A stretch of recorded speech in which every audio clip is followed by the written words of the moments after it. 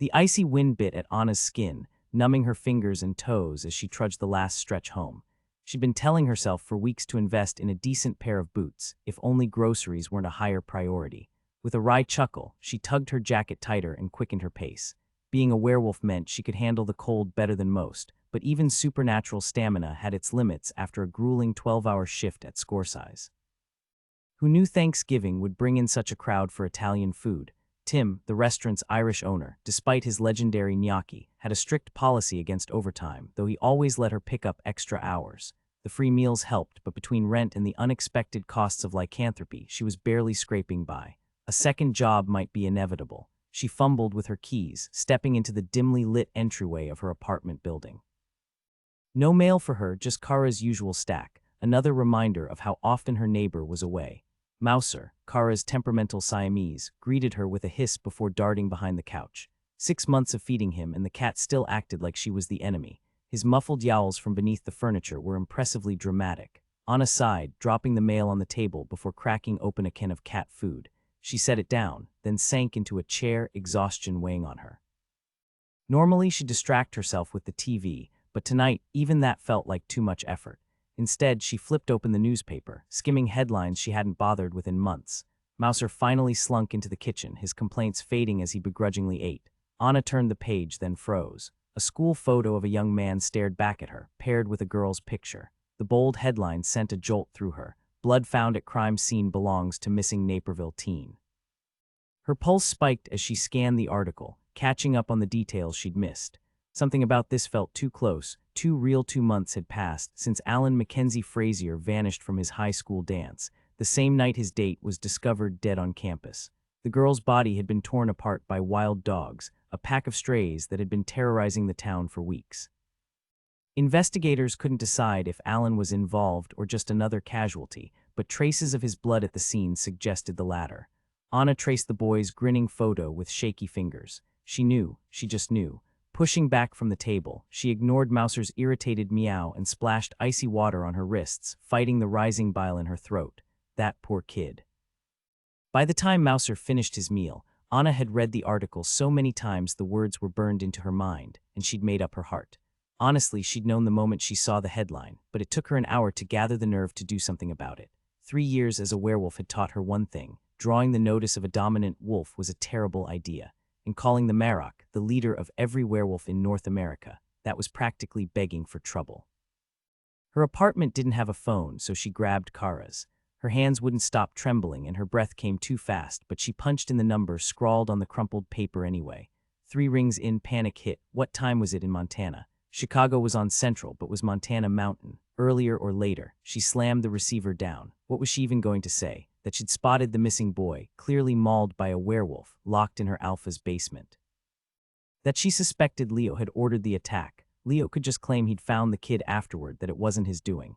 Hell, maybe it wasn't. Maybe she was just seeing her own past in someone else's tragedy. For all she knew, the Marok didn't care if wolves hunted humans. That's how it had gone for her after all. She turned away, then froze. The boy's face stared up at her from the newspaper, his smile haunting.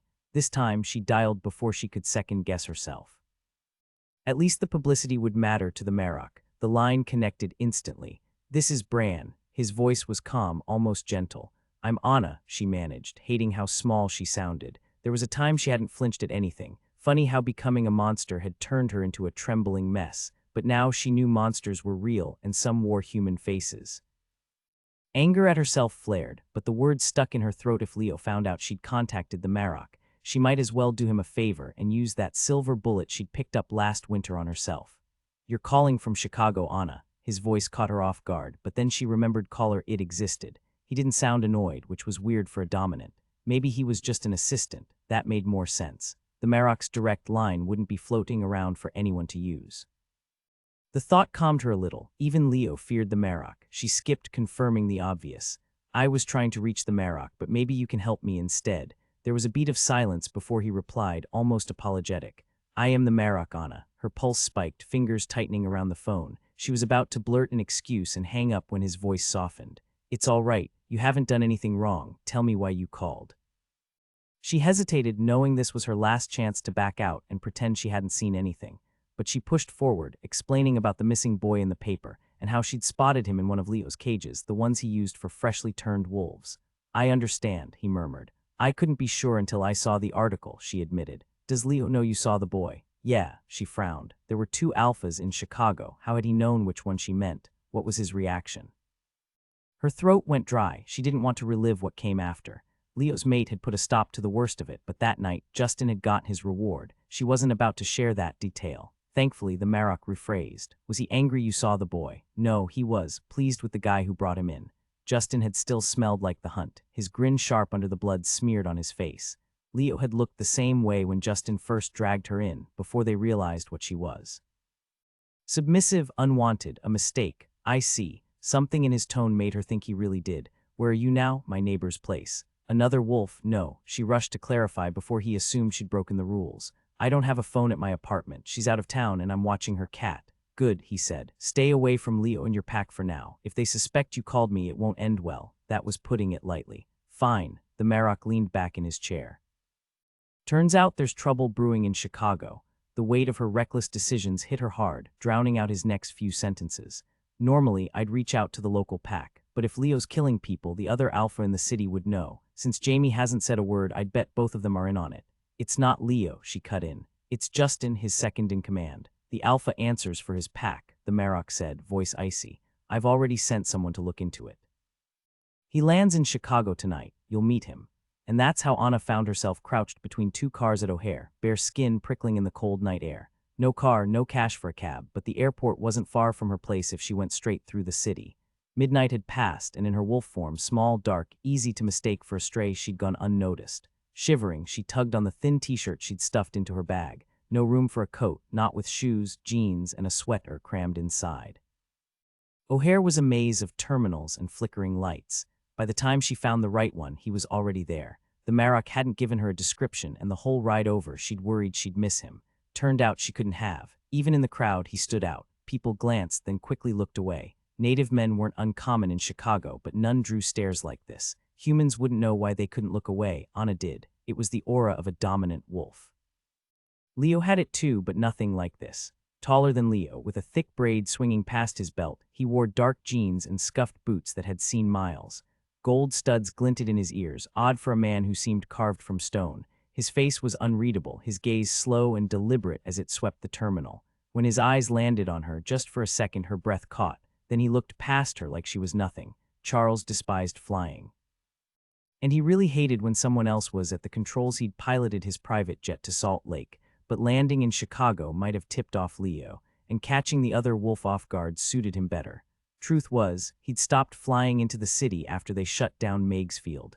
O'Hare and Midway were nightmares of congestion, and he despised urban sprawl. The stench of exhaust and perfume overwhelmed his senses, while the constant chatter made it impossible to focus. Someone could be creeping up on him, and he'd never hear them over the din. A jostle from a passerby as he exited the terminal nearly made him snap, but he clenched his fists and kept walking. At least the midnight arrival spared him the worst of the crowds, though the place still crawled with too many oblivious travelers. And cell phones, another modern curse. The second he powered his on after landing, a voicemail from his father lit up the screen.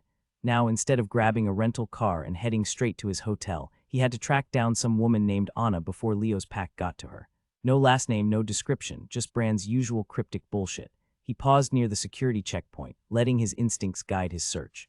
The sterile airport air masked most sense, but he caught the faint trace of another werewolf.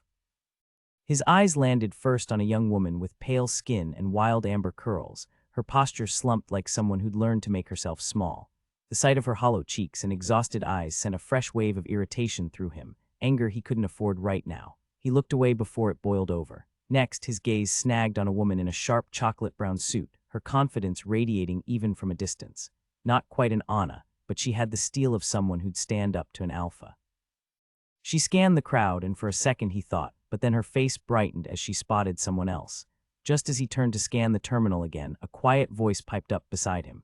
"Excuse me, did you fly in from Montana?" It was the whiskey-haired girl. She'd slipped close while he was distracted, something that wouldn't have happened if he weren't stuck in this sensory hellhole. At least the hunt was over. Even with the airport's artificial breeze, her scent was unmistakable. Werewolf. But it wasn't just that. Most wolves had dominance in their blood. Surviving the change required a certain viciousness. Submissives were rare, and this girl, she didn't just smell submissive. She smelled like something else entirely. The shift in his anger caught him off guard. This irrational need to shield her from the bustling crowd wasn't just protectiveness. She wasn't submissive, though most would assume so at first glance. No, she was an Omega.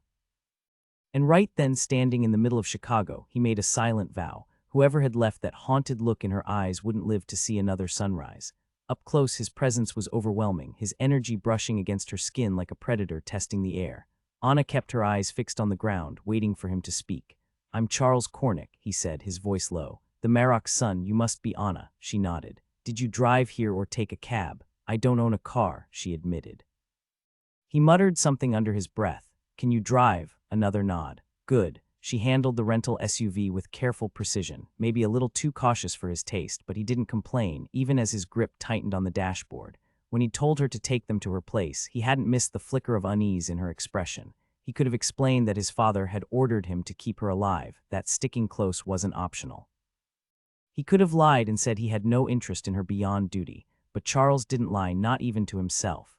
So he stayed quiet. As they sped down the highway, something strange happened. The restless fury his wolf had carried since the crowded flight melted away, replaced by a calm he'd never known. Other Omegas had soothed him before, but never like this. It was almost human. The constant edge of violence, the predator's tension, gone. All that remained was the quiet certainty that she was his. She was too thin, her shoulders stiff with tension. His wolf wanted to claim her right then, but Charles was patient. He'd wait. "My place isn't much," she said, her voice rough with nerves. He leaned back, giving her space, and stared out at the city lights so she could look at him if she wanted. Fear wasn't new to him. Being his father's enforcer meant he was used to it, but he didn't like it. "Don't worry," he said. "I'm not picky. I grew up in a tribal lodge. Your apartment's bound to be an upgrade." "A lodge?" he smirked. "I'm older than I look. 2 centuries back, a Native American lodge in Montana was considered pretty high-end living. Like many older wolves, he usually avoided reminiscing, but he'd go out of his way to ease her nerves. "Guess I forgot you might have more years under your belt than you show," she admitted, her voice softening. He noticed her tension easing. She must V caught his grin. "There aren't many elders in this pack." "A handful," he corrected, picking up on how she'd said the pack, not my pack. Leo was pushing 80, and his mate was even older, old enough they should V treasured an Omega instead of letting her shrink into the skittish shadow. Age is tricky with wolves. Most of us don't bring it up. Adjusting's hard enough without dredging up ancient history. Silence settled between them, and he scrambled for a new topic. Small talk wasn't his strength. That was his brother's and father's arena. Before he could land on something, she beat him to it. "Which tribe's your people from?" "I don't know much about Montana's tribes." "Salish," he answered. "Flathead Nation." Her eyes flicked to his forehead, normal, unaltered. Good, he thought. A story might lighten the mood. "Ever heard how the Flatheads got their name?" She shook her head, her expression so earnest he almost spun a tall tale just to mess with her. But they weren't there yet, so he stuck to facts. Other Salish tribes in the Columbia Basin used to shape their babies' skulls, flattening or peaking them. The Flatheads, they didn't. Then why'd they get stuck with the name? Because the others weren't aiming for flat, they wanted peaks. Since we didn't, they called us flatheads. Not exactly a term of endearment. Her fear faded as she listened. "We were the uncivilized relatives," he added with a chuckle. "Funny thing, white trappers got it backward. For years, folks thought we did the shaping. So both sides figured we were savages." "You mentioned your mom was Salish," she said. "Is the Marok native?" "Nah, Dad's Welsh. Came over during the fur trade and never left, fell for the pines and snow." That's how his father always put it. Charles felt his mouth curve into an unforced smile, and she relaxed even more. No cracking, no strain. Maybe he'd call Samuel later and rub it in. Turns out, smiling didn't hurt. All it took was an Omega to teach him. She ducked into a narrow side street and parked behind one of those generic brick apartment complexes that dominated the older neighborhoods. "Where exactly are we?" he asked, scanning the unfamiliar surroundings. "Oak Park," she replied, shutting off the engine. "Famous for its architecture, Tarzan's creator, and this little family-owned Italian joint called Scorsese." "Scorsese." She unbuckled her seatbelt and stepped out. "Best pasta in the city. Also happens to be where I work." "Ah, that explained the lingering scent of garlic and herbs. So you're totally objective then." He climbed out, stretching his legs with relief. His brother always mocked his aversion to cars. What did it matter if he couldn't die in a crash? But speed wasn't the issue. Cars disconnected him from the land, made everything blur past too fast. At least on horseback, he could feel the earth beneath him, let the animal find its way if he needed to rest his eyes. As he grabbed his bag from the trunk, Anna locked the car with a chirp from the key fob.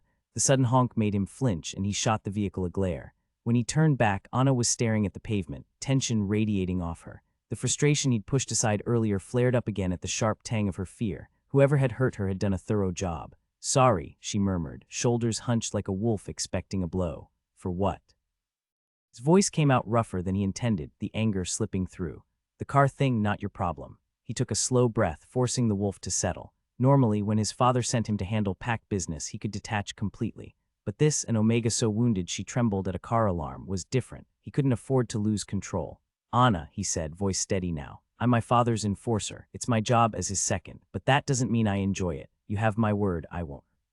"Yes, sir," she said, the words automatic, hollow. He bit back a growl. Trust wasn't something she'd been taught to give. At least her scent carried as much defiance as fear. She wasn't entirely broken. Pushing further would only make her retreat. She'd learn in time, so he gave her something else to chew on. "Besides," he added, softer now, "my wolf's more focused on winning you over than putting you in your place." He didn't wait for a reaction, but the shift in her scent was unmistakable. Shock, then a flicker of curiosity. She fumbled with the building keys, avoiding his gaze as she led him through the dim lobby and up the stairs. By the third flight, exhaustion had dulled everything else. Her steps slowed, dragging as they reached the top floor. Her fingers trembled as she struggled to fit the key into the stubborn deadbolt. The climb up 4 flights had left her lightheaded. She really needed to eat more regularly. A werewolf running on empty wasn't just a risk to herself, but to everyone nearby. And now he was here, claiming to be some kind of enforcer sent by his father to handle werewolf disputes. That alone made him terrifying. If he'd lasted this long in that role, he had to be even more lethal than Leo. The raw dominance rolling off him set her instincts on edge, yet somehow, the longer he stayed, the less afraid she felt. He'd followed her upstairs without complaint, though she refused to feel guilty about the state of her place. He'd invited himself over, hadn't he? If he ended up crammed onto her tiny futon instead of some plush hotel mattress, that was his problem. Her fridge was nearly empty. She'd have to grab groceries tomorrow after depositing her paycheck from Scoresize. The apartment itself was a relic of bad 70s renovations, carved from what used to be larger units. Now it was just her cramped studio, barely furnished with a futon, a folding table, and 2 chairs. The only redeeming feature was the old oak floors, polished to a shine. She caught him scanning the room, his expression unreadable. His gaze lingered a second too long on the futon, way too small for someone his size. "Bathroom's right there," she said, nodding toward the open door where the tub was clearly visible. He just gave a short nod, his eyes shadowed under the dim ceiling light. "You working tomorrow?" He asked. "Nope, off till Saturday." "Good, we'll talk in the morning." He grabbed his bag and disappeared into the bathroom. She dug through her closet for an old blanket, grimacing at the icy floor under her bare feet. The hardwood looked nice, but it was hell on her back when she slept on it. The door creaked open just as she was arranging the blanket into a sad excuse for a bed. She turned, ready to insist he take the futon, only to freeze. A massive reddish-brown wolf stood there, tail wagging, looking way too amused by her shock. Before she could react, he padded past her, flopped onto the blanket, and curled up like it was the coziest spot in the world. One last wiggle, then he dropped his head onto his paws and was out cold. She understood the risks, but the wolf remained still as she slipped into the bathroom alone and emerged wrapped in her coziest sweats. Having a stranger in her apartment would have kept her awake, yet this creature, this wolf, felt different, less dangerous. She locked the door, flicked off the light, and curled into bed, feeling a strange sense of security for the first time since she'd learned monsters were real. The footsteps on the stairs the next morning barely registered at first. Her neighbors were always coming and going at odd hours. She buried her face in the pillow, but then the sharp, purposeful rhythm clicked. Kara. And Kara couldn't find a werewolf in her apartment. Anna shot up, her gaze landing on Charles. Daylight revealed his fur in vivid detail, deep russet with striking black accents along his legs. He lifted his head as she moved, mirroring her urgency. A sharp rap at the door. "Anna, you alive in there?" Kara called. "Someone's hogging your parking spot again. Need me to call a tow, or is there finally a guy in your life?" Anna pressed a finger to her lips, panic rising. Where could she hide a wolf? The closet was too small, and the bathroom door would only raise questions. Charles padded silently toward the bathroom just as she unbolted the front door. Kara breezed in, arms full of takeout bags, her dark skin glowing from vacation. "Brought breakfast. You're practically wasting away." Her eyes flicked to the closed bathroom door, and her smile turned sly. "So you do have company." Anna's stomach twisted. Kara wouldn't leave without answers. Then the door creaked open. Charles stood there, fully human, fully dressed, as if he hadn't just been a wolf moments ago. Hey, he said casually, you got a hair tie. Anna's jaw dropped. Shapeshifting took hours, not minutes. But Kara was too busy sizing him up to notice Anna's shock. Kara's intense stare made Anna pause and really look at Charles for the first time. His dark, almost blue-black hair cascaded down to his waist, loose and striking against his flannel shirt and jeans. There was something oddly vulnerable about it, as if he'd forgotten a crucial piece of armor. He flashed Kara a brief, knowing smile before focusing back on Anna. Lost my hair tie, he said. Got a spare. Anna nodded quickly and ducked into the bathroom, her pulse unsteady. How had he managed to change so fast? She couldn't exactly grill him about it with Kara watching. And then there was his scent, warm, earthy, impossible to ignore even after all this time. She usually tried to block out those kinds of details, but this time she had to fight the urge to inhale deeply. And who exactly are you? Kara's voice cut through the moment, sharp with suspicion. Charles Cornick, he replied, his tone giving nothing away. Anna hurried back, pressing a hair tie into his hand as she moved past him. This is Kara, my neighbor, she said, gesturing between them. Kara, meet Charles. He's visiting from Montana. Charles, Kara Mosley, downstairs and usually less hostile.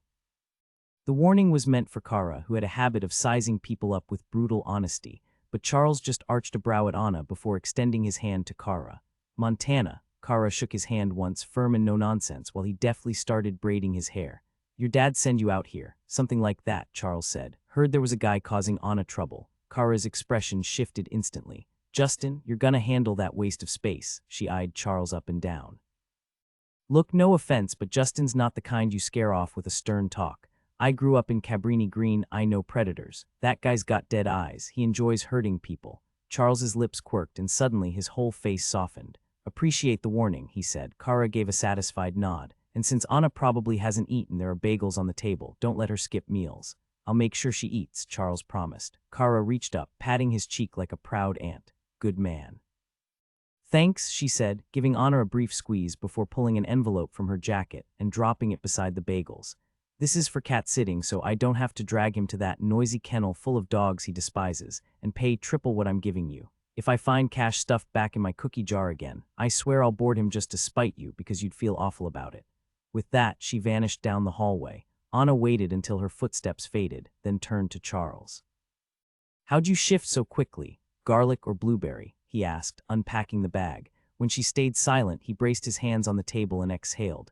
Guess you haven't heard the Marrock's tale about his native bride. His tone was unreadable, his face angled away. No, she admitted. He chuckled, though it sounded hollow. My mother was stunning, that's what kept her alive. She was picking herbs when a moose trampled her. My father heard the commotion, found her dying, and saved her by turning her.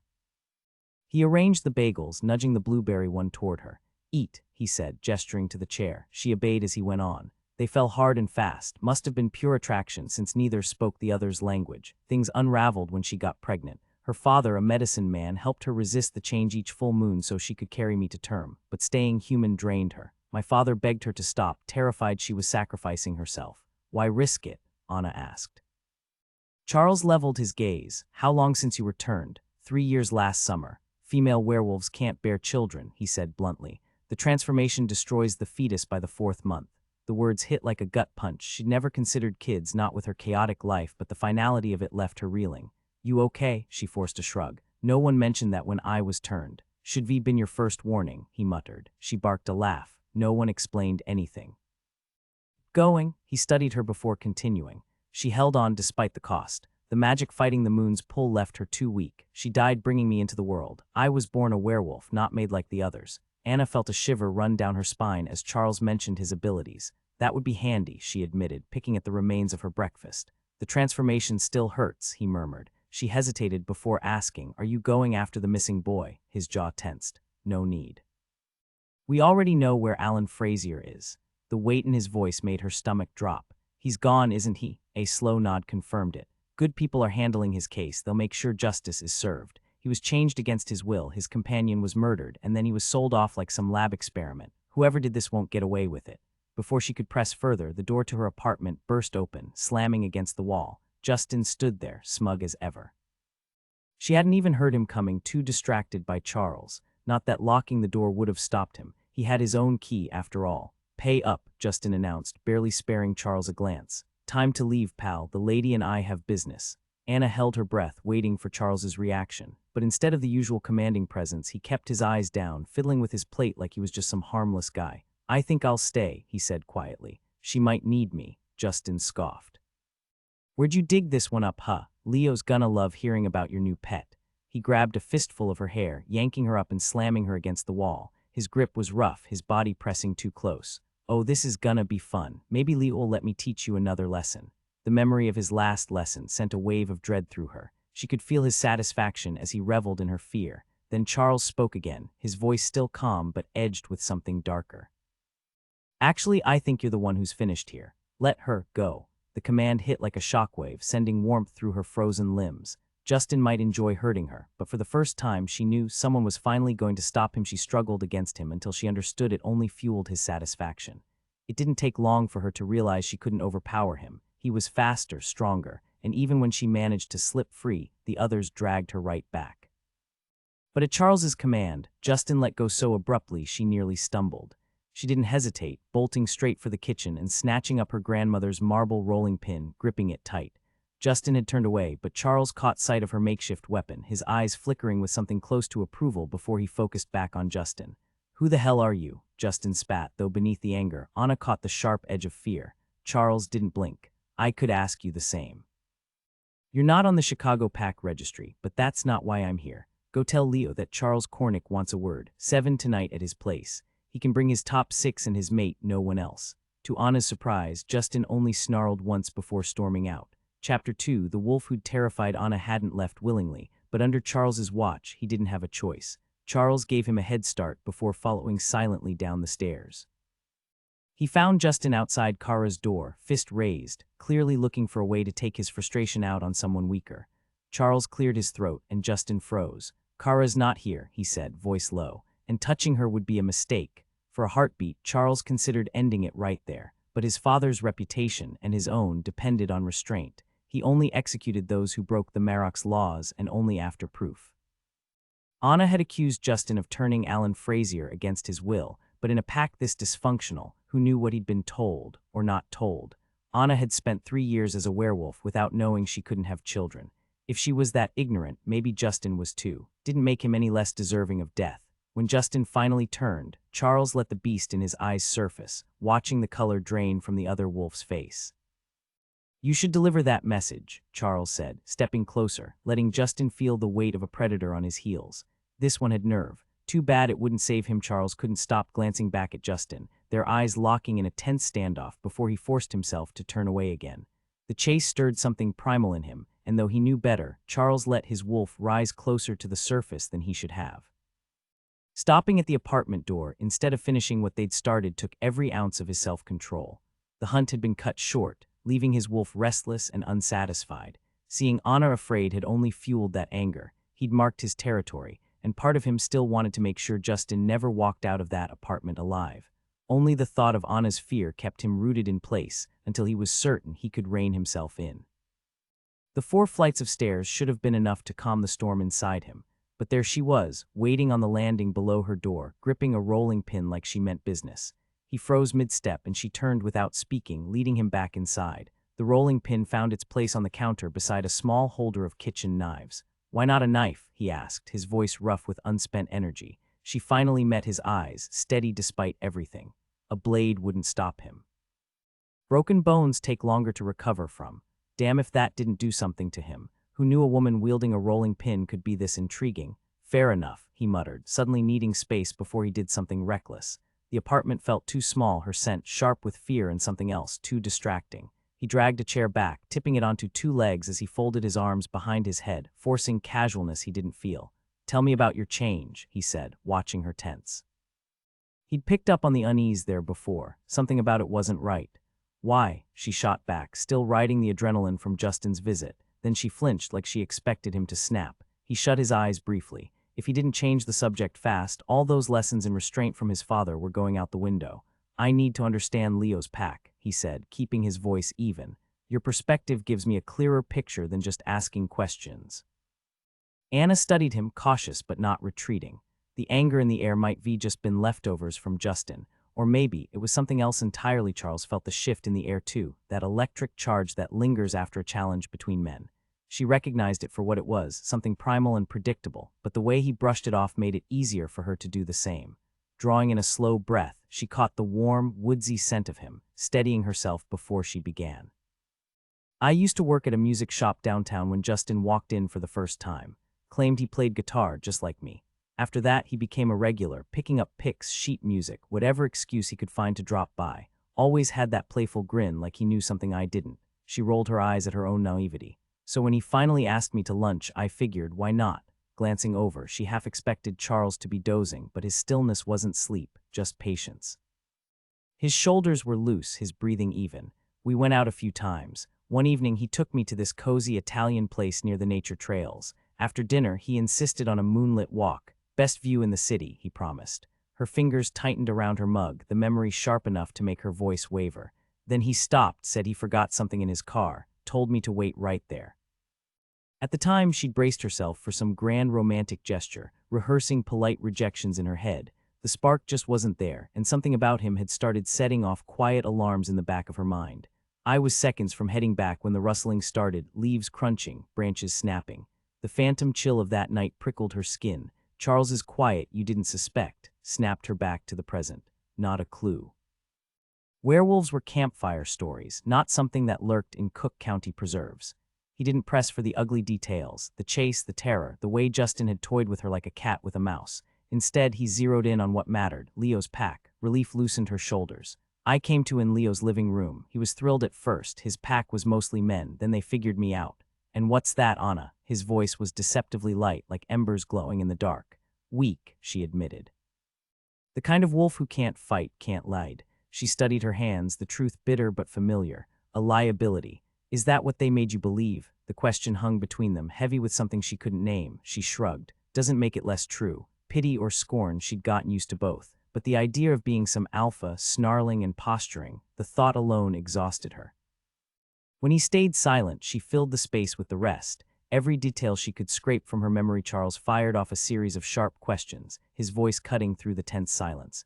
Who taught you to control the wolf? No one, she'd figured it out herself, which only made the pack see her as weak. Who handed you the Marok's contact? Boyd Hamilton, Leo's third in command. Why? Right before Leo's mate intervened, stopping him from offering Anna up like some twisted prize.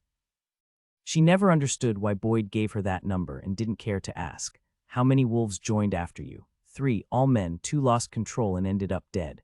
How many in the pack now? 26. By the time she finished, she found herself slumped against the far wall, knees drawn up. Charles let his chair legs hit the floor with a thud, rubbing his temples before locking eyes with her.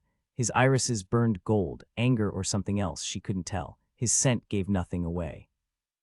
There are laws, he said, voice rough. No one gets turned against their will. No one gets turned without knowing exactly what it means. She looked away, throat tight. Leo's been hiding things, Charles continued. Last year he showed up to the annual meeting with his mate and Boyd, claiming his second and third were busy. Anna frowned. Boyd's been third since I got here. Justin's his second. Charles exhaled sharply. You said there's only one other woman in the pack. Yeah, there should be 4. She shook her head. No one's ever mentioned them. His gaze flicked to the paycheck stub on her fridge. They take your money. How much do you keep? 60%. A low growl rumbled in his chest. For a moment he just breathed, the scent of his fury thick in the air. Should I go? Put on music, she offered, voice small. His lips twitched, though his eyes stayed shut. Usually I've got a better grip on this. But the tension didn't ease. Suddenly his eyes snapped open, cold, predatory. In one fluid motion, he was on his feet, stalking toward her. Her pulse spiked as she pressed back. Making herself as small as possible, she sensed him lowering himself before her rather than seeing it. His palms pressed against her cheeks, radiating heat that made her jerk back, an instinctive reaction that drew a low rumble from his chest. He sank to his knees, his body tense as steel, pressing her against the wall as he buried his face in the crook of her neck. His arms caged her in, hands flat against the surface on either side of her head, his breath scorching her skin. She held herself perfectly still, afraid to move, afraid to breathe too loudly. Yet beneath the fear, something unfamiliar pulsed, a quiet certainty that he wouldn't harm her, that he couldn't, which was ridiculous. Dominance always hurt those weaker than them. She'd learned that lesson the hard way, more times than she cared to remember. Fast healing didn't make pain any less real. But logic didn't matter. Even though he was a stranger, even though he radiated fury, something in his scent, rain and earth and something wild, wrapped around her like a promise. She exhaled, letting go of the tension coiled in her muscles. The moment she relaxed, so did he. His grip softened, his arms sliding down to rest on her shoulders, his body no longer a barricade but a shelter. When he finally pulled back, he stayed close, his thumb brushing her chin as he tilted her face up. His eyes held hers, dark and endless, and for a heartbeat she imagined losing herself in them forever. The thought terrified her more than his anger ever had. "Are you doing this to me?" The words slipped out before she could stop them. He didn't answer right away. Instead, he studied her, head cocked like a wolf catching a strange scent. There was no aggression in him now, just quiet confusion. "Not on purpose," he murmured, his voice rough. His hands framed her face, rough-skinned and warm, trembling slightly. He leaned in, resting his forehead against hers. "I don't know what this is either." He could have stayed like that for hours, even with his knees digging into the unforgiving floor. None of it made sense, this pull, this need, after barely a day. He didn't understand it, didn't want to understand it. Right now, all that mattered was the way she fit against him, like she was meant to be there. A creak on the stairs shattered the moment. 4 flights up, and still, they weren't alone. He shut his eyes and let his wolf side sift through the scents, pinpointing their unexpected guest. A sharp knock at the door startled Anna, who pulled away from him with a quick inhale. Part of him enjoyed knowing he distracted her enough that she hadn't sensed the arrival sooner. Another part tightened at how easily she could be caught off guard. With a reluctant sigh, he stood and put space between them. "Come in, Isabel." The door swung open, and Leo's mate peered inside, her sharp eyes flicking between them before breaking into a knowing grin. "Am I interrupting something fun?" Charles had always appreciated Isabel's boldness, though he kept it to himself. As his father's enforcer, he'd learned early not to get attached to anyone he might one day have to eliminate, which left his circle painfully small, just his father and brother, really. Anna rose, offering a hesitant smile, though he could still feel the tension in her. To his surprise, she answered, "Actually, you are, but come in anyway." Isabel swept inside like a gust of wind, shutting the door behind her before thrusting a hand toward Charles. "Charles, it's been too long." He took her fingers, brushing a light kiss over them. The scent of spiced vanilla clung to her skin, a clever trick to mask her emotions from other werewolves. Unless she lost control, no one could read her. "You look stunning," he said, because she expected it, and because it was true. "I should be a mess," she laughed, running her fingers through her short, wispy hair. Delicate as she seemed, Charles had never underestimated her. Justin stormed in earlier, ranting about some meeting tonight. He was practically foaming at the mouth. "What did you do to him?" "So I told Leo I'd check on you." This was exactly why he avoided friendships. "Leo got my message?" he asked. She nodded, and looked like he'd seen a ghost. Not a good look for him, honestly. She leaned in, resting a hand on his arm with a familiarity that made his skin prickle. "So why are you here, Charles?" He stepped back. Touch had always unsettled him, though Anna seemed to be the exception. His Anna, shaking off the thought, he refocused. "I'm here to meet with Leo tonight." Isabel's playful expression darkened, and he braced for the explosion. Known for her fiery temper as much as her charm, she was one of the few who'd ever yelled at the Marok and lived to tell the tale. His father had a soft spot for her, too. She remained silent, turning her attention to Anna instead, someone Charles now noticed she deliberately avoided acknowledging until this moment. When her gaze flicked back to him, her words weren't directed his way. "What stories have you been spreading, Anna? If you're unhappy with your position, find a mate. Justin would probably be willing." Her tone was light, almost casual, but Charles caught the way Anna stiffened, her face losing color. The unspoken warning was clear. Anna stayed quiet, while Isabel kept her focus on Charles, though she carefully avoided direct eye contact. He could tell she was watching for his reaction, but his expression gave nothing away. He'd braced himself for the protective anger rising inside him. Then came the question, sharp and intrusive. "Are you sleeping with him? I bet he's good at it." Isabel's relationship with Leo was unusual for their kind. She had freedom to pursue others, while he remained fiercely loyal. Charles had never understood it, but it worked for them. When she'd propositioned him years ago, he'd gone along, knowing it meant nothing. He hadn't been shocked when she later tried to use their fling to push for territorial expansion. She'd taken his refusal in stride, but Anna hadn't. The hurt in her eyes was unmistakable. "Enough, Isabel," he said, his voice edged with command. "Go home. Tell Leo I'll speak with him tonight." Her anger flared, her posture rigid with defiance. "I'm not my father," he warned, his tone low but firm. "Don't test me." Fear replaced her fury, his own temper cooled as well. No amount of perfume could mask the tension in her clenched fists or the flicker of unease in her gaze. He didn't like intimidating people, but sometimes it was necessary. "Leave, you'll get your answers later." The door clicked shut behind her, and for a moment he hesitated, dreading the conversation ahead. Why did he feel guilty over something that happened before Anna was even in his life? "Are you going to kill her?" Anna's voice was quiet, unreadable. He met her eyes. I don't know. She hesitated, then admitted. She's been decent to me. Decent. From what he'd seen, Anna had endured little but hardship since her change, but the concern in her expression made him bite back his skepticism. Something's off in Leo's pack, he said instead. I'll get answers tonight. How? By asking.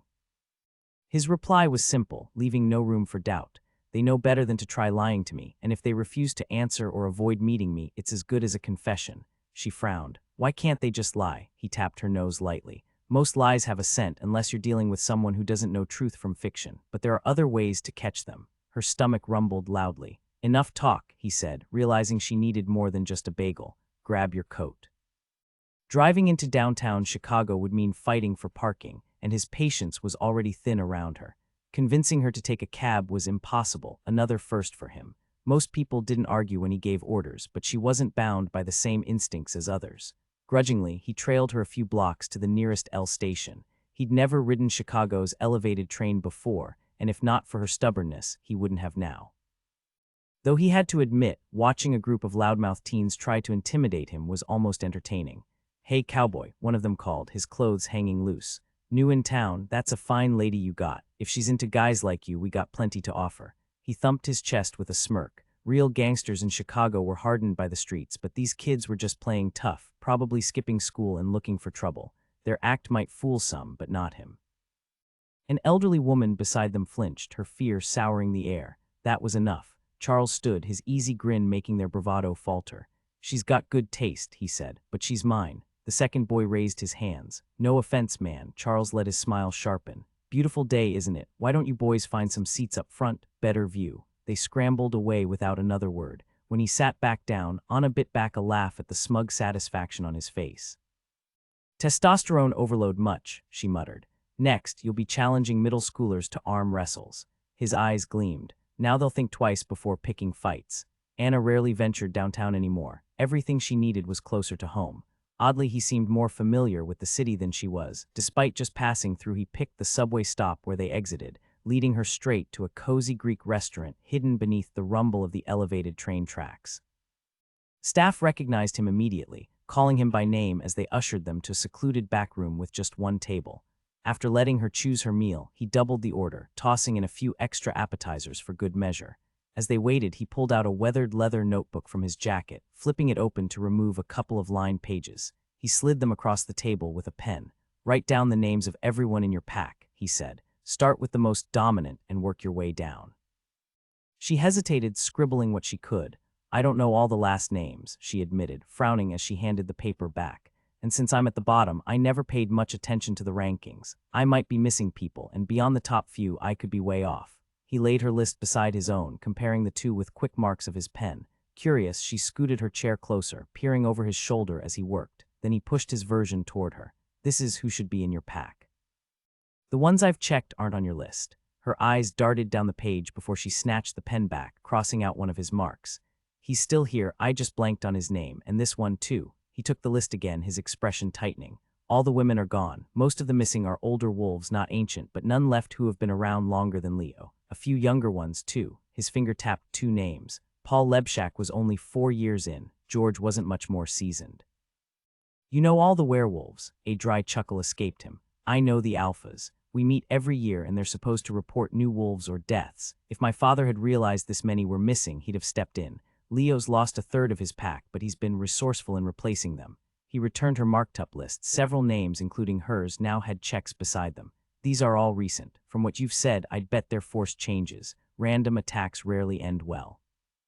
Leo's been busy killing people just to keep his numbers up, enough that someone should have noticed. He paused. How many were turned after you? She shook her head. None. The only new wolf I've seen was that kid. Her pen hovered over the paper, a bitter twist in her voice. Guess I wasn't paying attention to the right things. The hunters could have covered up 100 disappearances in Chicago over several years if they'd been smarter. No bodies, no concentrated searches. Just spread it out and no one would notice. He sighed, rubbing his temples. Dates blur after a while. Most of the missing wolves, never met them. The last time I saw Leo's old second-in-command, sometime in the last decade, but that's all I've got. Whatever went down happened after that. What went down? Leo, probably. He wiped out nearly all the women in his pack except Isabel and most of his older wolves. The ones who'd push back if he started hunting innocents or stopped teaching the new wolves their rights. I get why he'd kill them. But the women, and why didn't the other Chicago Alpha say anything to my father? Maybe he didn't know. Leo and Jamie avoid each other, and our pack's banned from Jamie's territory. The loop's neutral, but north of here, off limits without permission. Any idea why they hate each other? She rolled her eyes. Oh, the rumors. Some say Jamie refused to sleep with Isabel. Others claim they had an affair. Either he ended it and she was furious, or he wouldn't end it and Leo stepped in. Or maybe they just never liked each other. Who knows? Her gaze dropped to the list of newer pack members and she snorted. What? Nothing, just dumb thought. Tell me, she smirked. You were looking for a pattern with the new wolves, but if someone ranked the pack's most attractive men, every single one of them would make the list. His jaw tightened, a flicker of possessiveness flashing in his eyes before he could mask it. Perfect timing. The waiter arrived with their first course. Anna shifted to adjust her chair, but the waiter beat her to it, smoothly repositioning her before setting the dishes down. How's life treating you, sir? The waiter asked Charles. Still roughing it in the wilderness. Civilization's overrated, Charles said, tucking the papers into his notebook. As long as I get to eat here a couple times a year, I'm good. The waiter shook his head, grinning. Those mountains can't compete with our skyline. One night out with me and you'll never go back. Philip, a petite woman, appeared in the doorway. Our other guests are starving while you gossip. With a wink at Anna and a quick kiss on the woman's cheek, Philip ducked out, leaving them to their meal. The older woman chuckled softly, shaking her head in amusement. That man never stops talking. What he really needs is a strong woman to keep him grounded, someone younger than me, clearly. With a dismissive wave, she trailed after the server. Over the next half hour, a steady stream of waitstaff, all bearing a striking family resemblance, delivered dish after dish without comment on the absurd amount of food for 2 people. Charles piled his plate high, glanced at hers, and raised an eyebrow. You could have mentioned you weren't a fan of lamb. She studied her plate. I like it just fine. He gave her a skeptical look, grabbed the serving spoon, and heaped more onto her portion. You need the calories. Shifting takes energy. Werewolves burn through food faster than humans. After that, they kept the conversation light, skirting anything too personal. They discussed city life, the bustle of Chicago versus the quiet of Montana. She noticed how articulate he was, until she asked anything about himself, and then he clammed up.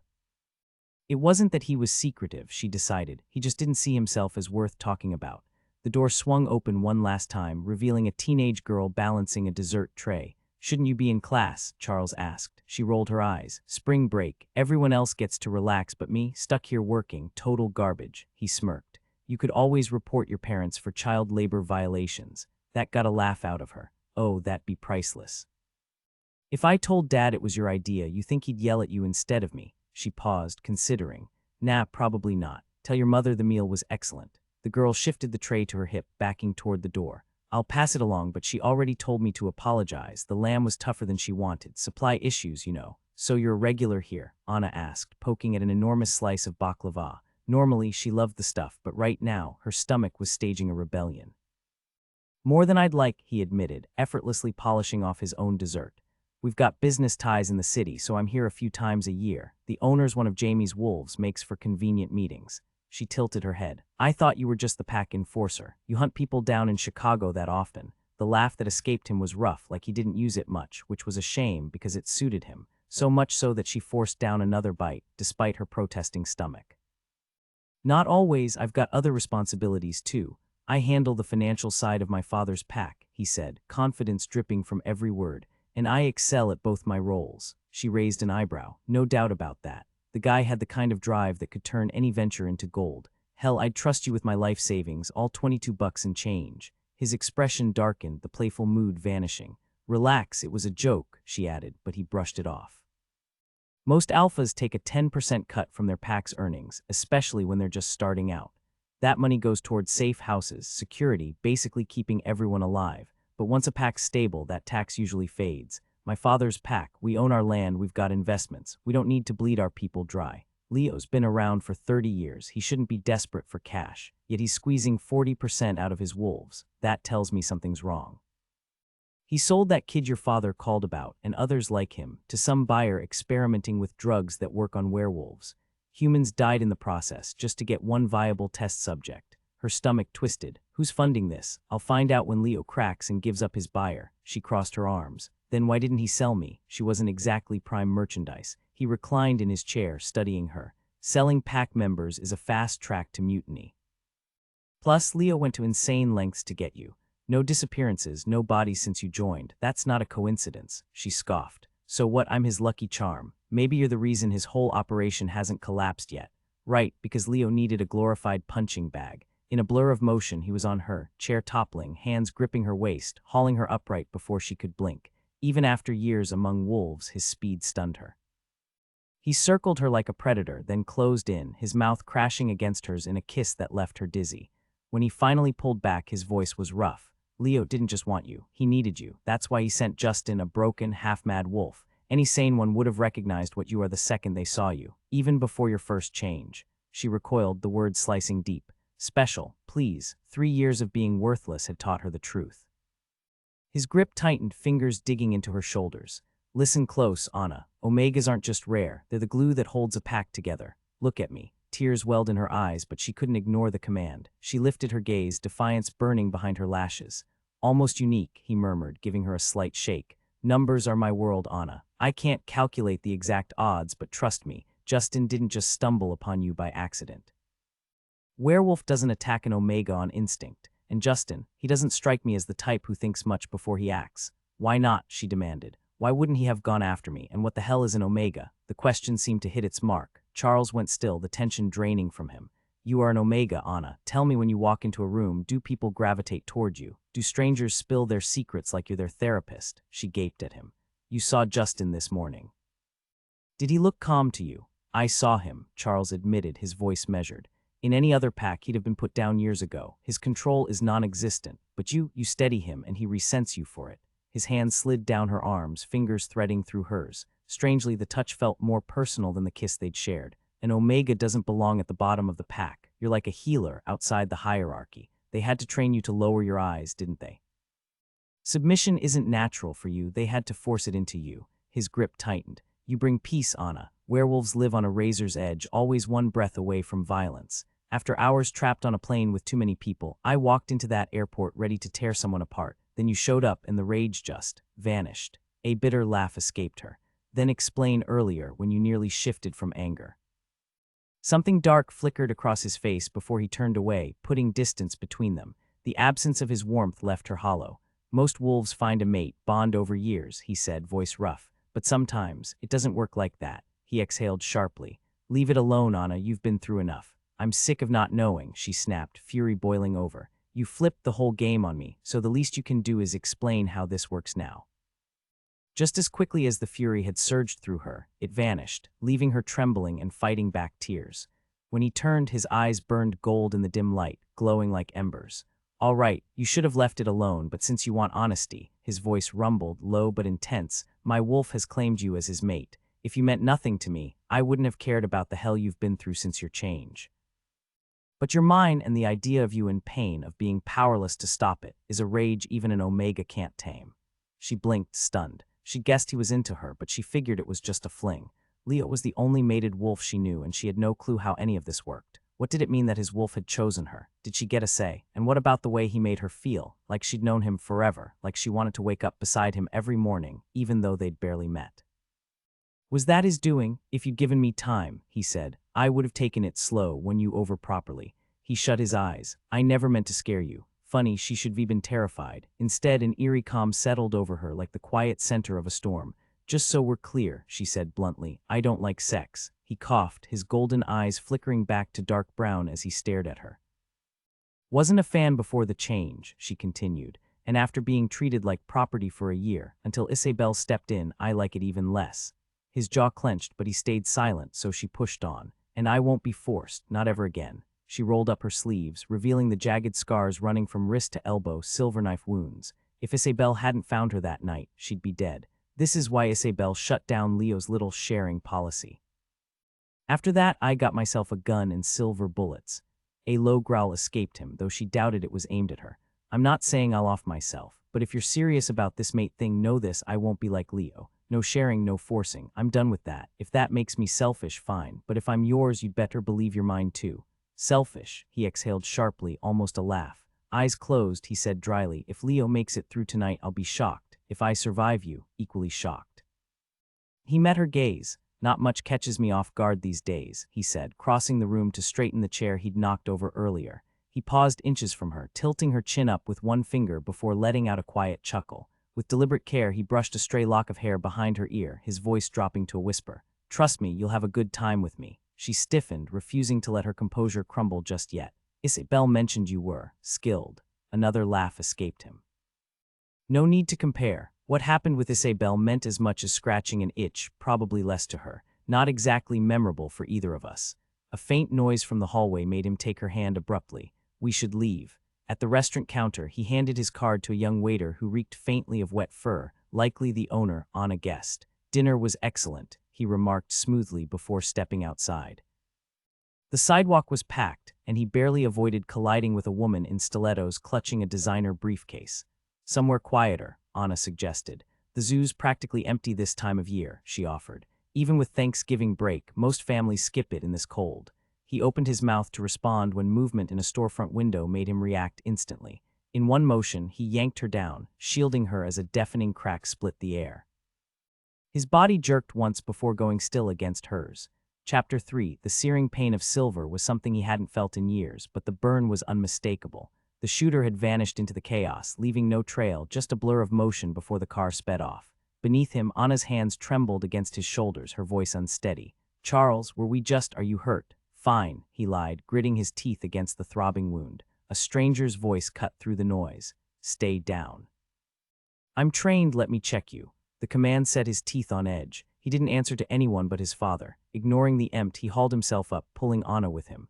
You're bleeding, idiot. Sit down before you pass out, the man snapped.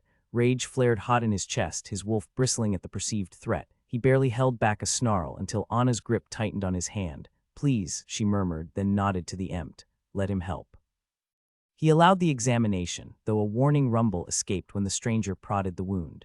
Showing weakness wasn't an option. Not even now standing on the sidewalk made him feel vulnerable. Too many eyes watching, too many strangers gathering around them. Don't mind him, Anna said to the paramedic. He turns into a real bear when he's injured.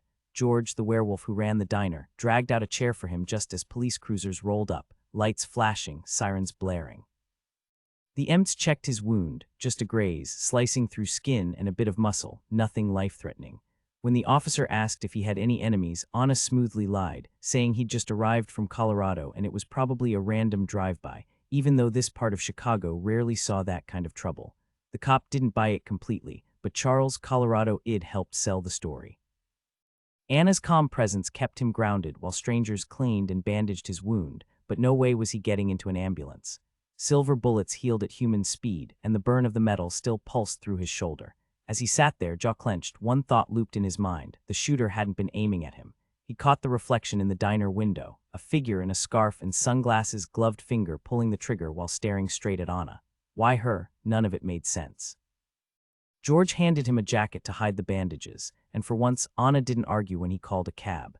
His phone buzzed on the ride back, probably Bran, who always seemed to know when he was hurt, or maybe Jamie, since George would V-alerted the pack the second the shot rang out. Either way, he ignored it. He wasn't having this conversation with a cabbie listening in. When they reached Anna's building, he made her stay in the taxi while he scanned the street. No tales, but that didn't mean much. Leo's people already knew where she lived. Anna waited without complaint, though the driver gave him a sideways look. Her patience steadied him, but his control still felt paper-thin, frayed at the edges in a way he hadn't felt in years. Charles clenched his jaw, his thoughts a storm of frustration and pain. Without Anna's calming presence as an omega, he wasn't sure he could keep his instincts in check, not after someone had tried to kill her. The silver-laced wounds in his shoulders pulsed with a deep, persistent ache, sapping his strength and sharpening his temper. The fact that he couldn't fight at full capacity gnawed at him. Someone wanted Anna dead, and though it made no sense, he'd accepted it as truth by the time they reached Oak Park. After scanning the apartment building and finding no immediate danger, he helped Anna out of the cab, tossing cash to the driver while his gaze swept the street for anything unusual. Nothing stood out. Inside the lobby, a neighbor collecting mail gave Anna a friendly nod, exchanging a few words before quickly retreating when he caught sight of Charles's expression. Charles barely registered the conversation. His focus was slipping, a dangerous sign. Gritting his teeth, he followed Anna upstairs, every step sending fresh waves of pain through his shoulders. His fingers twitched with the urge to shift, but he forced himself to stay human. If he lost control now, the wolf would take over completely. Anna moved through the apartment with quiet efficiency, rummaging through the fridge and cabinets before pulling out a dented can of beef stew. The sight of it almost made him laugh, or maybe growl. She dumped the contents into a pot, then knelt in front of him, her fingers brushing his jaw. "Change," she said firmly, her words cutting through the haze in his mind. He caught fragments of what else she said, but it slipped away like wind through leaves. "I can't," he ground out. "The silver, I won't have control."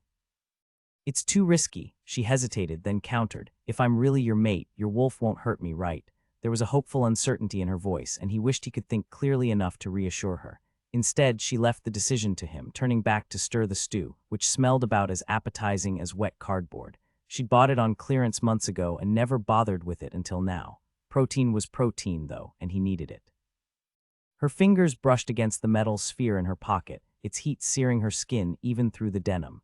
The Emps hadn't seemed worried about his injuries, but she knew silver wounds were different, and so was Charles. As the Emps treated Charles's injuries, he locked eyes with Anna before glancing at the bloodied bullet on the pavement. Understanding his silent cue, she picked it up and slipped it into her pocket. Now she placed it on the kitchen counter, her stomach tightening. Silver. That changed everything. This wasn't some random attack. She hadn't seen the shooter, but her gut told her it had to be Justin or another pack member. Silver wounds didn't heal fast, and Charles would have to face Leo injured. The soft click of claws on hardwood drew her attention. The russet-furred wolf, Charles in his shifted form, limped toward her before collapsing at her feet, resting his head on her shoe. Torn fabric clung to his fur, remnants of his ruined clothes. A quick look at the futon confirmed he hadn't bothered undressing before shifting, and the bandages hadn't survived the transformation. The gash across his shoulders still bled sluggishly, but he seemed more exhausted than feral. A wild werewolf wouldn't lie this still, they'd be snarling restless. She scooped stew into a bowl and set it before him. He took a bite, then hesitated. "Yeah, I know," she admitted. "Not exactly gourmet. I could run downstairs and grab some real meat from Kara's place." He kept eating, but she knew he needed more than scraps to heal properly. Kara wouldn't be home, but Anna had a spare key, and borrowing a roast wouldn't be an issue. She'd replace it later. Charles seemed focused on his meal, so she turned toward the door. Before she'd taken 3 steps, he abandoned the bowl and shadowed her, moving stiffly. She couldn't pinpoint how she sensed his pain, no limp, no obvious struggle, but it was there. "Stay," she ordered. "I'll be quick." But when she reached for the doorknob, he blocked her path. Charles, her breath hitched. The wolf staring back at her wasn't Charles anymore. Those golden eyes held no trace of the man she knew. Going out wasn't happening. She retreated to the kitchen, pausing by his half-finished meal. After a tense moment, he followed. Once he'd licked the bowl clean, she sank onto the futon. He leaped up beside her, resting his head in her lap with a weary exhale. One eye cracked open, then shut again as she combed her fingers through his fur, careful of his wound. Were they really mated? There'd been no ceremony, no grand declaration, just quiet understanding. She hadn't formally accepted him, and he hadn't exactly asked. Still, she closed her eyes, breathing in his scent, her grip tightening slightly in his fur. When she looked again, his gaze met hers, steady and gold.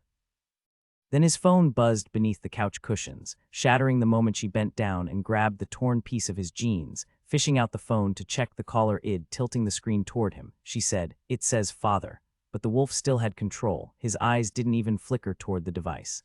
"Guess you'll have to call him back when you're human again," she muttered, hoping it wouldn't take too long. Even with silver poisoning, he should recover in a few hours, right? The ringing stopped briefly, then started up again. 3 rings, a pause, then 3 more. When it rang a 3rd time, she sighed and answered. "Hello," a deep voice demanded. "Is he okay?" She recognized the werewolf who'd fetched a chair for Charles earlier. He must have alerted the Marok. "I think so." The bullet grazed his shoulder blades, but it was silver and he's reacting badly. A beat of silence. "Put him on." "He's in wolf form," she said, watching as one of his ears twitched toward the phone. "But he's listening. Do you need backup for Charles?" Silver hits him harder than most. "No, he's not causing trouble. Silver usually makes Charles's wolf unpredictable," the Marok mused, his voice deceptively soft. "Yet he's behaving for you. Why is that?" She wasn't stupid. That tone carried an edge. Did he think she'd orchestrated this? Heat crept up her neck as she answered, His wolf might have picked me, as a mate, in less than a day." The disbelief in his voice made it sound ridiculous. "Yeah," she hesitated, and the uncertainty in her voice made Charles growl, pushing to his feet. "He also said I'm an Omega. Maybe that's part of it." The silence stretched so long she wondered if the call had dropped. Then the Marok chuckled. "His brother's never going to let him live this down. Start from the beginning. How did you end up with Charles?" Her grip on the steering wheel was tight enough to turn her knuckles pale, but Charles wasn't in the mood to reassure her. He tried to ditch her. No way did he want Anna caught in the middle of tonight's mess. The last thing he needed was her getting hurt or seeing the side of him he'd spent centuries burying. "I know where Leo is," she insisted. "If you leave me behind, I'll just tail you in a cab. You're not walking in there alone, not when you still reek of blood. They'll see it as weakness." The truth in her words almost made him snap. He'd nearly asked what good an Omega could possibly be in a fight, but the wolf in him clamped his jaw shut before the words could escape. She'd endured enough pain, and the wolf inside him refused to let her suffer further. For once, it was the beast restraining the man, not the other way around. Speaking up would have only made things worse. He could still picture her gripping that marble rolling pin, gentle but not defenseless. There was a line she wouldn't let anyone cross. Reluctantly, he accepted her company, though as they neared Leo's sprawling property in Naperville, his guilt wasn't enough to ease his irritation. "Leo's place covers 15 acres, she said, her voice tense. "Plenty of room for the pack to run, but we still have to keep noise to a minimum." He could tell she was talking just to steady her nerves. Despite his anger, he softened. "Urban areas aren't exactly ideal for hunting," he agreed. Then, testing the waters because they'd never fully settled what she meant to him, he added, "I'll show you real hunting in Montana. After that, city life won't stand a chance. Deer, elk, sometimes even moose if you're up for a real fight." She gave a small, nervous laugh. "I'll stick to rabbits, thanks. Mostly I just follow along and watch. Maybe I saw Bambi one too many times as a kid." He grinned. She wasn't putting up much resistance, more of a playful challenge, like when she'd brushed off his advances. "Hunting's in our blood," he said. "We don't toy with prey like cats do. It's about balance, keeping herds strong. But if it's too much, you can hang back. The run alone will be worth it." The car slowed as they reached a weathered cedar gate with a keypad. She punched in the code, and after a moment the chain groaned to life, sliding the gate open. He'd been here before, once over a century ago, when the house was just a cabin on 50 acres, ruled by an Irish alpha named Willie O'Shaughnessy, who'd somehow meshed with his German Lutheran neighbors. The second visit had been for Willie's funeral in the early 1900s. Age had worn him down, and when the first whispers of madness crept in, Willie chose starvation over losing control, a final act of the discipline that made him alpha. Charles remembered his father's grief, the months of fearing he might follow Willie into the grave. The land had passed to Willie's son-in-law, a German werewolf who carried on the legacy. Charles struggled to recall the fate of that particular alpha or even his name. There had been others after him, a string of leaders before Leo claimed control. The house itself was a testament to craftsmanship, built by Willie and a team of skilled German stonemasons, their work now irreplaceable at any reasonable cost. The windows, thick with age at the base, were once pristine, another reminder of time slipping past, something Charles resented. Anna cut the engine and reached for the door, but he caught her wrist. "Hold on," he said. A prickle of warning, inherited from his mother's sharp instincts, stirred in his gut. He studied Anna, his frown deepening. She was too exposed. If things went wrong, they'd rip her apart without hesitation.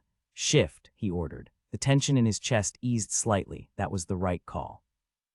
"If this goes south, you run. Find safety, then call my father. He'll get you out." She paused, and he knew why. He wasn't one to justify his commands, not when his rank in the pack meant obedience was expected. But for her, he'd try. "There's a reason you need to be in wolf form before we step inside," he admitted, rubbing his temple. "Call it a hunch I've learned not to ignore." "Okay." The transformation took her longer than he'd expected. He used the time to flip through his notebook, scanning Anna's list.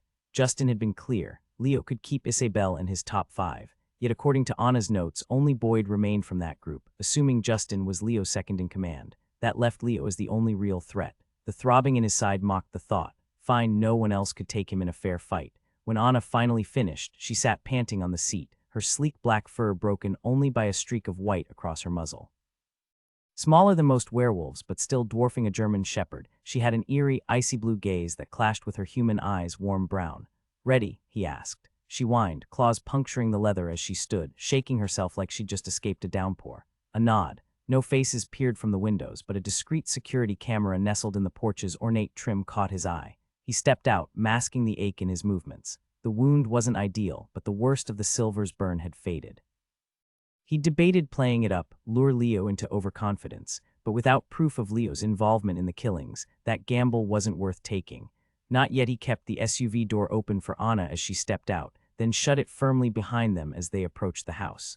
This wasn't a social call, no need for pleasantries like knocking. The place had been transformed since his last visit. The once dark wood paneling was now a pale, washed-out shade, and modern lighting fixtures had replaced the old gas chandeliers. Anna stayed close, but he didn't need her to lead the way. The formal parlor was impossible to miss. It was the only room buzzing with activity. Despite the renovations, one thing remained untouched: Willie's prized fireplace, a massive slab of hand-carved granite anchoring the room. Isabel, ever the attention-seeker, lounged on the polished cherry mantel like it was her personal stage. Leo stood directly in front of her, flanked by Justin and Boyd. The rest of Leo's hand-picked wolves perched awkwardly on delicate Victorian chairs, their dark pinstripe suits a stark contrast to Leo's bare chest and black slacks.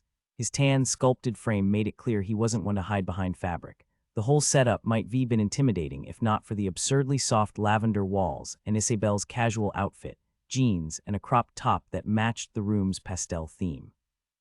Charles took 2 deliberate steps inside and paused. Anna leaned lightly against his leg, a silent reassurance. The room stayed quiet, waiting for him to speak. He inhaled deeply, letting his senses stretch beyond sight. His mother's gift wasn't just speed or sharp features, it was the ability to see in ways others couldn't. Something was off in Leo's pack, not Leo himself. His blue eyes were as steady as ever, but someone here carried a sickness. Charles studied the unfamiliar wolves. Leo had the rugged look of a warrior, Boyd's sharp nose and close-cropped hair giving him a no-nonsense air. The others, they looked like they'd stepped out of a catalog, all angles and tailored lines, eerily similar despite their varied coloring. Isabel let out an exaggerated sigh, swinging her bare feet against the mantel. He ignored her. Right now, only Leo mattered. Locking eyes with the alpha, Charles cut straight to the point. The Marok wants to know why you sold your child into slavery. The silence that followed was thick. Leo's expression flickered, surprise, maybe even guilt. Isabel had clearly assumed Anna was the reason for this visit. Charles hadn't bothered to correct her. Leo knew Anna would be dealt with eventually, but his father's question caught him off guard, a better place to start. I don't have any children, Leo replied. Charles gave a slow shake of his head. Every wolf under you is your child, Leo, you know that. They're yours to care for, to feed, to protect. And yet you sold a young man named Alan Mackenzie Frazier. Who did you sell him to, and why? He wasn't Pack, Leo said, spreading his hands in a gesture of innocence. Keeping this many wolves' content in the city isn't cheap. I needed the money. I'll gladly give you the buyer's name, though I suspect he was just a middleman. True enough, but Leo was choosing his words with precision. My father wants the name and how you reached out to him, Charles pressed. Leo motioned to one of his impeccably groomed men, who kept his gaze down as he passed Charles, though not before shooting Anna a sharp glare. She bared her teeth in response, a low growl rumbling in her throat. Charles felt no remorse. The man had been a bad influence on her. Anything else I can do for you? Leo asked, all polite detachment. His wolves had doused themselves in perfume, Isabel's old trick, but Charles could still catch the scent of sorrow clinging to Leo. You haven't updated your pack registry in years, Charles noted, watching Leo's reaction. He'd faced defiance, rage, even terror from other alphas, but never this quiet sadness. I wondered if you'd notice. Did you and Anna compare notes? Yes, I had to. Handle a rebellion, firmly. Another half-truth. Leo had a lawyer's knack for bending facts without breaking them. Is that why you slaughtered the women in your pack? Did they all turn against you? There weren't many to begin with, Leo said. There never are. Again, something was missing. Leo hadn't been the one to attack Frazier, Justin had, but Leo's wolf had returned. He handed Charles a slip of paper with a name and number scrawled in purple ink. Charles pocketed it with a nod. You're right, females are rare, that's why we protect them, not butcher them. Did you kill them yourself? All of them, no. Which ones then? Silence. Charles felt his wolf stir, sensing the hunt. You didn't kill any of them, he realized. Gaze swept over Leo's flawless enforcers, then Justin, whose beauty was rougher, unfinished. Leo was shielding someone. Charles glanced up at Isabel, who adored pretty men. Isabel, who was older than Willie O'Shaughnessy had been when madness took him. How long had Leo known she was slipping? He turned back to the alpha. You should have asked the Marok for help. Leo shook his head. You know what he would have done? He'd have killed her. Charles wished he could see Isabel's reaction, but he couldn't risk looking away. A cornered wolf was deadly. And how many have died in her place? How much of your pack have you lost? The women murdered out of jealousy, their partners slaughtered to shield her. How many wolves had died resisting their twisted actions? Leo lifted his head defiantly. None in 3 years. A slow, simmering fury coiled inside Charles. Right, he murmured, voice dangerously quiet. Not since you sent your enforcer to ambush an innocent woman, forcing the change on her. Then you let her suffer. Leo shrugged as if that justified everything. If I'd stepped in, Isabel would have despised her. So I made Isabel defend her instead. It worked, she's been stable ever since. stable until today, until Isabel caught wind of Charles' interest in Anna. She couldn't stand competition, not even a hint of it. Charles flicked a glance her way. She hadn't moved from the fireplace, but her legs swung restlessly now, ready to spring. Her eyes gleamed with cold anticipation, tongue darting over her lips as she shifted her weight, hungry for bloodshed. The sight made Charles sick, such wasted potential. He turned back to Leo. No deaths because you've got an Omega pacifying her, and because the only other woman left is Anna, who wants nothing to do with your pack, not after what they did to her on your command. It kept them both alive, Leo shot back, ducking his head like a scolded child. Tell your father she's under control. Make sure she doesn't hurt anyone else. Charles sighed. She tried to kill Anna today. Even if she hadn't, she's lost to madness, Leo. The last flicker of hope drained from Leo's face. He knew. Isabel was too volatile, too deadly, and he knew Charles wouldn't let him walk away either, not after everything. Leo didn't hesitate. He lunged without warning, but Charles had been waiting for it. This wouldn't be a surrender. No yielding, no mercy. Just teeth and fury until one of them stopped breathing. Anna froze at Leo's confession, but the moment he attacked, instinct took over. A sharp whine escaped her as she surged forward, only for Boyd's calloused hands to clamp down on her scruff, yanking her back. Her claws scraped uselessly against the floorboards. Easy there, he grunted. This ain't your battle. His familiar command steadied her, just in time to see Charles sidestep Leo's first strike with barely a shift of his stance.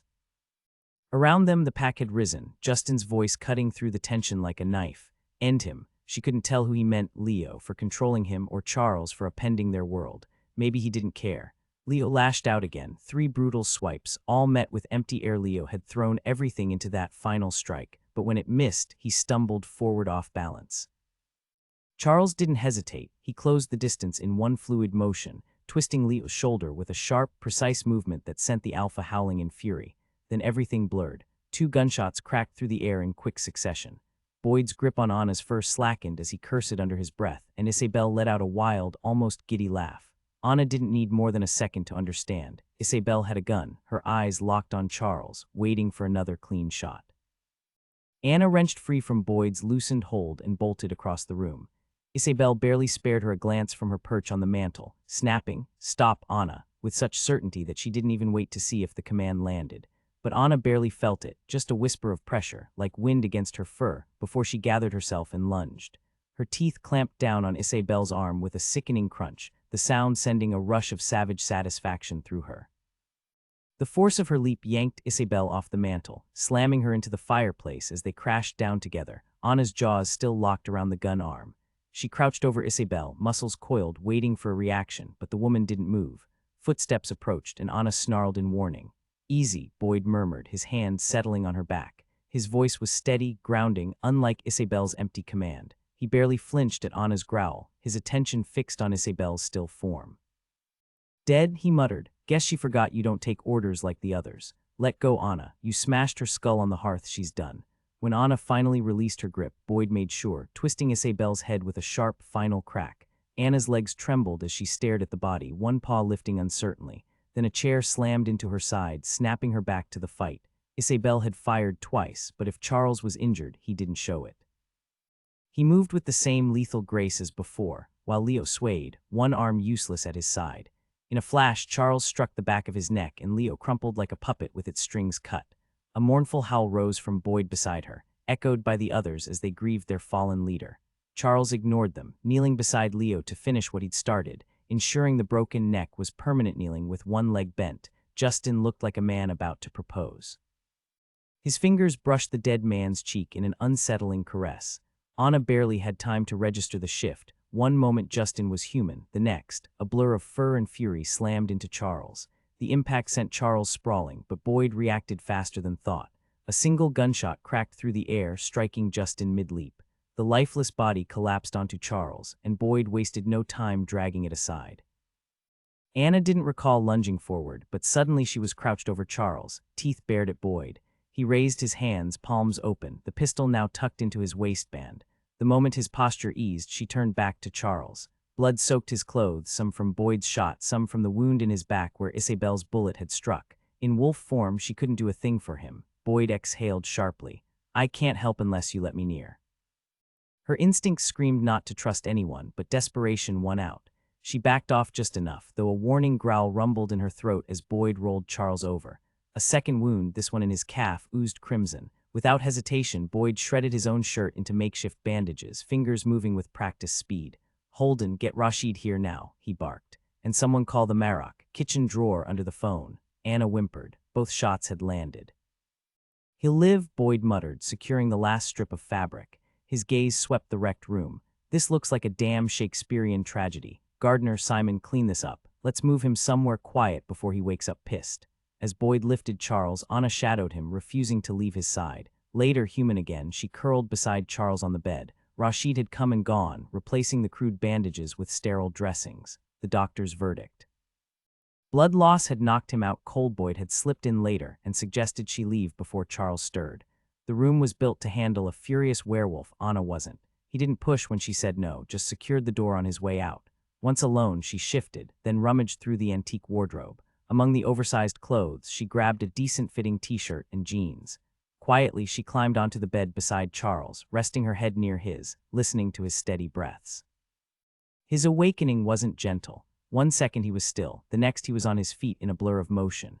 She'd never seen him transform before, knew it was fast, but not how breathtaking it was. The change swept over him like liquid fire, starting at his feet, red fur rippling upward until a massive, blood-streaked wolf stood before her. His golden eyes locked onto her after scanning the barred windows and door. She stayed still, letting him assess the room. When his gaze returned, she sat up and reached for his bandages. He snarled, but she tapped his nose. "You're already low on blood. These aren't making you look weak, just keeping you from staining the floor." After fixing the wrappings, she buried her fingers in the thick fur at his neck, pressing her forehead to his. "I thought you were gone." He tolerated the embrace briefly before pulling away, padding to the door. "It's locked," she said, following him. He shot her an amused look. A soft click sounded, and the door swung open to reveal a lean, unassuming man in his 20s. He crouched, meeting Charles's eyes before looking up at her. The intensity in his gaze hit her like a punch, and she knew his voice before he spoke. "3 bullets in one day," the Marok mused. "Chicago's been rough on you, son. Time to head home." Her throat tightened. She rested a hand on Charles's back, silent. Charles rumbled a warning, but Brand just chuckled and straightened. "Still, I'll ask, Your Honor." She nodded, unable to speak. "Charles wants you to come to Montana. If it doesn't suit you, I'll make sure you're settled wherever you prefer."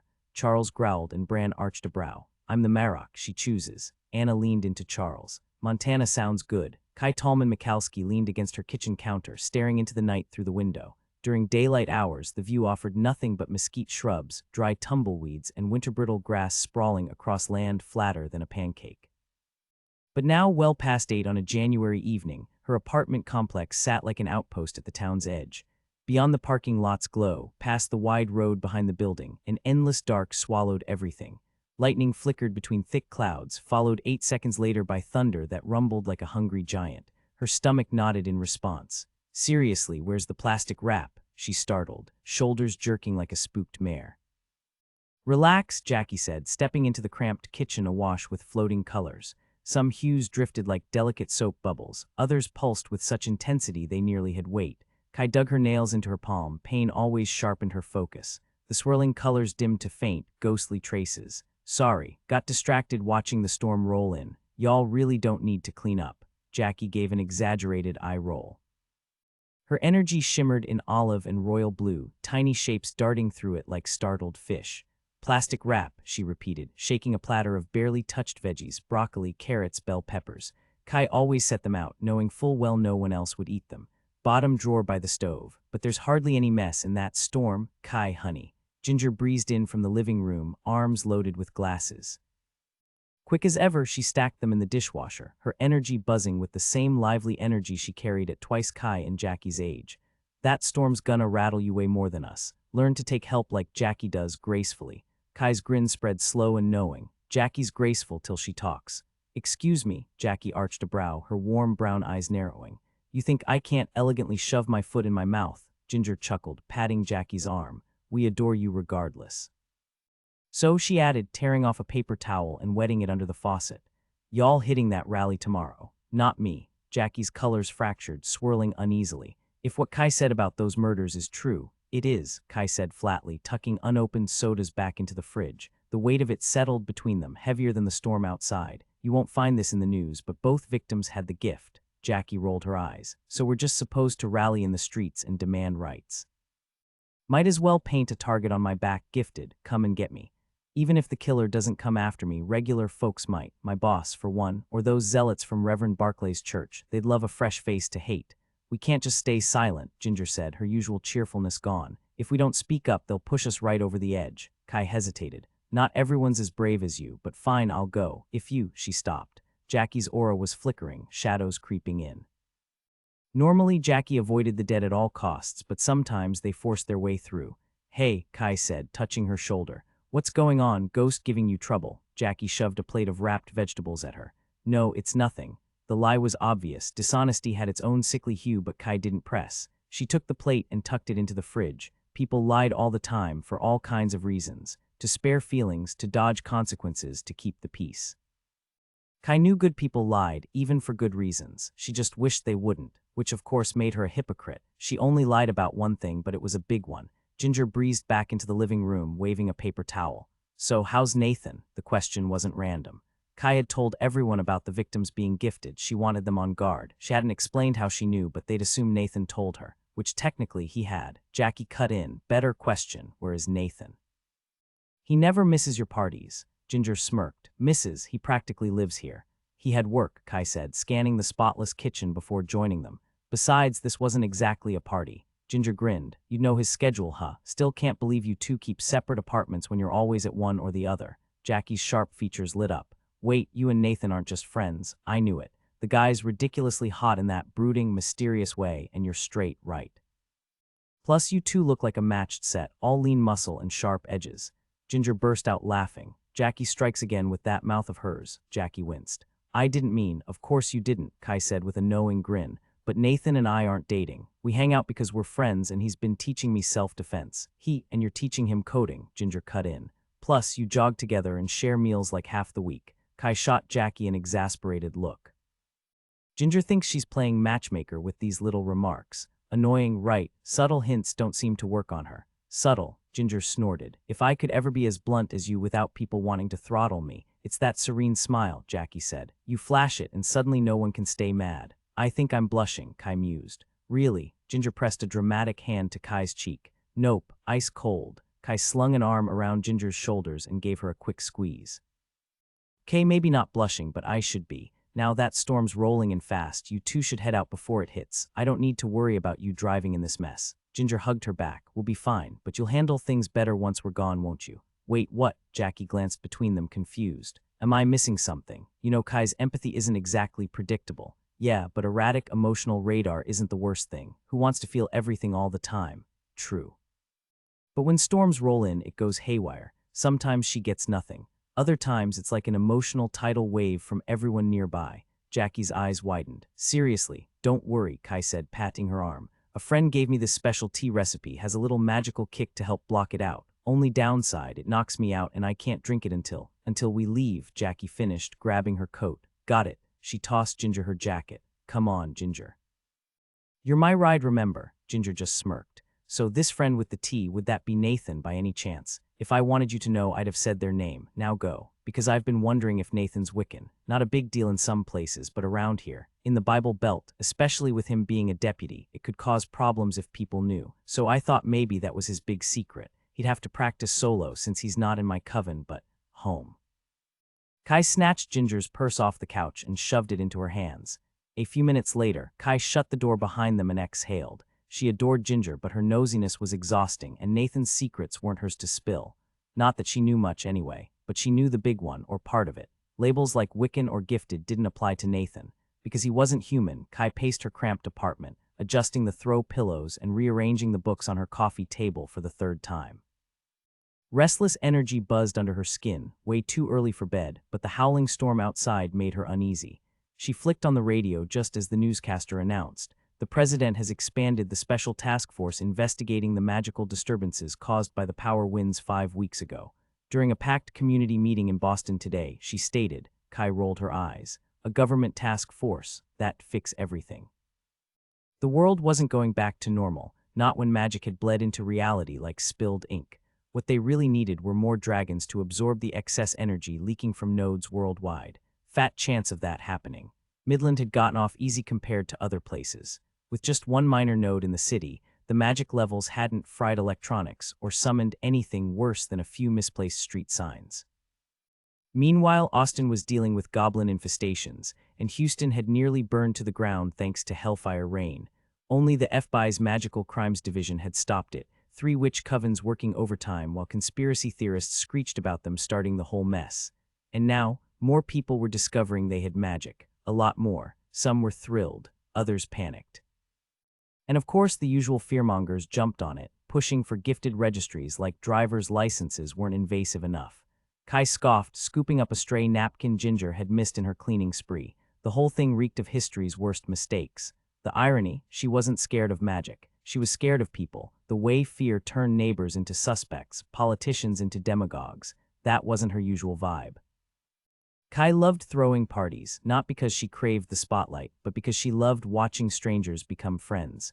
Her job took her into homes across the city, from penthouses to studio apartments, and she'd always believed in the good in people.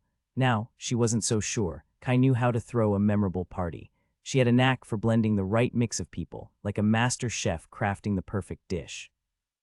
But tonight wasn't about casual mingling. Tonight, she gathered her gifted friends and their uneasy partners to discuss the rising tensions in Texas, fueled by fear and suspicion. Nathan's warning weighed heavy on them all. 2 deaths in the past month, both victims drained of blood. While Reverend Barclay ranted about demonic cults, Nathan insisted the victims had been gifted. The radio crackled with updates. Republican House leader Brent Trott doubled down on his criticism of the Dragon Accords today, calling them a pact with darkness. Despite opposition, the treaties passed with overwhelming support in Congress and await the president's signature. Kai switched it off. She didn't need the news to tell her trouble was coming. She could feel it in the air. She moved to the kitchen, filling her teapot with water purified beyond standard filtration. Guilt twisted inside her. The tea did shield her from the storm's effects, but the rest, half-truths. She'd let Ginger believe Nathan supplied it, when really it came from a shaman tied to her mother's heritage. That lie protected Nathan better if even open-minded friends like Ginger thought him human. And the tea didn't knock her out, it sharpened her focus, letting her slip into a trance that muted her gift. A necessary deception because the biggest lie of all, she wasn't an empath. As the water heated, she drifted to the balcony doors. On impulse, she jerked open the blinds, only to meet her own reflection, pale and sharp in the glass. Bony, she thought with a laugh. Jackie's description wasn't wrong. Not ugly, not pretty, just striking. That nose could have belonged to a dying warrior like her grandfather. She grinned, and her reflection did too. The old man had worn it better.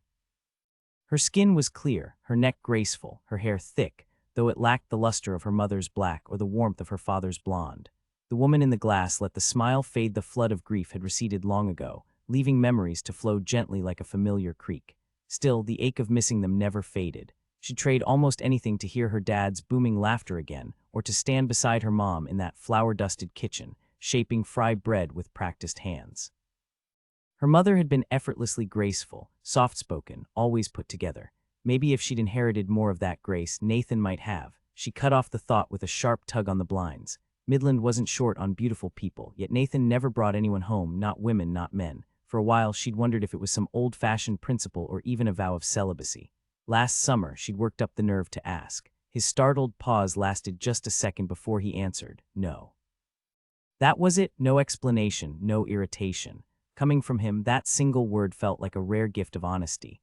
The tea kettle's shrill whistle pulled her back. She measured out her herbal blend, fennel and licorice-scented hyssop, into a mesh infuser, the aroma earthy and sharp. Pouring the water, she cupped her hand over the mug, chanting softly until steam curled around her fingers. 3 repetitions, a murmured thanks, then she covered it to steep. Pajamas on, teeth brushed, she blinked at her blurry reflection before abandoning her glasses. The bedroom greeted her like a sigh. Aqua walls, white wicker chair, the turquoise stripe tracing the doorway, colors chosen to soothe. She'd learned early how hues shaped moods, painting this apartment the week she moved in. Under the covers, she gulped the tea, grimacing at the bitter aftertaste. But warmth spread fast, pooling in her ribs before spiraling outward. Outside, wind rattled the eaves. She exhaled, letting the heat unspool deeper, conjuring foolish fantasies. Nathan's hands, his quiet voice, the way his presence lingered like a half-remembered song. The wish glowed in the dark, lavender tinged with something brighter, something reckless. The crimson hue of desire still lingered in her mind.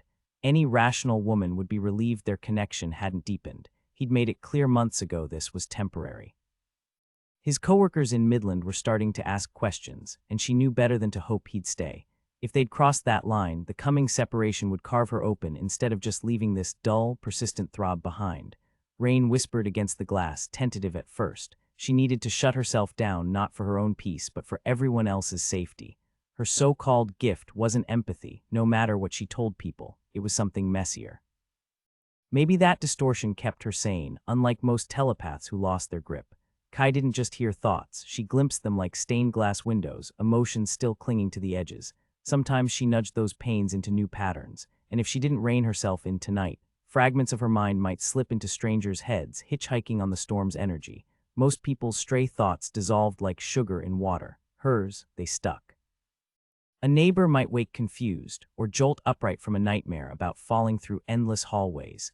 But lately, since the turning sharpened her abilities, the risks had grown. No need for full incantations anymore. Just one word, coiled beneath her ribs, released with the bitter tea's help. The world dissolved into mist, her consciousness unraveling until nothing remained. Chapter 2, the crying yanked her back. Kai hovered in that groggy limbo, rain now a steady hum, a cat yowling down the street, and those wrenching sobs. She knew them. They haunted her dreams. Hush, I've got you, she thought automatically, reaching out. Then her eyes flew open. The sound vanished, but for a heartbeat, the room pulsed with jagged shadows, the afterimage of grief. She sat frozen. This was new. She'd felt that despair, sticky as spider silk on her skin. Since when did emotions hitch rides with thoughts? Guess I'm upgrading to freak of the week status, she muttered, rubbing her face. The absurdity helped. No way was she becoming some all-feeling empath, just exhaustion blurring lines. The trance never lasted more than a few hours, and she'd definitely been asleep this time. Yet her hands wouldn't stop shaking. She'd brushed against someone's emotions in her dream, but her subconscious had twisted the sensations into something raw and aching rather than showing her clear images. Could it have been Nathan's mind she'd touched? The thought made her uneasy. That fleeting connection hadn't felt entirely human, though she couldn't pinpoint why. Nathan carried loneliness like a second skin, a weight she'd recognized the first time they'd crossed paths during their pre-dawn runs. That and the way his athletic build made her forget her own pace. Focus, she told herself, shaking off the distraction. The glowing red digits of her oversized bedside clock glared back. 2:10 a.m. Perfect. With a groan, she grabbed her glasses. No chance of drifting off now. A sudden pounding at her door shattered the quiet. At this hour, nothing good ever came knocking after midnight. Kai's pulse kicked up as she scrambled out of bed, mentally running through worst-case scenarios, cops, drunks, a neighbor in crisis. The energy radiating from the other side of the door stopped her cold. Familiar, Nathan, and pain, sharp and insistent. She yanked the door open to a gust of rain-chilled air. He stood motionless under the porch light, soaked to the bone, no jacket, his left arm clutched awkwardly against his chest. No blood, but the tension in his frame screamed injury. Nathan, get inside now. Bullet still in my shoulder, she blinked. I'm calling an ambulance. His hand shot out, fingers closing around her wrist. No hospitals. The quiet intensity in his voice froze her. Just get it out. I fix pulled muscles, not gunshot wounds. Her voice cracked. She forced a breath. But I can clean it. Come inside before you bleed on my welcome mat.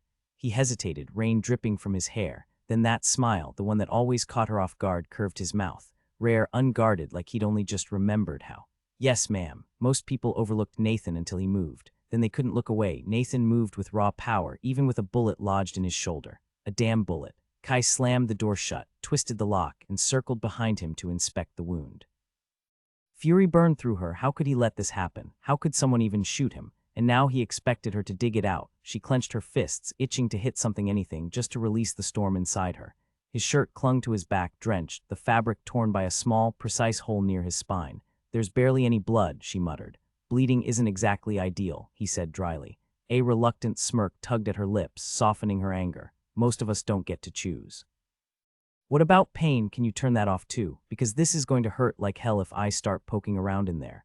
Turning off pain is risky. Her breath hitched. Wait, can you actually do that? Silence. Typical Nathan. When he didn't want to answer, he just didn't. No excuses, no deflection. In all the time she'd known him, he'd never lied to her. The last of her frustration dissolved like smoke. Nathan, I'm not a doctor. You need a professional. He turned, his gaze steady.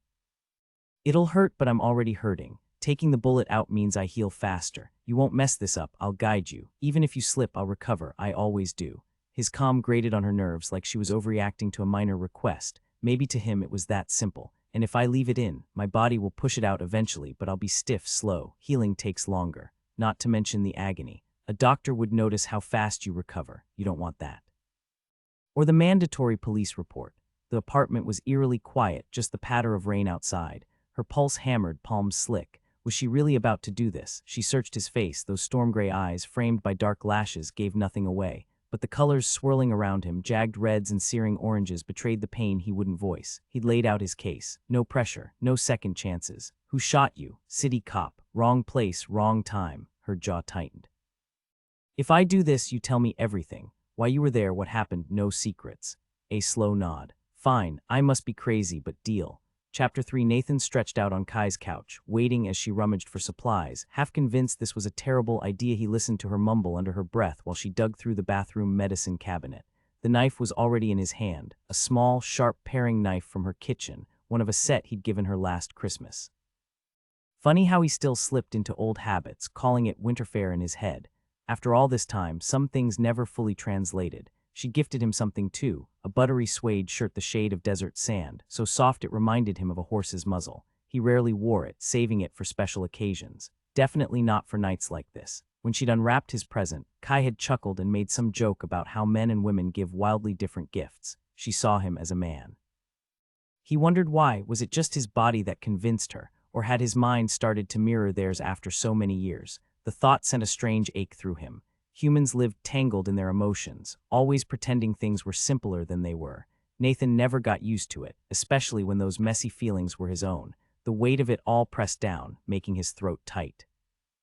He focused instead on the scratchy couch blanket beneath him, the steady rise and fall of his chest, the throbbing burn in his shoulder. The shirt was ruined, but it wasn't sentimental. She'd helped him peel it off, laying down a towel first to protect the cushions since he'd kept his soaked jeans on. Taking those off would have sent the wrong message. The blanket would soak up the blood anyway, there'd be some, no matter how much he controlled it. The initial white-hot burst of pain had dulled to a steady, red pulse. Pain wasn't something to block out, you had to move through it, let it in. Same way his body would accept the knife's work soon enough.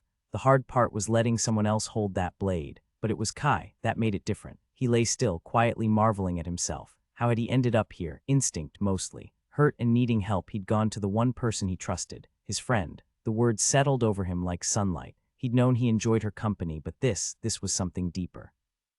A year ago, finding someone like her would have been pure happiness.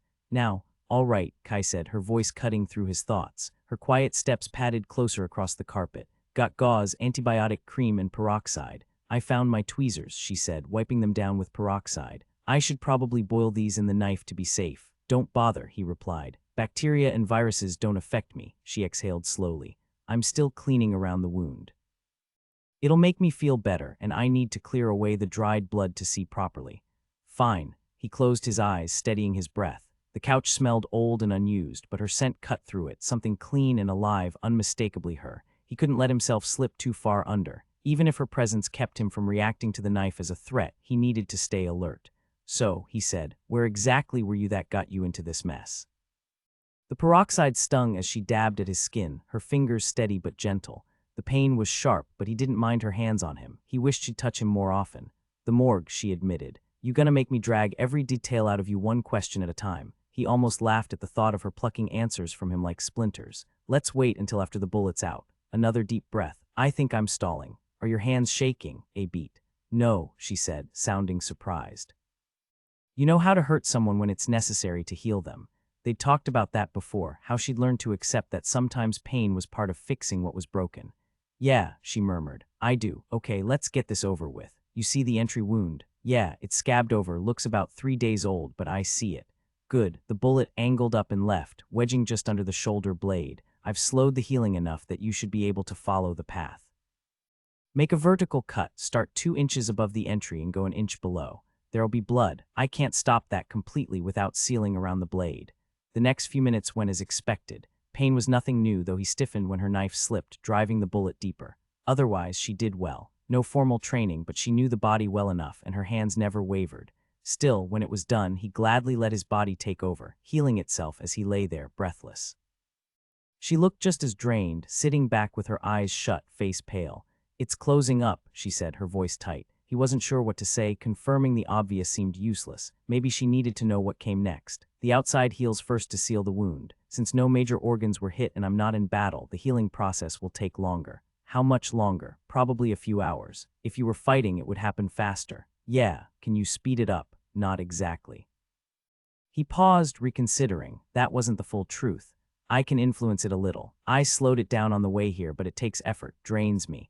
Your body makes the calls for you. There was a hint of amusement in her voice. Good she wasn't too shaken. Relieved, he pushed himself upright. The pain had dulled significantly. Exactly. Well put. Can I see the bullet? She arched a brow. Morbid curiosity or keeping trophies. She passed him the bloodied gauze where she'd dropped the slug.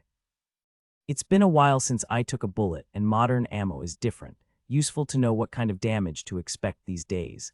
If you're sitting up and inspecting your souvenir, you can explain why a cop shot you in the back. Couldn't shoot me from the front, I was running. He turned the mangled metal over in his fingers. Hollow point, no surprise. Standard issue for law enforcement, same as he carried. Effective stopping power, less risk of overpenetration. Probably a .38, some of the old-timers still swore by them. The officer will likely face consequences, he said, slipping the slug into his pocket. Too quick on the trigger. Chief Roberts has a narrow view, but he's not wrong within his limits. She exhaled sharply. That's not an answer. He almost smiled. Kai was pissed. If he told her how the flush of anger brought out the gold in her eyes, she might grab that knife again. But damn, she looked good. Her magic was tied to water, and she dressed in its shades. Tonight, a soft sage flannel that reminded him of sunlit lagoons. The curve of her throat, the warmth of her skin like wet sand at dusk. He could imagine the scent of her, salt and something sweet where her collarbone dipped. He forced his focus back, but the warmth of the thought stayed. I've been tracking the killer. I know that. What I don't know is why you were at the morgue, or why it got you shot. I needed to see the victims' bodies. Didn't exactly have clearance. The killings fell under city jurisdiction, and Chief Roberts wasn't big on sharing. I was hoping to catch a trace of the killer's presence. She hesitated. Are you, like a werewolf, one of the lupus? The question caught him off guard. Kai usually danced around direct questions, but she was his friend. She knew his secrets. He owed her honesty. No, he said, then added, Lupi don't exist outside this realm. They're native here. Not. She gave a slow, understanding nod, and he felt the tension ease from his shoulders.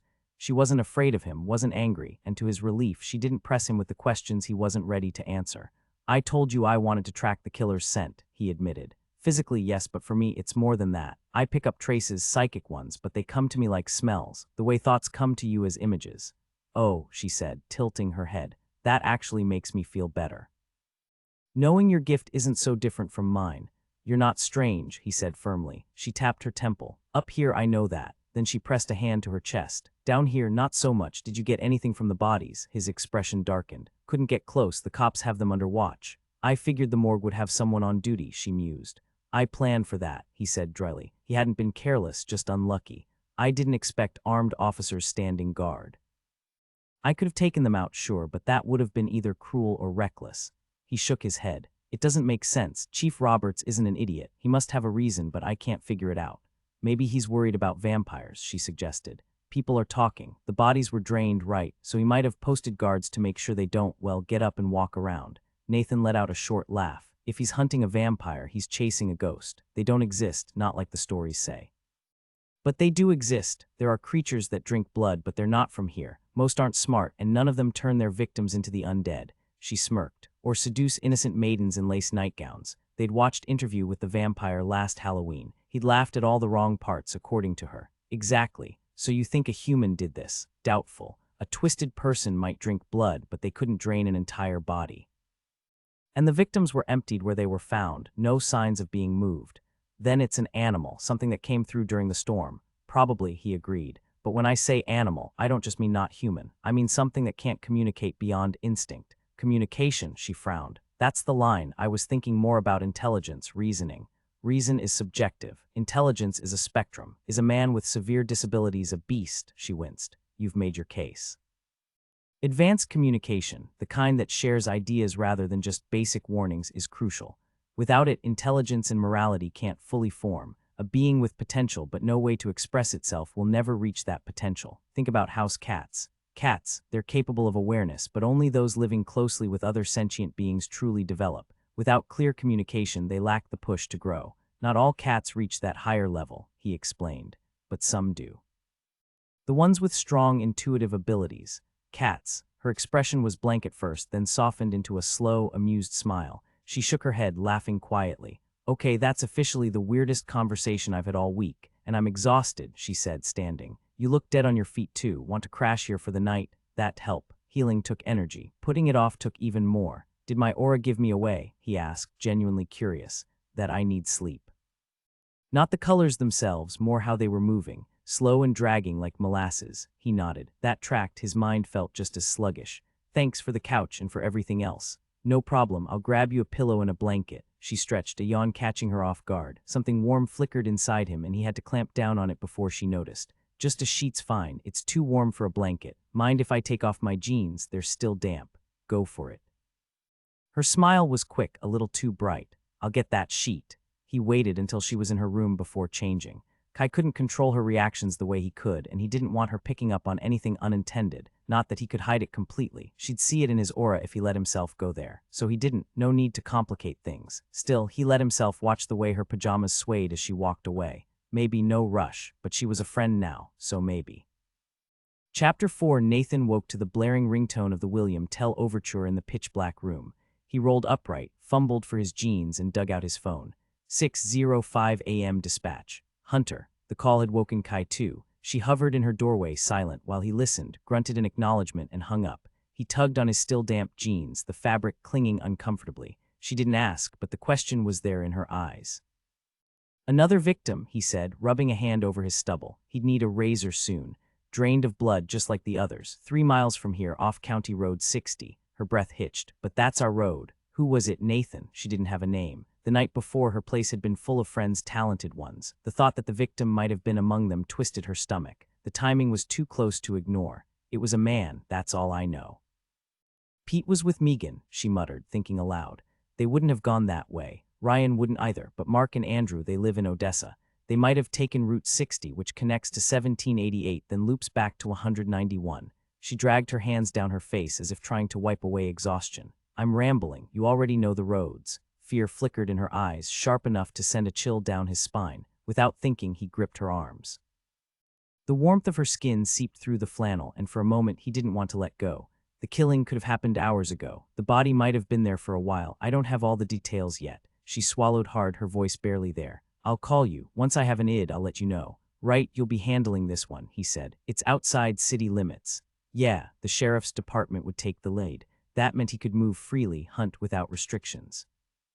The anticipation burned cold in his veins, sharp and restless. He forced himself to release her. Touching her was rare, it only made things harder. But this time he didn't regret it. At the door he hesitated. We don't know if this thing only comes out at night. Be careful. She pushed her hair back. You too. I'm not the one in danger here. You might not be gifted, but you're still blood, she shot back. If it wants magic in its meals, your blood would be a 5-star feast. He couldn't deny it. Of the blood meant belonging to one of the ancient, magical lineages, and he definitely qualified. Whatever was hunting seemed drawn to power, and his blood carried more than most, maybe too much. If it comes for me, he said, that'll make things easier. Her eyes flashed. Oh, that's just perfect. The usual reckless, self-sacrificing nonsense. It's not recklessness, he cut in. The chances of it actually hurting me are slim, and killing him, impossible. If something that strong had crossed into this world, he'd have sensed it. Her jaw tightened. Define slim. Actually, don't bother. She gestured toward the door. Go, I know you have to, but I'm asking Nathan. I thought I wouldn't have to, but I am. The weight of her words hit him like a wave, stealing his breath. He nodded, knowing exactly what she wanted to ask and having no idea how to answer. Then he left. 9 minutes later, his truck rumbled to life. His apartment was just downstairs from hers, enough time to wash up, change into a fresh uniform, and brace himself for what came next. Nathan eased out of the parking space and grabbed his cordless razor from the glove box. For what felt like the millionth time, he questioned why his queen hadn't planned things better. She rarely missed a detail, yet the unpredictable growth of his beard and hair made no sense. Some days he barely needed to shave. Others, he was scraping his face raw by noon. Back when she'd sent him here, beards had been the norm. Maybe she just hadn't factored in modern grooming trends. At least haircuts were less frequent, though messier, with stray strands needing careful disposal. The last time he'd needed a trim, Kai had done the honors. A familiar wave of emotion hit him, thick and confusing. What would he even say to her? How much could he say? The sky behind him held only the faintest hint of dawn as he rolled down the empty county road. He flicked on the flashing lights but left the siren silent. He'd always hated that obnoxious wail. Keeping a steady 70 mph, he finished shaving just as the red strobe of another sheriff's car came into view. With practiced ease, he incinerated the tiny hairs trapped in the razor. No risks. Even if no one in this world knew what he truly was, old habits died hard. Pulling up behind the parked patrol car, he grabbed his jacket out of reflex and stepped out. The other deputy had angled his vehicle to spotlight something in the roadside grass. The air carried the usual mix of exhaust and damp earth, but underneath it all was something off. A fleeting foreign scent that prickled his skin. He inhaled sharply, but it was already fading. Whatever it had been, it was gone now. The young deputy Rains, if Nathan remembered right, looked startled but masked it fast. Sergeant Hunter. Technically, Nathan wasn't on duty for another 40 minutes, and night shift wasn't his usual crowd. Still, he'd overheard the whispers. Rains, like a few others, pegged him as lupus and wasn't thrilled about it. Nathan nodded. Who found him? Local guy, Jeffrey Bates, lives in those houses back there. Rains jerked his chin toward a distant cluster of homes. Says he was out for a run before traffic picked up. He's waiting in my car. How long ago? 15 minutes, tops. Had his phone on him. I was close by on 1788. You touch anything? No, sir. I held a mirror up to the victim's lips, checking for breath. Just to be thorough, you know. Nathan gave a slow nod. The footprints near the body were unmistakably Rains's, fresh, pressed into the damp earth after the rain had passed. The kid had done what any rookie patroller would, checked for signs of life. But Nathan didn't need to touch the body to know death when he saw it. The stillness, the pallor, this one hadn't been gone long. 4, maybe 6 hours at most. He edged closer, careful not to disturb the churned-up mud around the scene. Somewhere in the distance, an ambulance siren wailed. Time was short. Crouching, he studied the body. Young, early 20s, African-American, though the blood loss had drained his skin to a sickly gray. Jeans, a soaked-through t-shirt, a denim jacket, expensive Tony Lama boots, barely broken in. His jeans had been yanked down, his flaccid penis exposed. 2 wounds, one at the neck, another near the groin. 2 precise, 2 clean circular punctures like something had bitten down hard. Not human, though. He'd seen marks like these before, but the memory slipped away before he could grab it. No blood. Not on the body, not on the ground. Either the killer was meticulous, or this wasn't where the boy had died. No defensive wounds either. Nathan scanned the dirt again. You see any cars on your way in?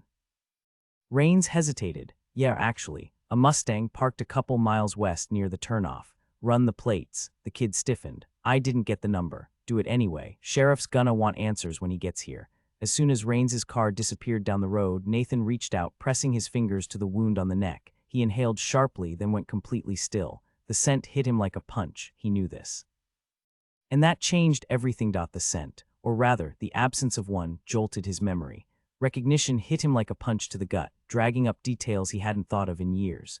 The pattern of those bite marks suddenly made sense, and the realization twisted his stomach. Well, damn. Sheriff Randy Browning had the steady presence of an old guard dog, broad-shouldered, weary-eyed, and unshakable. He wasn't a fan of magic, didn't trust it, but he wasn't the type to let personal feelings get in the way of keeping his town safe. Nathan respected that, enough to play along when the sheriff acted like he was calling the shots. In some cases, he was. So why'd you assume Shaw's car would still be close by? Browning asked. Jimmy Shaw, 25, had a clean record aside from a Dewey years back and a few speeding tickets. He'd lived in a quiet, working-class neighborhood, bought his Mustang brand new, and now his body was being zipped into a bag. At least Kai hadn't known him, Nathan had checked. That small relief made it easier to humor Browning, who clearly hoped Nathan wouldn't say anything too bizarre. Tire tracks, Nathan said, nodding toward the muddy impressions on the roadside. They were smeared, left after the storm but before the ground dried. Yeah, I see 'em, Browning grumbled. Someone stopped, dumped the body, and took off. Why stick around? Probably doesn't know how to drive. Browning's jaw clenched. It looks human, isn't? The sheriff shot him a glare. He wasn't adjusting well to the world after the turning, and Nathan couldn't blame him. Browning had spent decades enforcing order under one set of rules. Now the game had changed, and while he figured out the new ones, people would get hurt. Still, he was fair. Tight-lipped sigh, he scanned the chaotic scene before jerking his chin toward the road. Walk with me. The morning sky was a sheet of dull metal, streaked with pale pink and gold where the sun fought to break through. Nathan matched Browning's pace until they were out of earshot. All right, the sheriff growled. Why's the killer not human? Doesn't smell right. That's your evidence. You think the DA's gonna run with that? Or Roberts? No, Nathan admitted. He had better reasons, but Browning wouldn't want to hear them. Worked fine, this wasn't the sheriff's hunt. It was as if Nathan's instincts were correct. Sending regular cops after this killer would only get them killed. The bite marks tell the story, he pointed out. Those aren't human teeth, too sharp, too deep, you saw it yourself. Browning's jaw tightened, his molars grinding audibly. This is gonna blow up into a media nightmare, absolute chaos. You planning to loop in MCD? Don't have a choice, do I? Once the autopsy confirms it, they'll find out anyway. After the turning, federal law required local departments to report any suspected supernatural activity to the FBI's Magical Crimes Division. Not that MCD had the resources to handle every case. Trained investigators were in short supply. But Chief Roberts had been dragging his feet, insisting on concrete proof before making the call. Typical. Humans these days either refused to believe or panicked at the first sign of the unnatural, and Roberts was the territorial type. Browning exhaled sharply, shaking his head. Guess we've been spared the worst of it. Midland didn't get hit like some cities during the December surge. Nathan nodded, though luck had nothing to do with it. He'd taken care of 2 problems himself since the turning. The river trolls had been manageable. Once you got their attention, they weren't completely unreasonable, and this dry terrain was no place for them. The ghoul, though, no negotiating with something like that. You think this thing can drive? Browning asked suddenly. Most non-humans figure it out. Some do. Loopy sure gnomes if you believe the stories, Nathan said, deliberately vague. But this thing isn't from here. It came through with the power surge. No way it knows how to operate a car. Smart enough to learn, Nathan hesitated. Smart, but not in a way that makes sense to us. Smart enough to pass for human, though. Shaw was fooled. Got close enough to, well, you know. Or tried to, Nathan agreed, so it can look human. Or make you think it does. This hunt wouldn't be straightforward. Part of him relished the challenge. Browning stiffened as a plain sedan rolled toward them. Damn it, should have seen this coming. You need to go. Check out Shaw's workplace, the Exxon on Midkiff and Wadley. See what you can dig up. What about the family? That's my problem. The sedan slowed. Nathan focused on the driver, Eldon Knox, Midland's lead detective, a polished man with a round, freshly shaved face that made him look perpetually smug. Nathan was sharp, driven, and stubborn, with a deep-seated dislike for Knox. He's no real threat, Nathan admitted. Just a nuisance, not worth my time. Browning shot him a skeptical glance. Right, because that's exactly what makes him adore you. Watching him lose his mind every time you're around is entertaining, but I'll handle him better without you here. Get going. Nathan nodded and turned to leave. Just then the detective's car rolled to a stop and the man stepped out, slamming the door behind him. Hunter, Nathan kept walking. Browning could deal with him. As he slid into his own car, his thoughts shifted enemies, targets, and Kai. His next move was to question Shaw's boss and coworkers, though he doubted he'd uncover much. Maybe he'd confirm if Shaw had any unusual abilities, but most leads went nowhere. Still, his instincts pushed him in another direction. He'd check both. It wouldn't take long to stop by Kai's place first. She wouldn't have clients this early. Minutes later, he parked and took the outdoor stairs 2 at a time, barely feeling the old injury in his shoulder. He'd mentioned that to her. She'd be pleased her work had held up. He knocked. Silence. Again, nothing. A sudden rush of fear hit him like a punch, freezing him in place. For a split second, his mind conjured her lifeless form instead of the plain metal door. Then reality snapped back, mocking him. Was he really going to panic every time she wasn't where he expected? His thoughts were harder to control than his body, but he forced them down. A better idea surfaced. She was probably running, of course. Running was how Kai coped, with stress, with her emotions, even with the weight of her abilities. And last night had given her plenty to process.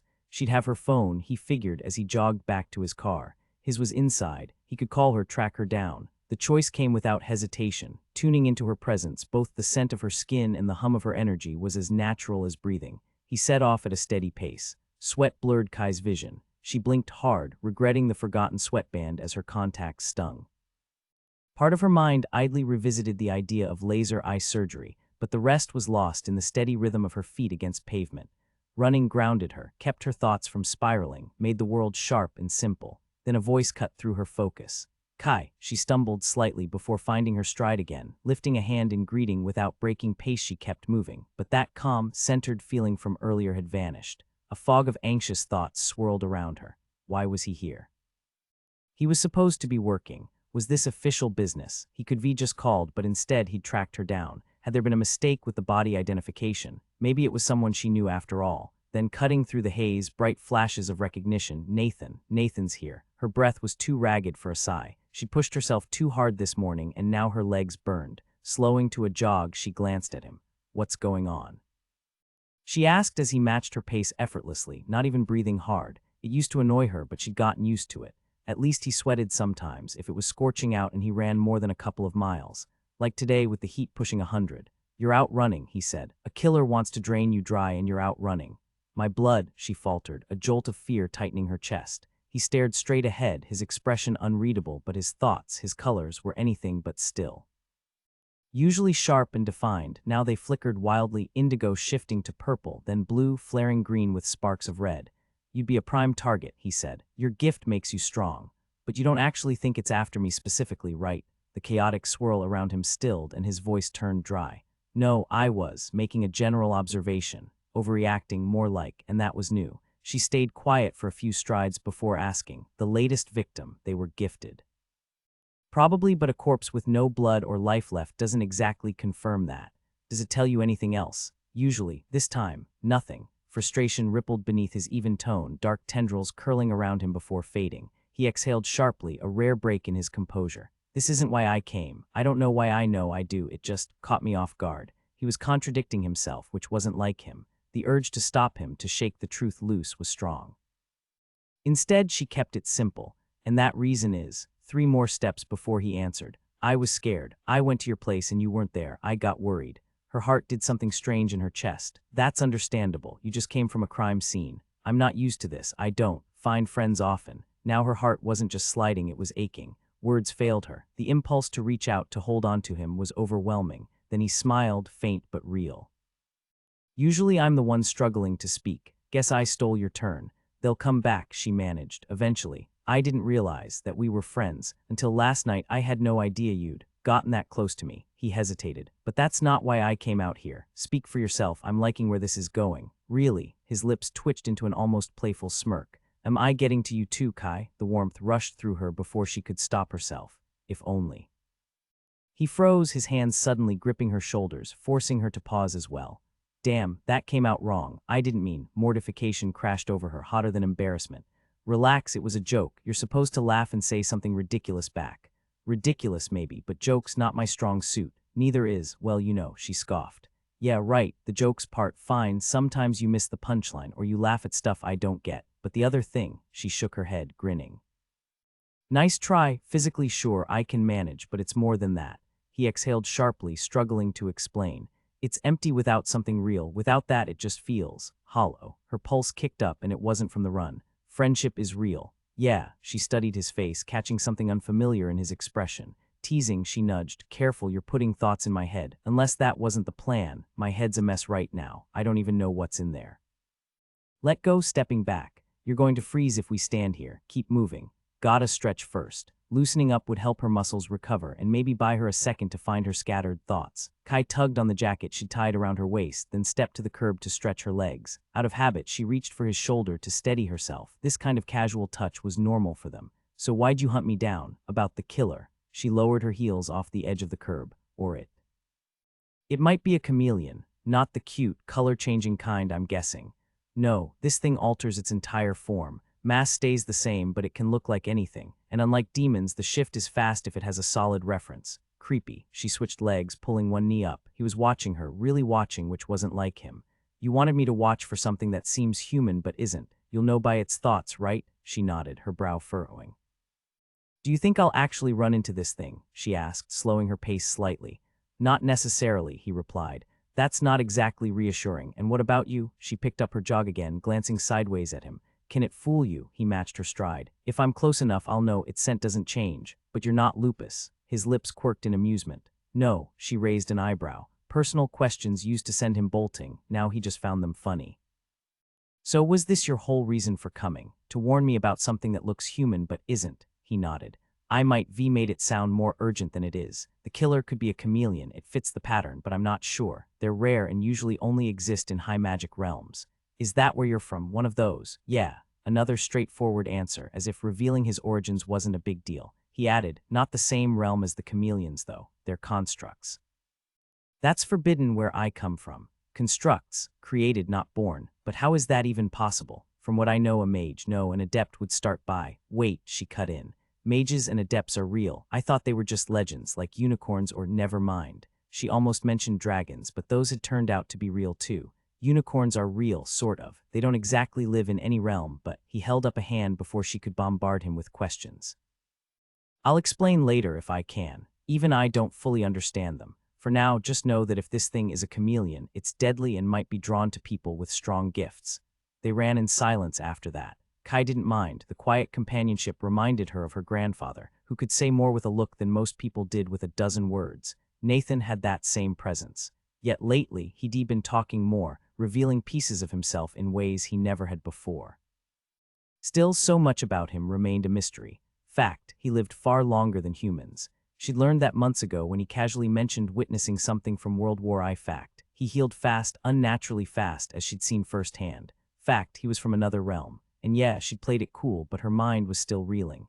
Sure, there were stories about other worlds, but reality had turned out to be stranger than any tale. The turning had proved that. Other realms were real adepts, unicorns, and those strange creatures he referred to as chameleons. They all existed. So did Nathan, whatever he truly was. As they pulled into the parking lot of their apartment complex, he hesitated before speaking. I should go, he said. Duty calls. Got it, she replied, though it struck her as odd that he'd sought her out in the first place. His patrol car sat just a few spaces away from her compact Toyota. They paused there, neither of them winded from the light jog that had cooled her down. But instead of climbing into his car, Nathan did something unexpected. He cupped her face in his hands, his thumbs tracing the line of her jaw. His piercing eyes locked onto hers, no longer cold but burning with something unfamiliar. Why didn't you ask sooner? Because you wanted to keep it secret, she said. I respected that. You were always going to leave. But now you need to know. His question tangled her thoughts. Yeah, I do. Does it even matter? You felt it too, he murmured, satisfaction lacing his voice.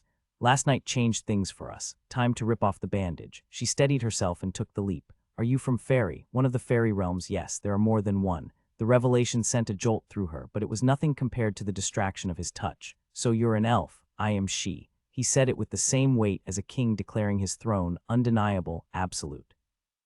Wait, doesn't she just mean elves? The she are complicated. There are three kinds. The high she are true immortals, a few of whom rule. The middle ranks, what you'd call elfin lords, care more about power and status. The low she are everything else. Lesser fae, sprites, things you wouldn't recognize. Some don't fit any hierarchy at all. As for me, his hands fell away and he studied his palm like it held some hidden truth. It's been so long, but one thing's certain, I am of the wild she. Wild she. She frowned, lost. His smile turned weary, resigned. A goodbye smile. A hellhound, Kai. I was born a hellhound. Chapter 7. Midland earned its nickname, the tall city, from its downtown skyline, brick and steel towers jutting defiantly into the sky.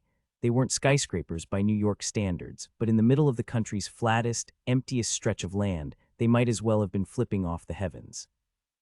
Nathan kept that thought to himself. No need to ruffle feathers over something as trivial as skyline opinions. The sheriff's office awaited him, the buzz in his veins sharper than the hum of his engine. That morning's stop at the service station had led to another clue, then another. The trail was heating up. Nathan finally uncovered where Jimmy Shaw spent his final hours. Sheriff Browning had cut him loose from paperwork duty for the case, one of the perks that kept him in Midland longer than he should have stayed. Not the only reason, though. Over the years, he'd worn more hats than he could count. Hired muscle, watchman, scavenger, even a river guide. His last gig, tracking down missing kids. And he'd been damn good at it. Once he locked onto a scent, nothing shook him loose, not even when the trail led nowhere but his own stubborn resolve. Took years to master that kind of focus, but it paid off. Bringing those kids home, that meant something. Even the ones he couldn't save, the ones left broken or cold in the dirt, he made sure their stories ended with justice. Too often, the monsters who hurt them walked free, so he handled it quietly. Humans were a contradiction, flinching at bloodstains but quick to spill more. They built courts and laws to keep their darker urges in check, too afraid they'd never stop once they started. So he worked in the shadows until Colorado put a price on his head under a name he'd buried long ago. Rebuilding was harder these days. Modern life had its perks, antibiotics, smartphones, toilets that flushed, but cars and TVS were a toss-up, and planes, pure insanity. Trusting his life to some stranger piloting a flying death trap, no thanks. Yet all that tech made disappearing a headache. Another reason to stick around Midland, the hassle of starting over, but not the real one. Police work suited him here. Quiet, mostly honest, surrounded by people who didn't ask too many questions. He had a role, a purpose, even if it wasn't the hunt he craved. And then there was Kai, who saw right through him and stayed anyway. 18 months back, he'd been ready to bolt, itching for the chase. but some roots dig deeper than you plan. He'd run into Kai and ended up staying longer than planned. His pulse quickened just thinking about it. He'd actually told her the truth. Part of him still couldn't believe he'd done it, but another part knew it was the right move. Sure, she'd been stunned, but she hadn't backed away. Even if things changed between them, he was certain their friendship would hold. The timing, though, what a cosmic joke. After years of waiting, his exile might finally lift just as he found something worth sticking around for. But dwelling on that was pointless. His departure had always been out of his hands. The railroad tracks rattled his old sedan as he drove, his mind tangled between hope and dread, two desires pulling in opposite directions.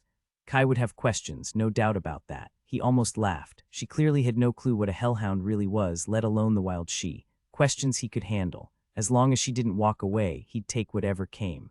Parking in front of the sheriff's department, he decided to walk the rest of the way. Midland wasn't exactly pedestrian-friendly. Locals eyed walkers like they were up to no good, but he refused to give up the habit.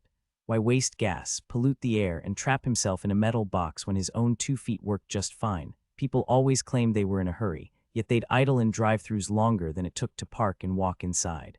Modern life was all about manufactured urgency, mistaking constant stimulation for living. Most folks chased numbness through booze or reality TV, or else burned out chasing endless highs. Nobody seemed to value the quiet moments, scrubbing dishes, cooking a meal, or just strolling down the street. The bar wasn't much to look at, a squat building with peeling paint and a flickering neon sign. Inside, the air was thick with the smell of charred patties and stale lager. The afterwork crowd hadn't arrived yet, leaving the place nearly empty. Still, the manager, a towering woman with big hair and glossy lips, took her time before finally acknowledging him. "Jackie Montoya," she said, extending her hand. "Night manager here, something wrong?" Nathan shook her hand, firm but not overbearing, professional. "No, ma'am, Sergeant Hunter. I need to ask about one of your customers from last night, Jimmy Shaw." Her glossy lips pressed together. "Look, I already went through this with the other cop, told him everything I know." Nathan paused. "Other cop?" "Yeah, the detective, short guy, shiny forehead, Fox, something like that. Eldon Knox, that's the one. He already got his witness, so I don't see what else I can do for you." Nathan took a slow breath, forcing down the irritation. "I appreciate your time, ma'am. Just a few more questions. Anywhere private we can talk," she sighed, scanning the room before rolling her eyes. "Fine, my office. Your uniform's bad for business." She led the way, heels clicking fast despite how much they had to hurt by now. The office was cramped, buried under paperwork, and reeked of stale smoke. She shoved a stack of printouts off a chair and motioned for him to sit. As soon as he did, she lit a cigarette. "Like I told Knox, Jimmy was a regular, not every night but often enough. Had a thing for women in corporate attire, pencil skirts, high heels. Did all right with them too. How was last night?" A smirk flickered, then faded. "Great until it wasn't, I guess, if she's the one who offed him. Left with her around midnight. Who? Never seen her before, but Ed Bates knew her. He's here every night, so he gave a statement to Knox. Bet he's loving the attention." She took a deep drag, exhaling through her nose. "If she's your killer, he'll be milking this story for free drinks all year." "You catch her name?" Ed mentioned it. "She was the therapist who worked on him after his truck wreck. Weird name, foreign sounding." Nathan's pulse spiked. "Kai Michalski, that's the one." She crushed her cigarette. "That's the woman who killed him." Between appointments, Kai scrolled through search results. Hellhounds didn't exactly have a stellar reputation, at least not in this world. Maybe elsewhere they were seen as noble or harmless. Here, they were monsters in video games, henchmen in comics. Not the kind of company you wanted. The internet wasn't exactly trustworthy when it came to defining what she was dealing with. A quick search of her own name pulled up everything from Japanese anime characters to Hawaiian legends. Still, the general idea was clear enough. Her pocket dictionary, hastily checked between patients, hadn't been much use. It defined a hellhound as a legendary guardian of the underworld. Nathan was definitely real, but she couldn't blame the dictionary for that oversight. When it was published, plenty of supposedly mythical creatures, like dragons, had turned out to exist.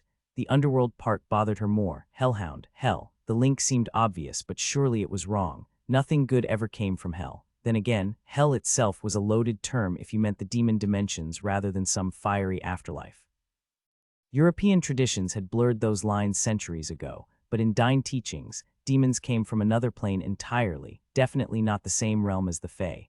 Kai was pretty sure about that, mostly sure. Grandfather's stories from her childhood had focused more on skinwalkers than the Far people, the Navajo term for elves. Wikipedia's take was slightly more comforting. It mentioned the classic guardian of the gatekeeper bit, but also referenced ghostly black dogs haunting British moors.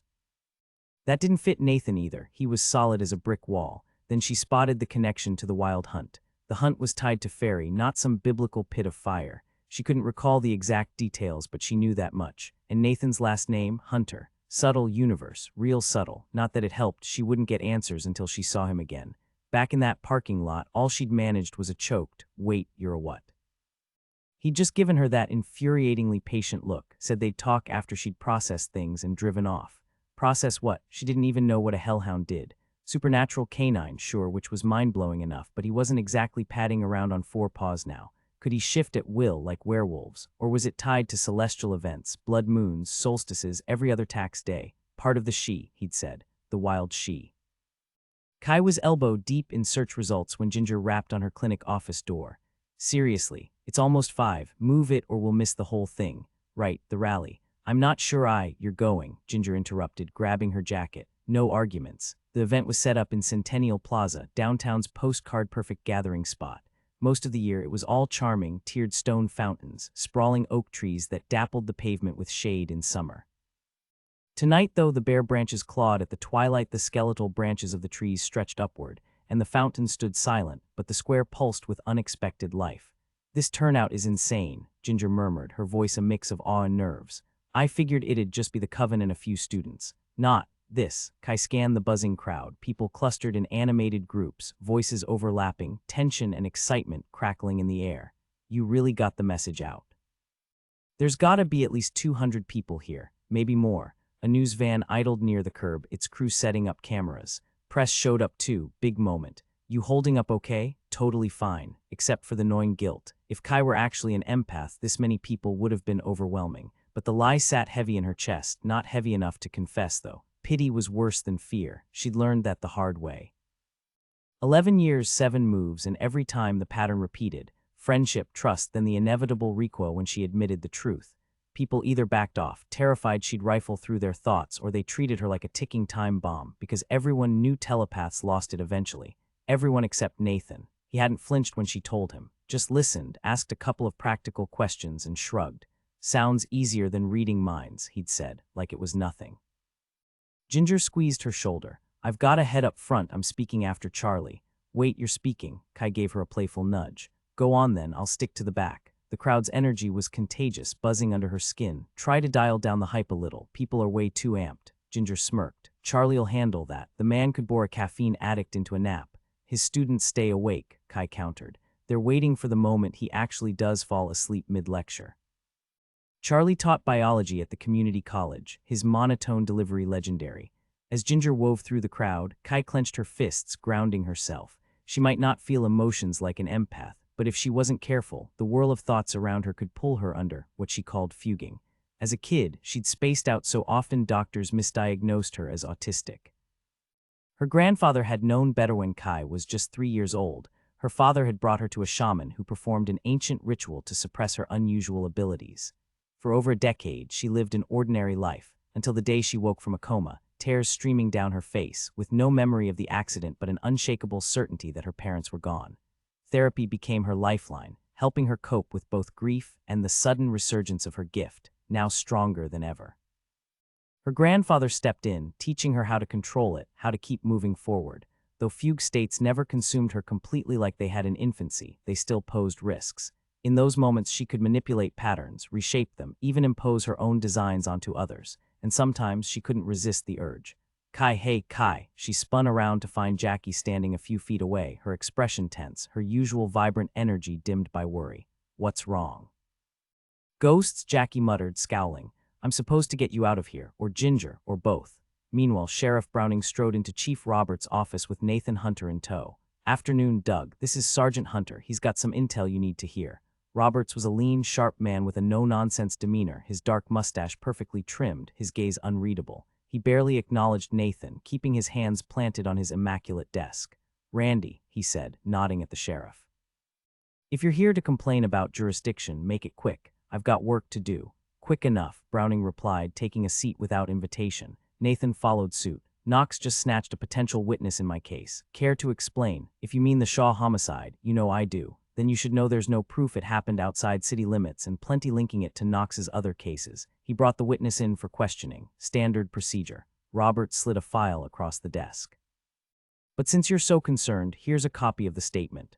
Browning didn't open it. Doug, in your hurry to take this case from me, you've made a mistake. Knox's witness claims the woman Shaw left with last night was Kai Michalski. Robert's smile was thin, his eyes glinting with satisfaction.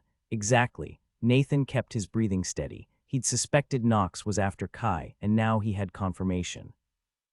His fingers tightened imperceptibly on his knee, but his face gave nothing away. Deep within him, in a place untouched by humanity, a primal scream echoed. Creatures across countless dimensions would recognize that sound in their very essence, even if their minds couldn't comprehend it, and they'd tremble.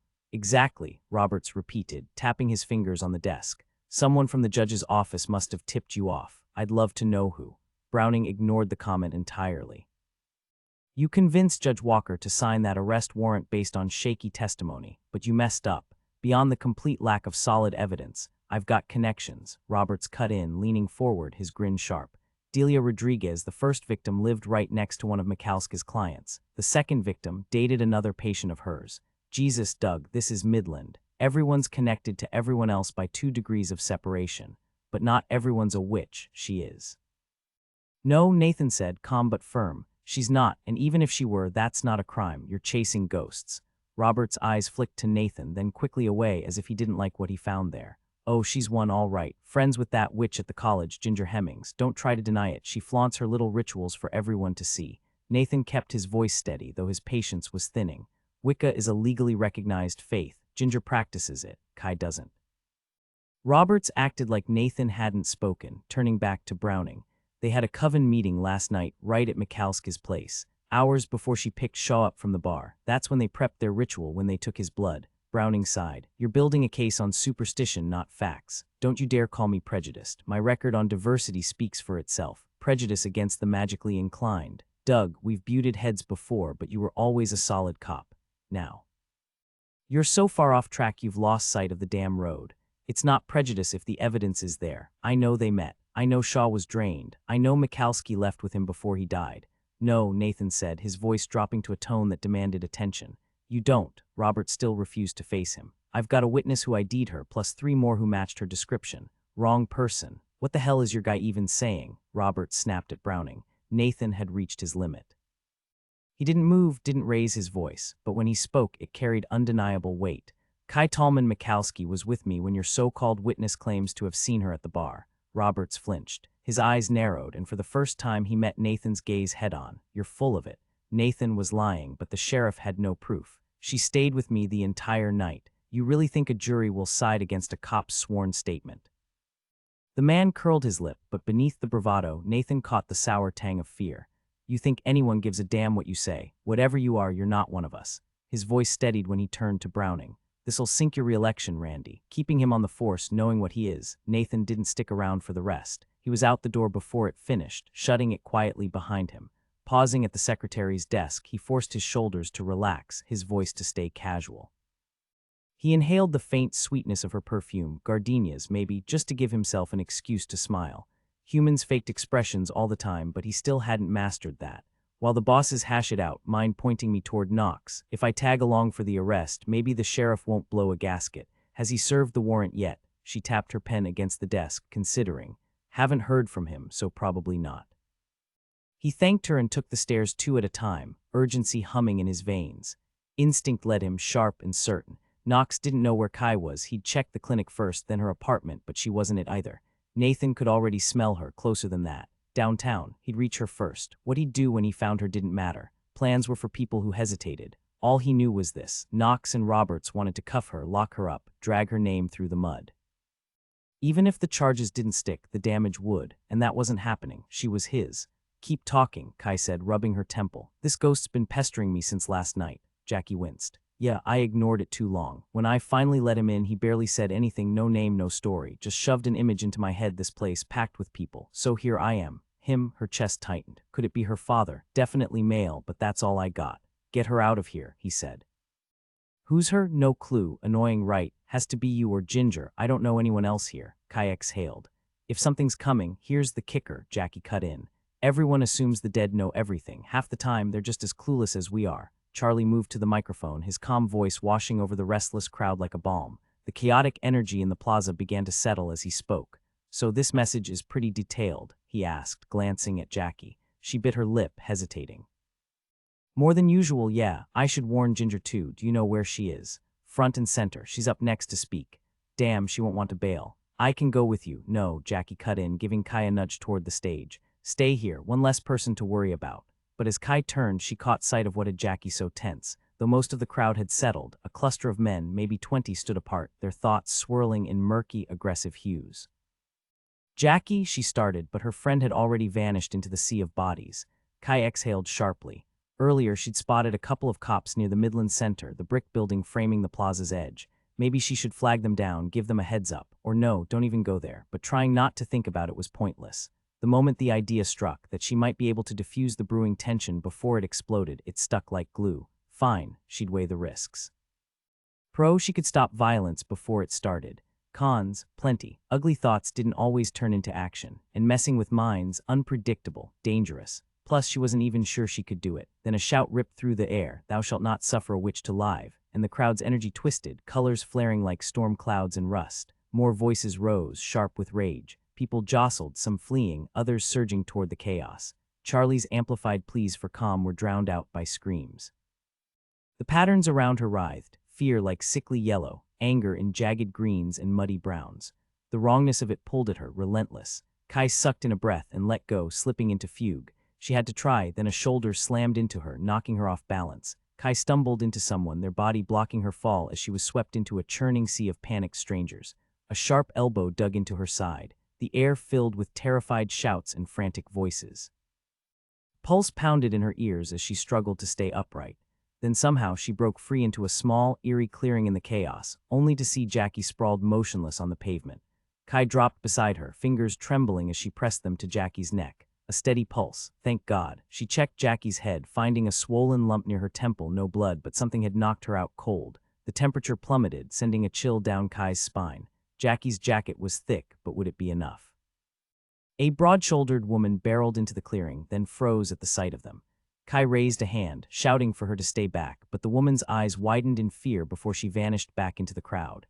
Kai frowned. Since when did a simple wave send people running? Then it hit her, the unnatural cold, the empty space. Even non-gifted could sense ghosts when they were strong enough. A fresh wave of bodies crashed toward them, the crowd surging uncontrollably. Kai barely shoved a man aside before another nearly trampled Jackie. Her stomach lurched, there were too many, too fast. Then Nathan appeared, weaving through the chaos in his khaki uniform. He scooped Jackie up without hesitation.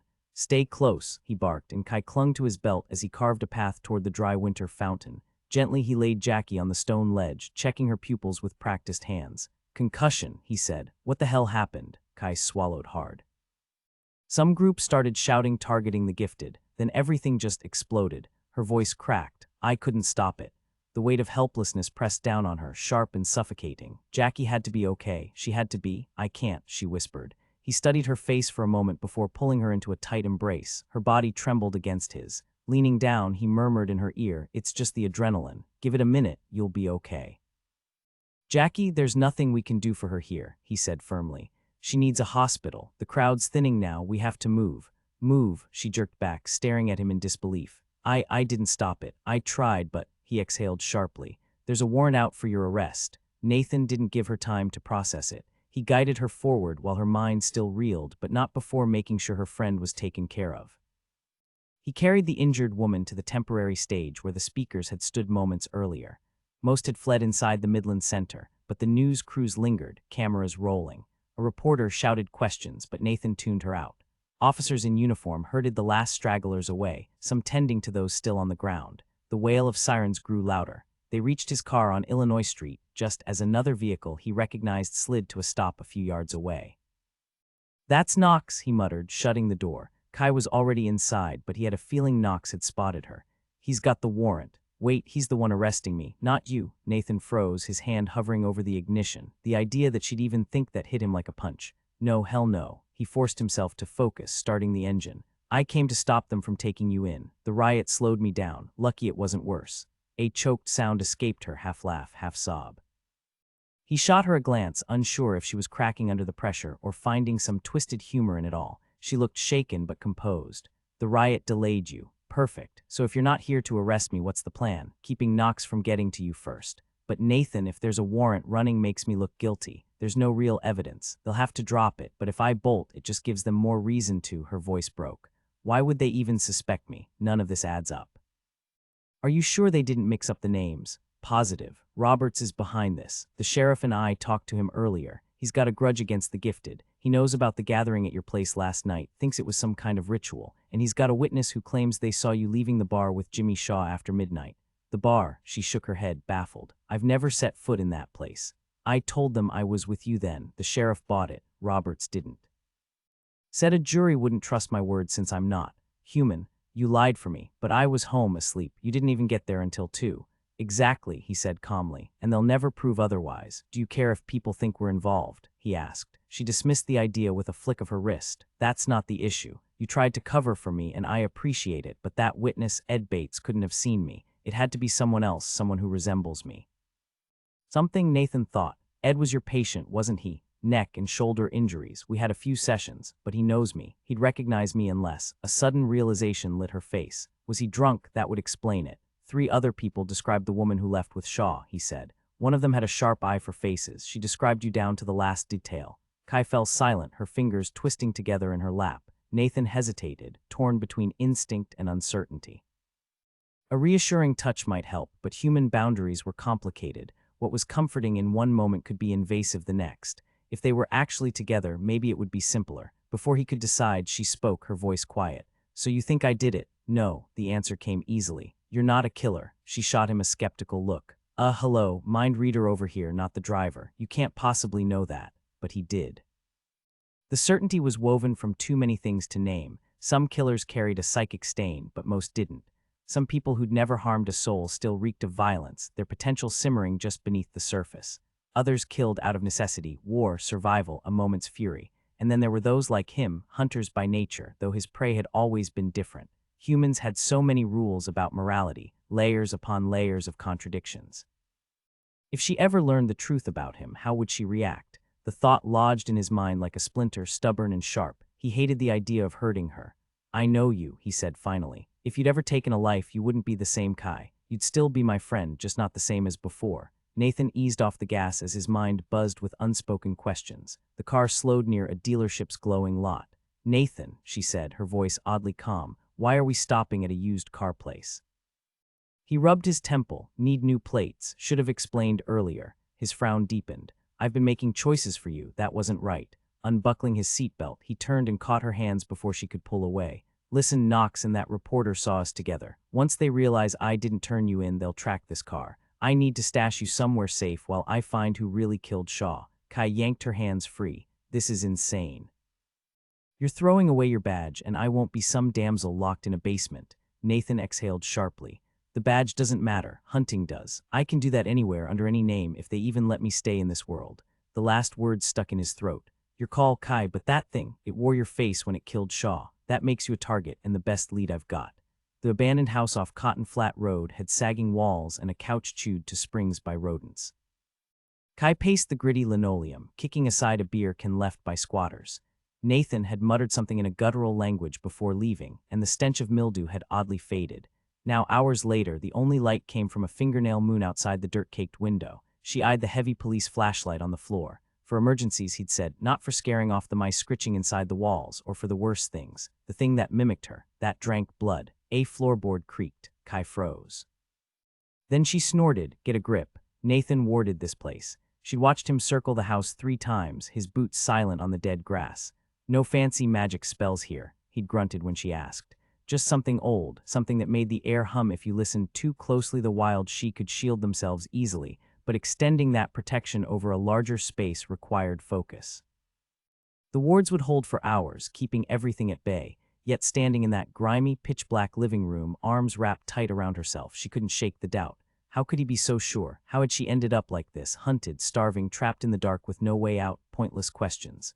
Why me never led anywhere? She knew that. After the accident, she drowned in those thoughts before realizing blame didn't matter. Life didn't play fair. She needed to move, to do something.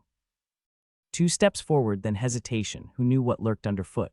A rag, water, even a sliver of space to sit would have been a mercy. And light. God, she needed light. The darkness clung like winter's breath, raising goosebumps. Nathan had insisted going alone was faster. Logical, infuriating. Helplessness gnawed at her, worse than the hunger. If only she could call grandfather, his voice alone would steady her. But if only was useless. Start where you are, he'd say after the accident. Fine. She was cold, furious, and done waiting. The door groaned. Her pulse spiked. Me, Nathan murmured. Shadows shifted as he stepped inside, his presence outlined in faint, swirling hues, calm indigo, no alarm. The scent of greasy burgers followed him. Took a while, he added. She heard the crinkle of a paper bag, then his hand brushed her cheek. Light first, he said. Her laugh came out brittle. Yeah, light would be great. Waiting was the hard part. Has it been rough for you, stuck here all this time? Let's just say I'm not at my best right now. Here. The crinkle of paper filled the room as he handed her a fast food bag. I'll take care of the window. The smell of salty fries hit her like a wave, making her stomach growl. As he moved toward the grimy glass, she heard 2 sharp thuds, a hammer at work. Then suddenly light bloomed behind him, soft and warm like a sunset. She blinked. That's not a flashlight. Call it mage light, he said, and the glow trailed after him like a loyal dog. It wasn't blinding, just enough to see by, maybe like a couple of candles. She noticed the blanket over his arm, but no sign of the hammer. It's an easy spell. You could learn it if you wanted. I do, but not now. Nathan, his fingers brushed her arm, light but grounding. I know you've got questions, but food first. Her stomach agreed loudly. Is that blanket for us? Yeah, he laid it out. Drinks and a few other things are still in the car. I'll grab them. What car? She demanded. That was my call, not your fault. So he'd stolen it. What about the supplies? Did you take those too? No, I don't like stealing, but the car was necessary. She exhaled, exhaustion weighing her down. Too tired to argue right from wrong. I'll help you carry stuff in. You can, but I'll need to drop the wards first. Wait, so I was locked in here this whole time. He scratched his nose, avoiding her eyes. Yeah, I'll fix that later, okay. Grudgingly, she sat on the blanket. The moment he opened the door, the mage light vanished. No fanfare, just gone. Each time he returned, first with sodas and grocery bags, then with sleeping bags, the light flickered back on like a loyal pet. She wanted that trick for herself. The meal was quick, almost frantic. The first bite of the burger reminded her just how starved she was. She tore through most of it before speaking again. Running was a mistake. I shouldn't be hiding like this. I want to help you stop that thing, but your name's all over the news. What? Knox held a press conference. There's a warrant out for you. Probably your face on TV too, but I didn't see it. She set down the rest of her burger, appetite gone. Nathan reached for her hand. Kai, if you don't hide, you'll be in jail by tonight. I don't know if they'll keep you safe there. People are turning on the gifted, and I'm the perfect villain for them to blame. She barely had time to react before the impact sent her sprawling. Jesus, she scrambled up, her elbow catching the soda can and sending it flying. Nathan moved like lightning, snatching it midair before a single drop could spill. His fingers were surprisingly ordinary, broad palms, rough knuckles, the faintest dusting of dark hair along his wrist. Nothing about them hinted at the inhuman speed he'd just displayed. She swallowed hard, forcing herself to meet his eyes. Why would it even bother copying me? Nathan stood with effortless ease, his voice steady. No clue, but there's a connection. Maybe it picks its targets in advance, studies them before taking their form. A cold knot twisted in her gut. I won't let it touch you. He stepped closer, his grip firm on her shoulders. If it comes, I'll handle it. Kill it if I can. Its body would clear your name. Either the teeth will match Shaw's wounds, or the fact it wore your face proves you weren't the one who did it. Being proven innocent after I'm dead isn't exactly comforting. His hands tightened just slightly. You think I'd let it get that far? There are things out there I wouldn't stand a chance against, but this isn't one of them. Love the optimism, but you're not exactly an expert on shapeshifters.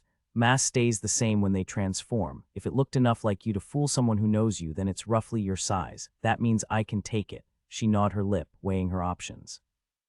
Turning herself in meant risking jailhouse violence. Hiding meant facing the creature alone, except here she had Nathan, and they needed that thing alive to prove she wasn't the killer. Do you shift like a werewolf? He snorted. Number been stuck in this body for 4 centuries. Can't go back to what I was, not without help. 400 years. She'd known he wasn't human, but that was a lot to process. Tell me, she said, gripping his wrist. How did you end up like this? Why this body? My queen sent me, needed a human form for the hunt. Took time to track the. He paused, searching her face. Kai, are you sure you're staying, letting me protect you? Yes. The relief in his eyes was startling, stripping away every guarded layer. Can I hold you? She answered by stepping into him, her arms sliding around his waist like they'd done this 1,000 times before. His embrace was crushing at first, then gentled, hands tracing her spine, his breath warm against her hair.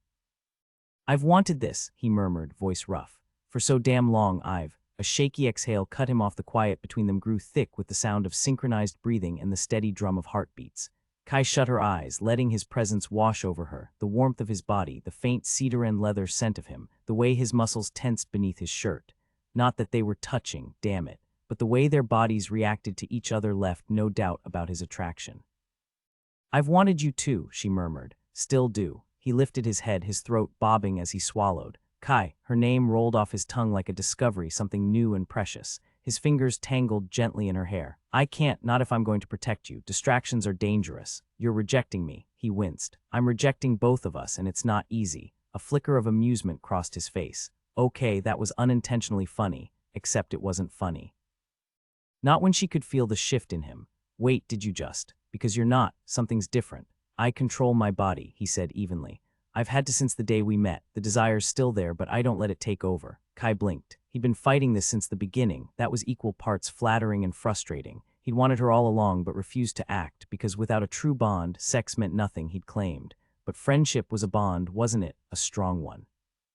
That had to count for something. "So," she said, shifting gears, "who's this queen who sent you?" He exhaled, releasing her. "Sit with me and I'll tell you everything." Chapter 11. When Nathan first arrived on Earth, Queen Elizabeth ruled England. The Spanish had just planted their flag in St. Augustine, and Shakespeare was still an unknown scribbler. Meanwhile, in Italy, a stubborn young man named Galileo was ignoring his father's wishes by studying pendulums instead of medicine. And the purge, the systematic slaughter of the gifted, had just begun. 32 years later, Nathan's hunt ended. By then, Shakespeare was dead, Jamestown stood on American soil, and the purge had claimed thousands of lives, burned, hanged, or betrayed by their own. Nathan, cut off from his world and even his true form, was left stranded. "Like broke every law, crossed every line," Nathan said, his voice low. But the queens only intervened for the worst offenses. Death magic was his final mistake. Kai rested her head against his chest, listening to the steady thump of his heart. His arms encircled her, their auras blending like watercolors. The mage light flickered before them, casting eerie shadows. "Death magic, yeah, that's next-level evil." She caught the hint of a smile in his voice. "Hellhounds don't chase petty criminals. Does it bother you that I was sent to execute lawbreakers?" "I've got no problem with cops or soldiers," she said. "You played a role similar to theirs," he said quietly. His fingers absently twisted a strand of her hair, sending distracting tingles down her spine. Not that she minded. After a pause, he continued, "I haven't only killed at my queen's orders. When I was stuck here, a man can't just decide to never use his strength again. Instinct takes over, no matter how hard you fight it. It's like a hunting dog. You can't just tell it to stop chasing prey. Learning to choose my own targets wasn't easy. The queen never sent me out carelessly, so I tried to judge as she would, but at first I didn't understand human ways. Death isn't always the answer. Sometimes, even when someone deserves it, killing them just makes things worse." "Have you here in Midland, have you hunted here?" she asked, her voice hesitant. "Not a real hunt, not to the death except for the ghoul. I've learned to find satisfaction in smaller victories, otherwise I couldn't do this job." "Ghoul.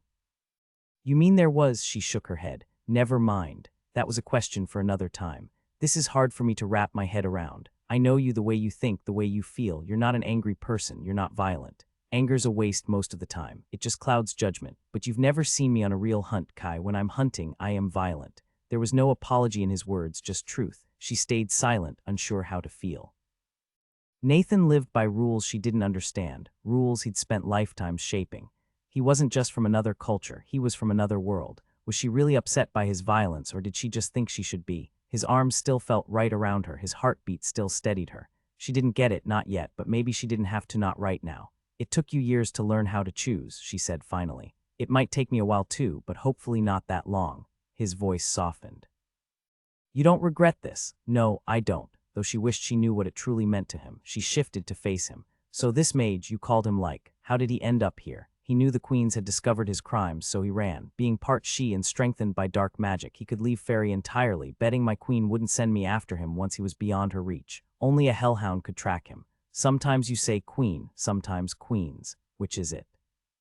Few of the high she take charge of things. The summer queen and the winter queen are, well, you don't have the words. Think of them as the rulers of the 13 realms. They don't run a government like yours, no paperwork, no bureaucracy. Each queen has her own court, her own domain. Whenever she notices something needs doing, she steps right in without hesitation. Do they share power equally? Not exactly. Their territories sometimes overlap. When that happens, they talk it out and decide who handles it. For them to act together, that hasn't happened in my lifetime. Kai wondered how long that lifetime had been but held back the question for now. But you said my queen just won. Hellhounds belong to the huntsman first. That's how it started for me. But the huntsman is Winter's brother and Summer's lover, so I saw both queens often. Then one day I knew I had to follow Xana Laren, the Winter Queen. A quiet ache lingered in his voice. So I became hers and she became mine. Being queen isn't easy. Winter has it harder than Summer. Who doesn't love sunshine and warmth? She must have missed me. Kai fought down a ridiculous pang of jealousy. What was the point of envying an immortal, breathtakingly beautiful Fey Queen? And yet there it was. She forced herself to sound reasonable. I'm guessing she wasn't happy when the realms shifted and you couldn't get back. The realms didn't shift then. That was centuries ago, after the Great War. After that, Earth became difficult to reach. It took enormous power. The magic here faded unreplenished. By the time I arrived, there was almost nothing left. He exhaled heavily. The hunt dragged on. Over time, my own strength waned because there was less to sustain me. By the time I finished Ilk, I was stuck. Couldn't your queen have pulled you back? If she's that powerful, doesn't work like that. Hellhounds cross realms naturally, no gates needed. It's part of us, like it is for many wild she.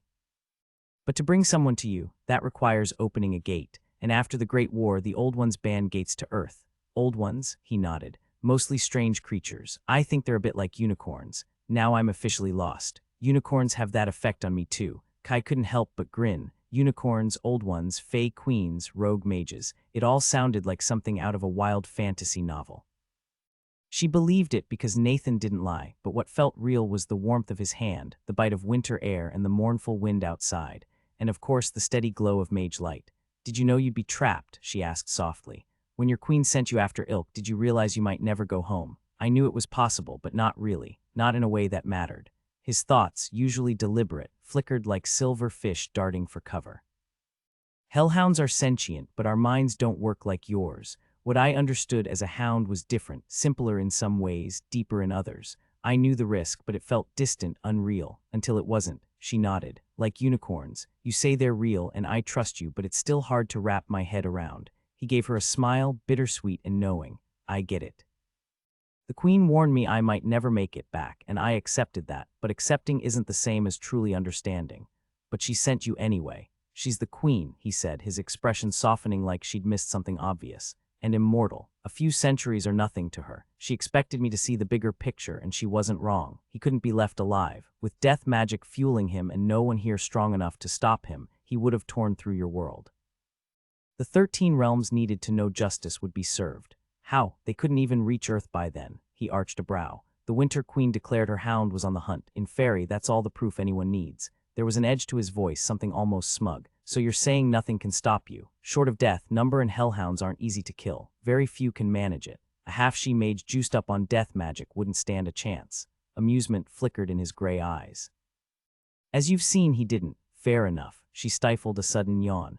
I didn't think I'd relax enough to get sleepy, but here we are. Please tell me you packed a toothbrush in one of those bags. Naturally, he reached for a grocery sack. Other baguettes got breakfast, fruit, bread, peanut butter. No coffee, sorry. I'll survive. She rummaged through the supplies, soap, a towel, sunscreen, paper plates, deodorant. Then she paused. Tampons, her usual brand. Had he really noticed that in her bathroom? She almost laughed. She didn't need them yet, but in a couple of days she would. Most guys wouldn't have even thought of it. There was also ointment, toothpaste, contact solution, and she pulled out a roll of toilet paper with a frown. I can brush my teeth in the kitchen sink, but I'm not using that bathroom. You'll have to go outside. I'll adjust the ward so you can pass, but first I need to sweep the area. He stood, and as he stepped out, Kai's mind circled back to those wards. When he returned, he had her stand in the doorway, arms outstretched, while he moved around the house again, some kind of ritual to blend their energies so the magic would recognize her. Once it was done, she slipped into the night. Grateful for the cover of darkness, she stepped back inside and took care of her nighttime routine in the kitchen, conserving the bottled water as she brushed her teeth and splashed her face.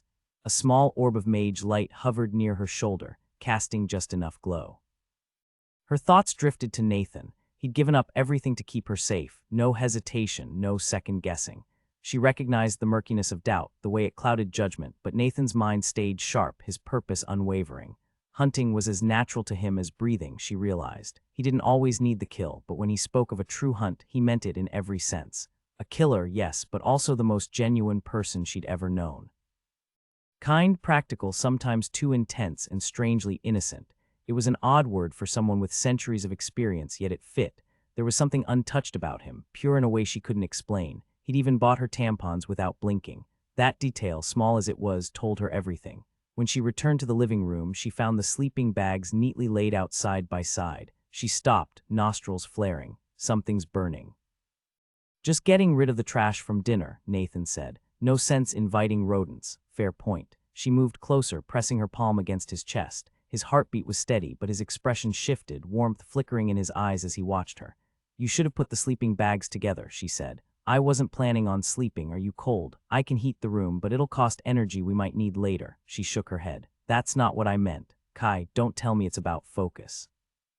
Your wards will alert you if anything gets close. If there's another reason you're holding back, just say it. For a long moment he was silent. Then slowly his pulse quickened and a flush of color rose in his aura. You're right, he admitted. I'm afraid. I didn't realize it until now. Good, she said, exhaling. Me too. Then she grabbed the back of his head, rose onto her toes, and kissed him. At first his lips were still, frozen, but only for a heartbeat. Then he came alive, arms locking around her, mouth moving hungrily over hers, her jaw, her cheek, her ear. He kissed her eyelids, traced the delicate line of her lashes with his tongue, then returned to her lips, murmuring, beautiful, so beautiful.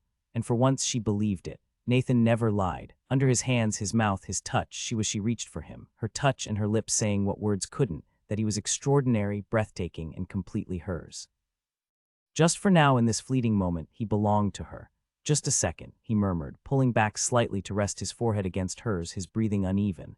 It's been too long, I need to slow down or I'll… Nathan. She held his face between her hands, her voice steady. Would you ever hurt me? If you let go, is there any risk? His gaze was intense, pupils dark and wide. He shook his head once, never breaking eye contact. But it's different now. I don't know what you expect. I want this to be good for you, she exhaled sharply, almost laughing. There's no perfect way, no wrong way either, not with us. Do you get that? You can't mess this up. His expression shifted, surprise, then realization, then pure joy. He laughed, the sound bright and unguarded. Of course, you're brilliant, Kai, my Kai. The possessiveness in his voice sent a thrill through her, and before she could react, he lifted her effortlessly, laying her down on the sleeping bag. Clothes became obstacles. He peeled off her jacket, then her shirt, thankfully stretchy, because patience wasn't his strong suit. His mouth found every inch of exposed skin, leaving her scrambling to keep up, her fingers fumbling with his belt before he took over, stripping them both with quick, efficient movements. She barely had time to register the knife strapped to his thigh before he tossed it aside and pulled her close, skin against skin. His hands traced her body, her hair, her curves, while he murmured words in languages she didn't know, though her name sounded the same in everyone. She explored him too, the roughness of his stubble, the smoothness of his back, the strength coiled beneath his skin. When his mouth closed over her breast, heat surged through her, sharp and urgent. Now, she gasped, arching against him. Please, but he wasn't done, his touch relentless, turning her until she was trembling, breathless. Just as her patience frayed, his control shattered. In one fluid motion, he pinned her beneath him and claimed her, the world narrowing to nothing but the two of them, their passion ignited with his second touch, sending them both over the edge moments later. Time stretched endlessly as they lay tangled in the aftermath, breathless and spent in the dim glow of fading magic. Kai finally caught her breath enough to murmur, guess those stories weren't just legends after all. And here I thought I'd never experience it myself. What? Nathan ran his fingers through her hair, his voice rough with amusement. Did I break you? She choked back laughter. Not quite, but your magic light, you were right about control, though I proved my point too. Normally it's second nature, but let's just say I got thoroughly distracted at the end. The soft glow flickered back to life, hovering like candlelight over his shoulder. His smile was new, gentler, more open than she'd seen before. Not that she needed to see it to know he was happy. His aura burned bright enough to tell her everything. She smiled back, warmth curling through her. Sleep, she murmured, but he was already sitting up, reaching for his clothes. Nowhere important, he said when she protested. But if I stay here, I won't stay awake. She tried to argue, but a yawn betrayed her. Fine, she admitted wryly, but you can't go forever without rest. One night's nothing, he said, strapping his knife back in place. Cold didn't seem to touch him as he dressed, though she shivered, suddenly aware of the chill. He settled beside her again, fingers lacing through hers as the light vanished. Mind the dark, he asked softly. Easier to see outside this way. What outside? The night was pitch black, thick as spilled ink. But exhaustion pulled at her and his hand was warm in hers, or was she holding on to him? The thought drifted as sleep dragged her under, soft as raven wings. Then Kai, Nathan's voice cut through the dark, urgent. The mage light flared again, casting sharp shadows. Wake up, you're dreaming. She blinked, disoriented. It was that dream again, the crying, so alone. At first I thought it was you, but this time I knew she just needed someone to. A crash, glass shattered. Nathan moved before she could react, already on his feet as the chameleon beast exploded through the window. 8 feet of muscle and shifting fur landed between them, tail lashing, its mottled hide blending with the shadows. Nathan stood firm, a barrier between her and the creature. His wards screaming and warning. The creature had the unmistakable features of a wildcat, a strangely elongated muzzle, tufted ears, and massive paw pads like those of a snow leopard. It barely hesitated before launching its full weight at him, all 8 powerful limbs propelling it forward. Kai's scream cut through the air, but Nathan barely registered it. His focus narrowed to the threat. He couldn't dodge without leaving Kai exposed, so he planted himself and braced for impact. Razor-sharp claws tore into his forearm, sending blood splattering across the ground. Gritting his teeth, he barely flinched as he drove his free fist into the beast's gaping maw, aiming for the fragile bone of its palate. But the creature was quicker than expected. It recoiled with a shriek, muscles coiling for another strike. Stop, Kai's voice cracked. Please, don't hurt her. She doesn't understand. The beast hesitated, its golden eyes flicking toward Kai. That momentary distraction was all Nathan needed. In one fluid motion, he vaulted onto its back, knife in hand, gripping its massive head to draw the blade across its throat. Don't. Kai's plea was desperate. She's not a monster. She's just lost and scared, please.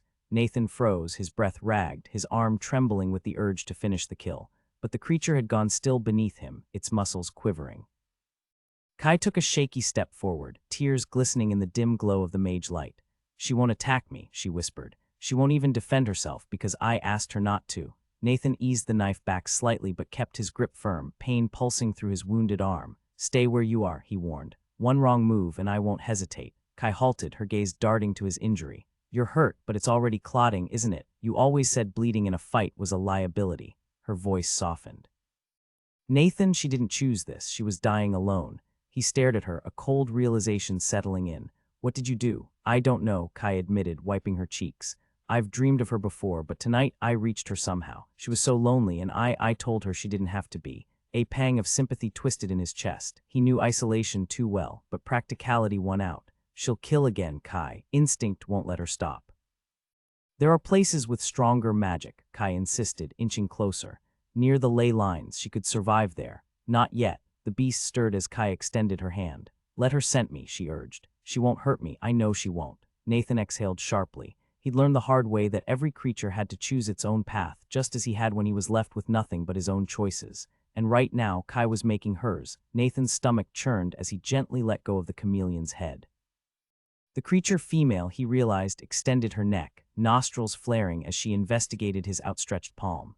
Then he felt it, a low hum radiating through his legs. She was purring. For Kai. Is there any way to return her? Kai's voice was barely audible. Back to her own world. He couldn't do it himself, but he knew someone who could. The mage light hovered in the center of the room, a steady amber glow fighting off the encroaching dark. Outside, the night had swallowed everything. No moon, no stars, just an icy wind slipping through the shattered window. Kai moved restlessly, while Nathan sat cross-legged on a sleeping bag, crunching into an apple like they were just hanging out after a movie. And in the corner, the most wanted predator in the city dozed, coiled tight like a house cat, her tail curled over her nose. She had a name, Kai could sense it, like a whisper just out of reach. What passed between them wasn't words, just impressions, hunger, exhaustion, and a quiet satisfaction at being near Kai, a warmth humming in the back of her mind like a lazy engine. How'd she bypass your wards? Kai asked, still staring at the wall. Had to be her connection to you. Your magic's woven into them. She used your signature like a backdoor key. She spun on her heel, frustration tightening her jaw. I don't even know why this is my call to make. It's your life, too. Nathan swallowed the last bite of apple, unfazed. Some of it was mine, he admitted. I could have kept the option from you or refused now, but for you and for her, he nodded toward the sleeping chameleon. I'll make the call if you want. The huntsman. Nathan would summon the leader of the wild hunt, the one being who could send the creature home, but only if Kai asked. Will he actually do it? She pressed. A sharp ache twisted inside her. This bond, whatever it was, made the thought of letting go sting. Nathan chuckled. Oh, he'll show up. If nothing else, sheer nosiness will drag him here. The huntsman's got hounds, but he shares one trait with cats, an insatiable need to stick his nose where it doesn't belong. That's not what I meant, Kai exhaled. Will he agree? Even his sister can't predict him, Nathan said. He follows his own rules, sometimes making them up as he goes, but he likes me, and he's got a soft spot for anything wild. He might end your chameleon cat's life, but there's just as much chance he'd spare her, or maybe he'd surprise us with something entirely unexpected. Kai swallowed hard, her throat tight. And would you leave with him? Nathan blinked, as if caught off guard. Kai, he said softly. Right, you wouldn't know. Everything's happened so fast. I could have gone back when the turning first came, 2 months ago if I'd wanted. Even now, the magic's strong enough for it. She moved without thinking, dropping to her knees in front of him, her pulse racing. Then why didn't you? For you, he admitted, tossing aside the half-eaten apple and taking her hand. He traced the lines of her palm, his touch light. Obviously for you, though I didn't realize how much you'd gotten under my skin until last night. I just knew I wasn't ready to let go, but also for me. His thumb brushed over her skin, slow and deliberate, before he finally met her gaze. I'm not the same hound I was. Too many years in this form, thinking like this. The fact that I even hesitated to return told me everything. But the queen, she tightened her grip on his hand. What about her? At first I ached for my old body, he admitted. Now I'd miss these hands, my voice, and you. His fingers curled around hers. Losing you would wreck me. Could the huntsman force you back? He can't, that's why I'd call him and not her. He could kill me, sure, but then don't, she cut in, gripping him hard. Don't call him, Nathan let out a rough laugh. Hold on, I didn't mean it like that. It's just how hunters think he can end me, but he can't command me. He'll come out of curiosity, help or not, and eventually he'll mention it to her. But she already knows. The moment the realms shifted, she knew I could have returned. Since I didn't, he trailed off, jaw tight. Kai shifted closer, careful of his injured arm. The bloodied sleeve hid the wound, but she'd seen bone earlier.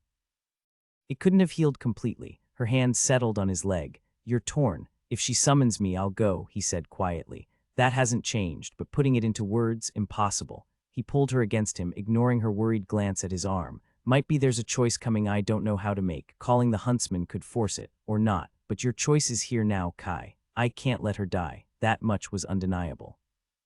But she wanted another way, one that saved the chameleon without dragging Nathan's queen into it, one that didn't demand so much. In the shadows, the creature slept, her patchy fur blending into the dark. She moved with a predator's grace, lean and powerful like a panther, but with the wild, untamed look of something not quite domesticated. Her oversized ears twitched at every sound, and her muted coat, now calm, had blazed fiery shades of orange and red in battle.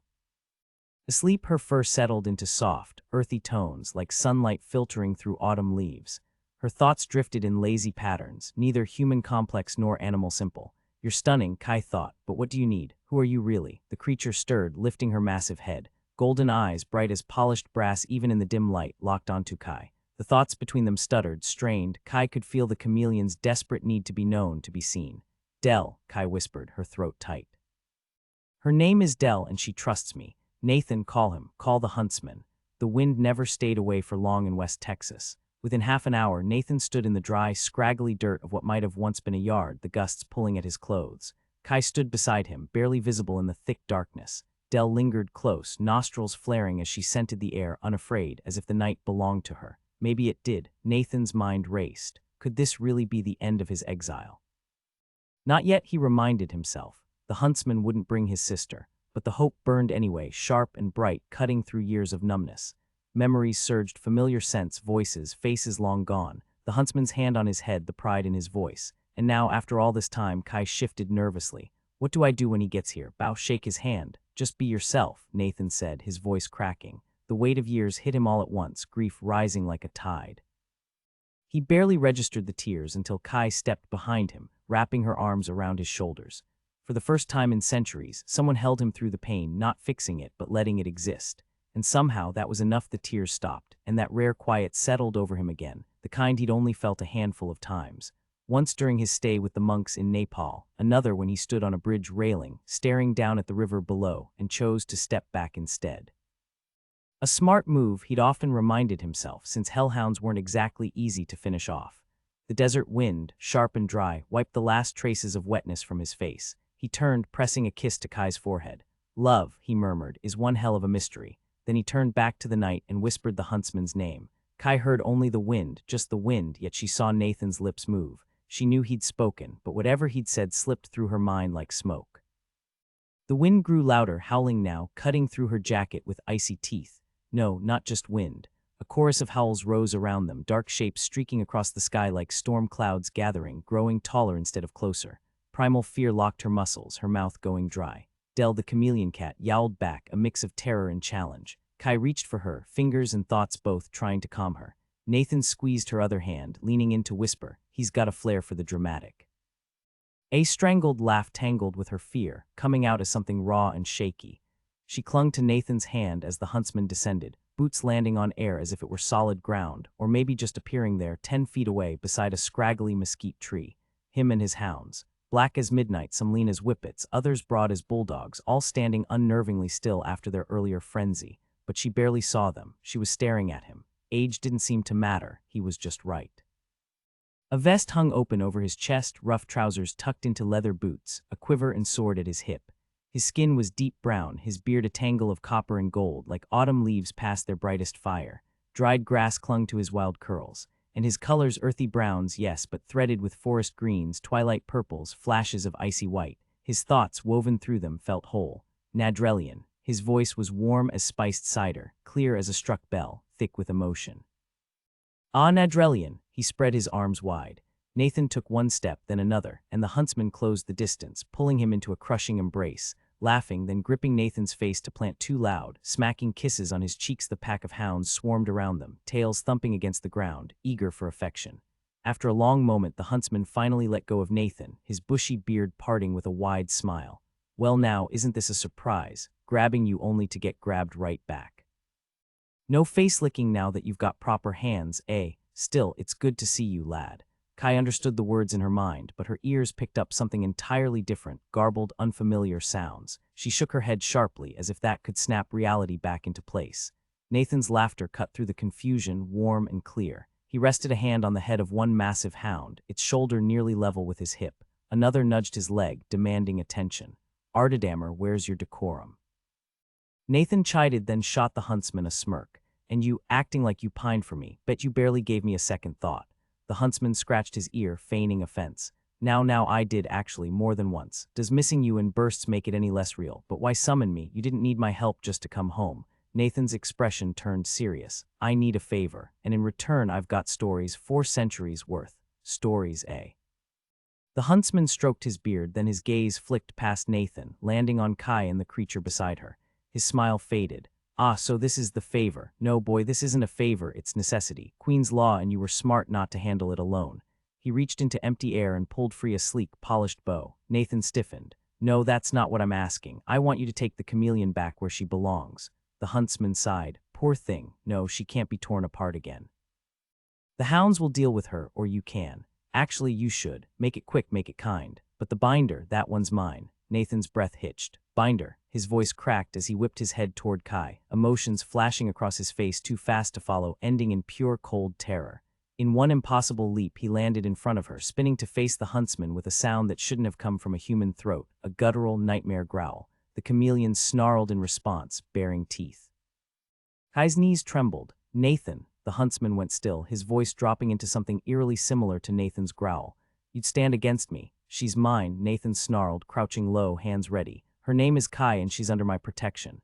The huntsman tilted his head, eyes narrowing. "Or maybe you're under hers. She's a binder, boy, she's trapped you." "She hasn't," Nathan snapped. "She's no true binder. She thinks she's a telepath. I don't know what she is, but she's Kai, and I won't let you touch her." The huntsman's playful demeanor vanished, replaced by something ancient and lethal. "You can't stop me." The hounds, once friendly, fanned out, fur bristling, lips curling back. Nathan shouted a single word, sharp as breaking ice, and the air split open before them. From the tier in reality stepped a woman dressed in white. Her presence like winter given form. The door sealed shut behind her with a whisper. She took one deliberate step forward, and Nathan instantly left Kai's side to reach for his queen. They clung to each other, murmuring in a fluid, melodic language Kai couldn't understand.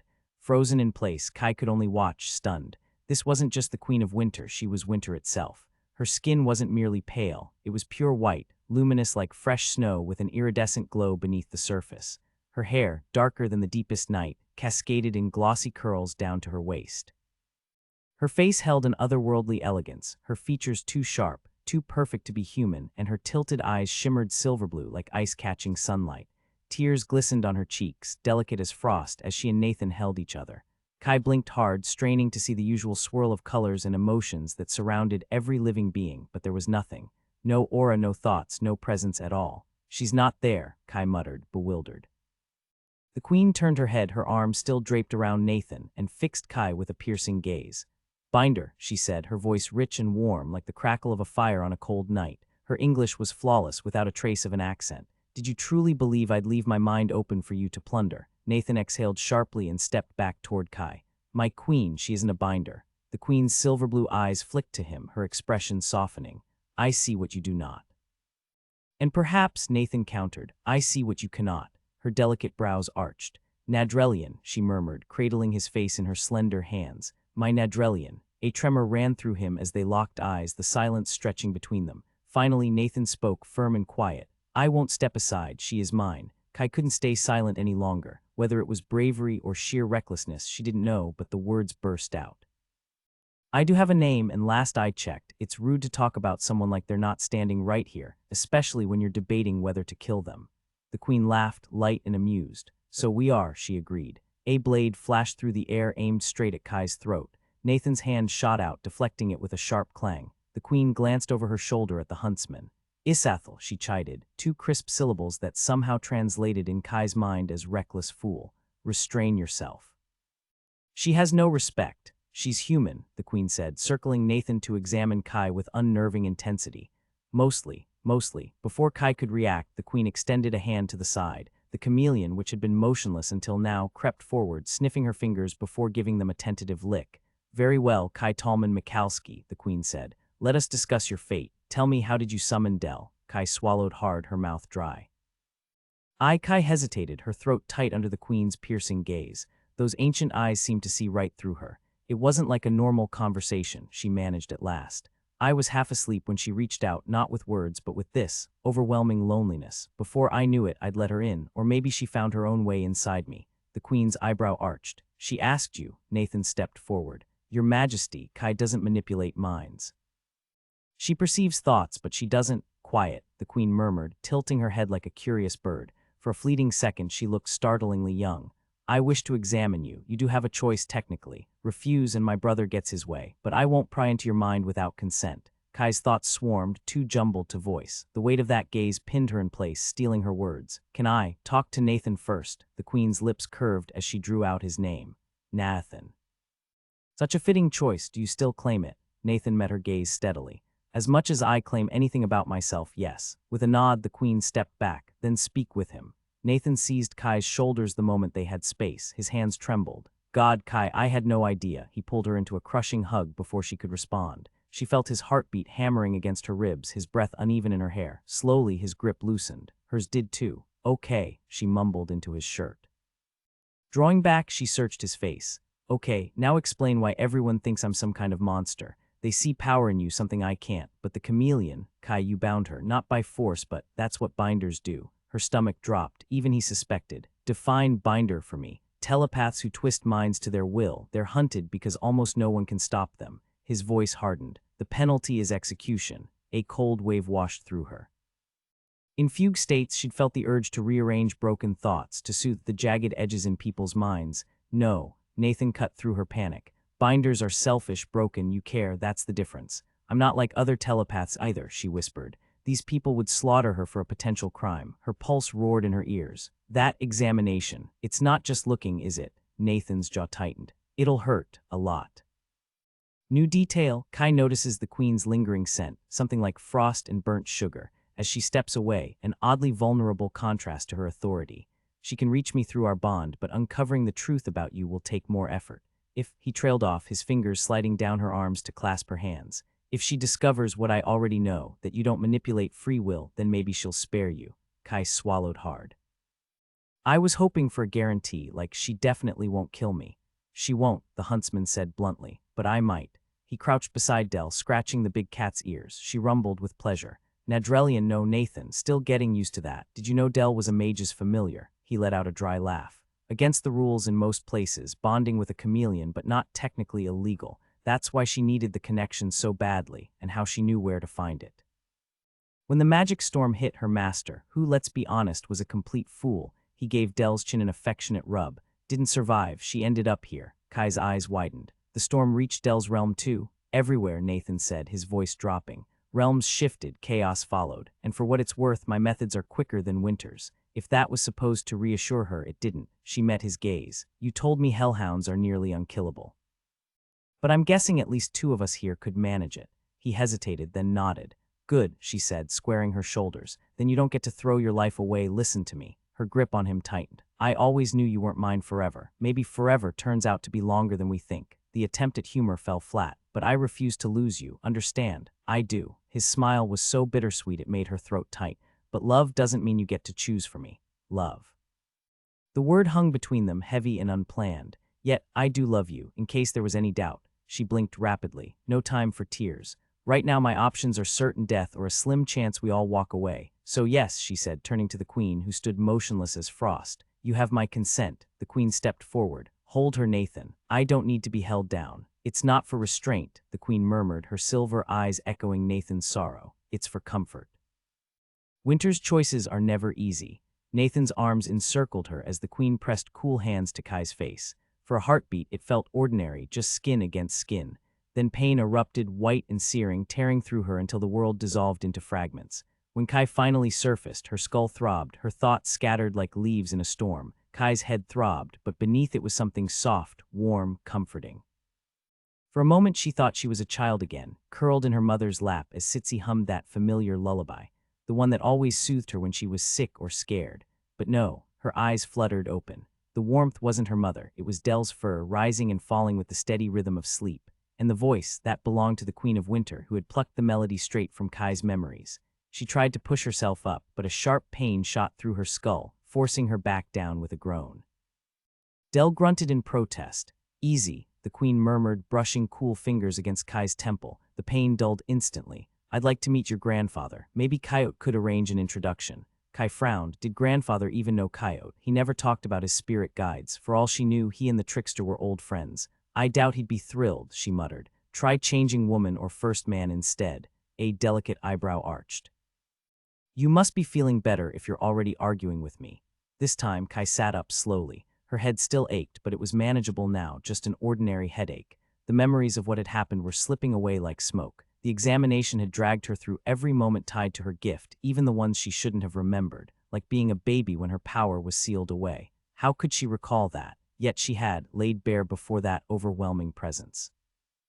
Nathan sat nearby, his expression unreadable.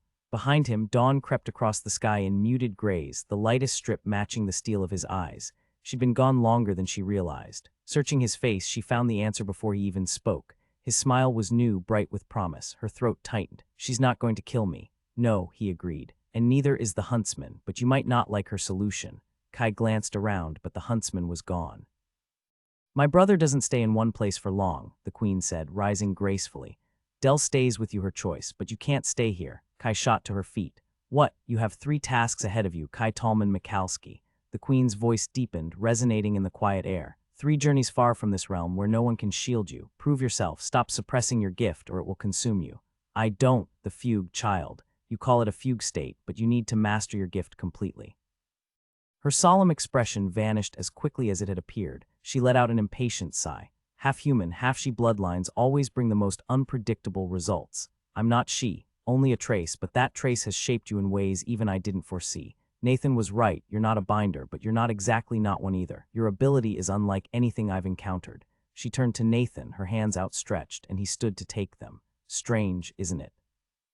To finally have what I needed, and what I wanted even more, only to realize I was wrong about one thing, but right about the other, Nathan replied, his voice warm. They exchanged words in that flowing, unfamiliar language before he added, Safe travels, my queen, and to you, my hound. She released his hands, and a shimmering rift split the air before her, but she hesitated, glancing back with a playful glint in her silver eyes, looking suddenly youthful and mischievous.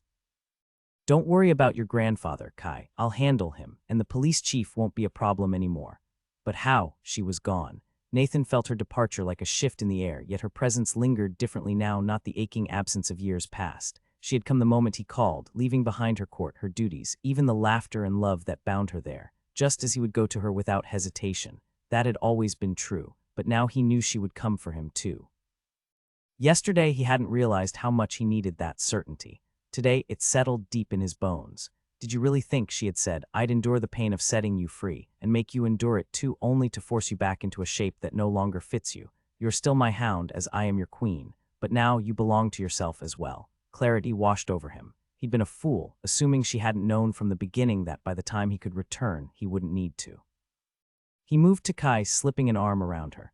Are you okay? Didn't cover it. What word could? Her life had nearly ended, then been saved, only to be upended entirely. Completely lost, he said instead, or just drowning in it all. Both, absolutely both. Her laugh was half a sob. I have to leave Earth. Yes. He buried his face in her hair, breathing in the scent of her. I'm sorry, it might not be forever, but leaving won't be easy. At least we'll have time to prepare. Kai. He brushed her hair back, his touch gentle. Of course, you, me, and that stubborn cat of yours, she'd never let you go without her. But you love the queen, you've missed your home, and she loves you. I do and she does, but love takes many forms. She isn't mine, Kai, not the way you are. Words, simple and true, he struggled to find the right words, the weight of emotion making speech feel inadequate. How could mere language capture this depth of certainty? Her uncertain expression mirrored the question he sensed in her heart. You're wondering, but obviously I love you. We belong to each other equally. That's what I failed to say before, right? Her laughter bubbled up as she pulled him into a fierce embrace, her lips meeting his. Exactly, that's exactly it. You're such a classic man. The realization hit him like sunlight, happy. Not entirely human, not purely hound, but something in between, wild she, yet undeniably a man. Kai and Nathan's journey continues in Eileen Wilkes' next loopy installment, Night Season. Buying Trouble, Karen Chance. Chapter 1. The moment I spotted him, the room seemed to shrink. He stood half-hidden behind a pair of werewolves and a hulking troll acting as the world's least hospitable greeter. One shook snow from his boots while the other tried, and failed, to hand his coat to the troll, who was more interested in crushing troublemakers than playing valet.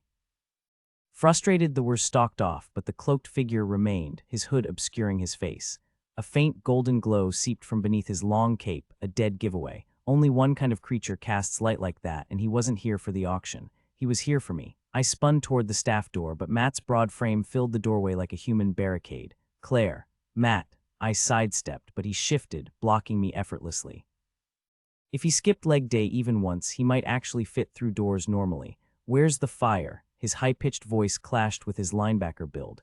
My contacts are drying out. I need eye drops. He plucked my glasses from my head and shoved them onto my face. Discomfort builds resilience. I'm plenty resilient already. My gaze darted past him. Matt, please, I have to. Earn your keep, agreed. His beady eyes darted around nervously, like he could smell trouble brewing but couldn't pinpoint the source. Given tonight's inventory, he wasn't wrong. Stick close. The back room's too far if things go sideways. I wasn't sure if he meant the clients or the cursed artifacts. Either way, arguing was pointless. Despite the steroid physique and military buzz cut, Matt wasn't just some dive bar bouncer. He was the owner's golden boy, and with Gerald overseas, my temporary boss. If anything blows up, I'm toast. Dad would keep me scrubbing the stockroom for the next 10 years, and then he'd slip me cash under the table. I almost fired back with a comment about his lousy pay rate, but the words stuck in my throat.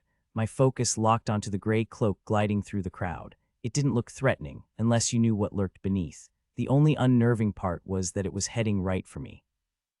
Matt shoved me toward the front of the auction hall, his broad shoulders clearing a path faster than I could have managed alone. We stopped near a row of marble pedestals displaying tonight's merchandise. None of it had been previewed, which explained the packed house. Some pieces had shady histories, and Gerald probably didn't want anyone inspecting them too carefully before bidding. Others, just too risky to leave unguarded. And guess who got stuck as the safety measure? Me. Matt nudged me onto the raised platform at the center, a few steps above the sea of bidders. Despite the two hulking guards posted at either end, who looked about as thrilled as cats in a rainstorm, people had crowded the stage. Their orders to keep it clear didn't include tossing anyone across the room, so their intimidation game was weak. But as always, my presence cleared the area faster than a fire alarm. Much better, Matt muttered, eyeing the now empty space. You could always use the wards, I suggested, my voice tight. The pedestals usually had magical barriers, except they tend to fizzle when I'm nearby. Not risking it tonight, Matt snapped. What's your deal? He squinted into the crowd, but between the bodies and the other things, he missed my problem. and I wasn't about to clue him in. Sure, he underpaid me, but half a paycheck beats no paycheck. Until I figured out my next move, this gig was all I had. Scaring Matt off would wreck my already pathetic bank balance. Maybe, just maybe, a high-ranking Fey Lord had suddenly developed a passion for sketchy, overpriced relics. Sure, it's nothing. Fine, Matt gave the room one last sweep. Gotta keep the words in check. Think you can stand here without causing chaos? I can stand here. Not like I had options. The Fae had cut off every exit. Matt rolled his eyes and lumbered off to wrangle the werewolves. Bad call. The full moon was days away, but they were already twitchy and itching for a brawl. His problem, though. Mine. The Fae had vanished while I wasn't looking for a moment. I swore I saw him blending into the shadows near the wall, but when I looked again, it was just one of those spectral sentinels the house kept around as living alarms. My eyes swept the room once more, but it didn't matter. The Fae had vanished, and I wasn't about to stand there like some lovesick fool waiting for him to reappear. Matt could handle things without me for once. I spun around and bolted down the platform's rear staircase, aiming for the emergency exit, but something solid blocked my path. I collided with a wall of muscle, and if a firm grip hadn't caught my arm, I'd have tumbled backward. My glasses slid down my nose, and fingers, elegant, sun-kissed fingers, pushed them back into place. My vision cleared to reveal a wrist corded with lean strength beneath a silk cuff, leading up to a face that belonged in a Renaissance painting. His lips curved in a smirk, and his eyes, glacial blue, sharp enough to cut, locked onto mine. Great, just perfect. Even standing a step below him, I had to tilt my head back. At 6 feet tall, that didn't happen often, but then again, he wasn't exactly human. The Fae steadied me, his touch sending an unwelcome shiver down my spine. His grin widened like he knew exactly what he was doing to me. I fussed with the strap of my emerald gown, desperate to hide the flush creeping up my neck. Gerald and Company insisted on formal wear for high-stakes auctions. No discounts signaled, no haggling tolerated, and I'd thought I'd nailed it. My wild red curls had been wrestled into submission, and the dress, though not straight off a runway, had cost a small fortune. Now, I'd trade it all for a pair of sweatpants and an excuse to bolt. Funny, he mused, voice laced with amusement. I was expecting a tedious night. This is an improvement. I should have stepped back, should have put space between us, but my traitorous body refused to move. This wasn't some gradual crush or sweet infatuation. It was a lightning strike, leaving me dizzy and reckless. Every instinct screamed to close the distance, and that was the problem. The Fae didn't play fair. I'd learned that at 16, when Father hosted their delegation at the estate. Dinner had been a disaster. Dropped silverware, spilled wine, my hands shaking like I'd had 3 espressos. Their leader, with his liquid silver gaze and hair like spun moonlight, had watched me the entire time. Every shift of his shoulders sent ripples through that platinum mane, scattering light like shattered glass. And I'd been powerless to look away. My admiration for him vanished the moment he turned to my father, and with that same polite smile he'd worn all night, suggested I might be sick to be so awkward. Dad brushed off the comment with a laugh, but my face burned with humiliation. If I'd known their real purpose for being here, I would have shown up to dinner drooling and stumbling on purpose. The Fae's arm slid around my waist, pulling me against him. His body felt like heated metal under his clothes. With his other hand, he pulled the auction catalog from beneath his cloak and flipped it open. After scanning a page, he glanced down at me. You're not in here. What? Not unexpected, given the treaty, he mused. When do we get the honor of bidding on you? Heat rushed to my cheeks, impossible to hide with my pale skin. I jerked away, smoothing my wrinkled dress with unsteady hands before shooting him a glare. Drop dead. A flicker of amusement lit his strange eyes. Here and now, if there's one thing I despise about the Fae, it's their idea of comedy. Anger surged, pushing back the fear. I wasn't a kid anymore, and Gerald and Company had plenty of security, not that they'd bothered assigning me a guard. Most magical creatures avoided me anyway, but tonight, the room was crawling with trolls who'd love an excuse to rough up a Fae. I scanned for backup, but they were all distracted by Matt's mess. Ower had latched onto the head guard's arm, teeth gnawing uselessly at the troll's leathery skin. The troll looked more confused than hurt before flinging the were across the room. He hit the wall with a thud, leaving a smear on the fancy wallpaper as he slumped to the floor. One guard had rushed to help, while the other was too busy watching an elderly couple inspecting a runestone on display. The gray artifact sat alone on a velvet cushion, its catalog entry suspiciously brief, just a photo and a vague date. It's a fraud, the woman muttered. But if it's real, the man's voice was wistful. One of the Langarn runes, she scoffed. That Gerald and his son. I wouldn't trust them with a paperweight. Then she noticed me, and her face twisted before she could hide it. She elbowed her friend. We should get out of here. He didn't budge. His gaze was locked onto the ancient symbol like it had cast a spell on him. Before I could react, his fingers stretched toward it. The alarm erupted, a piercing wail that drowned out everything else. Crimson lights flooded the stage, and suddenly a massive troll had him by the wrist, lifting him off his feet. Hands off. The troll roared, shaking him hard enough to rattle his teeth. Even then, the guy kept staring at the rune like it held the answers to the universe. That is, until the troll tossed him over one shoulder and hauled him away. His companion had already bolted, leaving just me and the Fae on the platform. I was officially on my own. The only other staff around were a group of vampires, loaned out by Antonio, some Philly crime lord with shady investments in Gerald's operation. They were a nasty bunch, bitter about taking orders from anyone, especially Gerald. One of them, a squat, scarred guy with a crooked grin, was eyeing me. The last time I'd seen him happy was when he accidentally rammed a forklift into a troll. Yeah, no way was I asking him for backup. Before I could think of a plan, rough fingers closed around mine. That same jolt from before shot through me, sharper now against bare skin. It wasn't like the crackle of magic when a mage gets too close. That usually stings, especially if they're pushing back. This was different. No challenge, just probing. To anyone watching, he was just standing there, holding my hand. But I could feel his energy swirling around me, prying, digging for answers. That ticked me off. He wanted my secrets. Fine, I'd give him a front row seat. Summoning my power on purpose felt strange. Usually I'm fighting to keep it contained, making sure I don't accidentally siphon magic from every mage in the room. Even at Gerald's, I rarely have to flex. Most relics just need a little dampening to settle down. But this time, I zeroed in on the Fae's glowing blue aura and yanked. Nothing. I tried again. Still nothing. I gaped at him. Once a drunk mage told me my aura wasn't an aura at all, just a void hungry for magic. I'd brushed it off, but supernatural creatures sure acted like it was true, and that was when I wasn't trying. Fascinating, the Fae murmured, pulling me closer. A phantom touch traced down my spine, and I shuddered. You're one of a kind, I'll give you that. I could relate. Other Fae I'd met weren't as easy to influence as human mages. Their magic operated on a whole different wavelength, but they'd still reacted to me in some way. So why was he completely unaffected? Let me go, I demanded, fighting the urge to lean into him despite the war between fury and fear raging in my head. My voice wavered, betraying me. Tell me what you are, and maybe I'll consider it. I like knowing what I'm dealing with. I'm not part of the merchandise. Out of the corner of my eye, I spotted Matt herding the wurs. One was slung over a troll's shoulder like a sack of potatoes, while the other dangled by his collar, face turning an impressive shade of purple.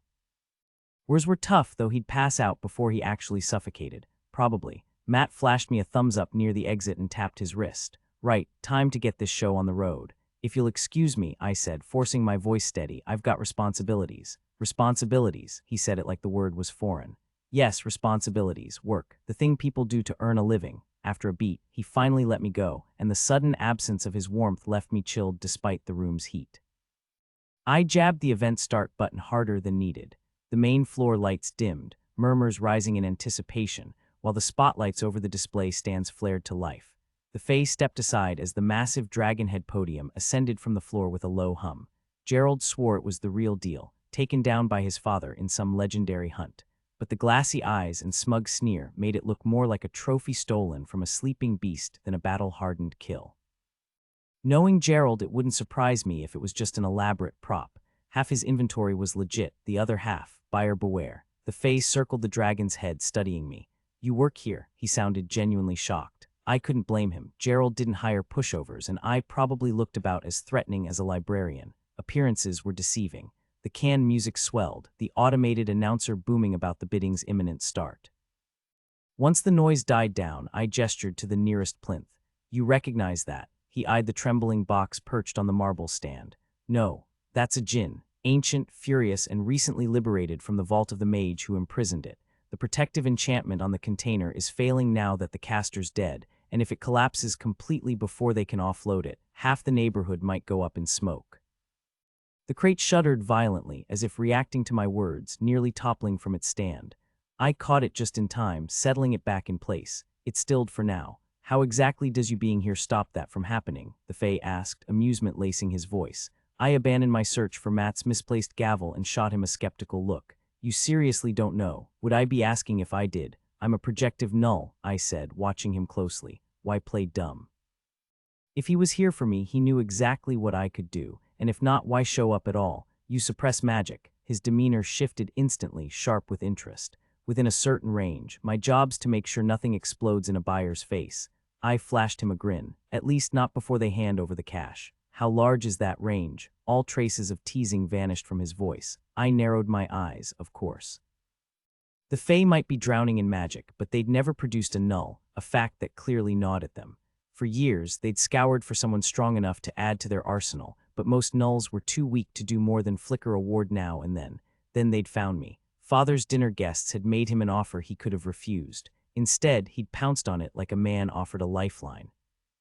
The perfect solution: rid himself of the daughter who reminded him too much of his late wife's fiery hair, and get paid for the privilege. Too bad for him, great Uncle Pip had tipped me off. The old man had always had a soft spot for the only person who didn't treat him like a senile fool. By the time the deal was sealed, I was long gone. Nulls don't just evade tracking spells, we don't even register as blanks. Wards, I stroll through them like they're mist. The Fae didn't appreciate the setback.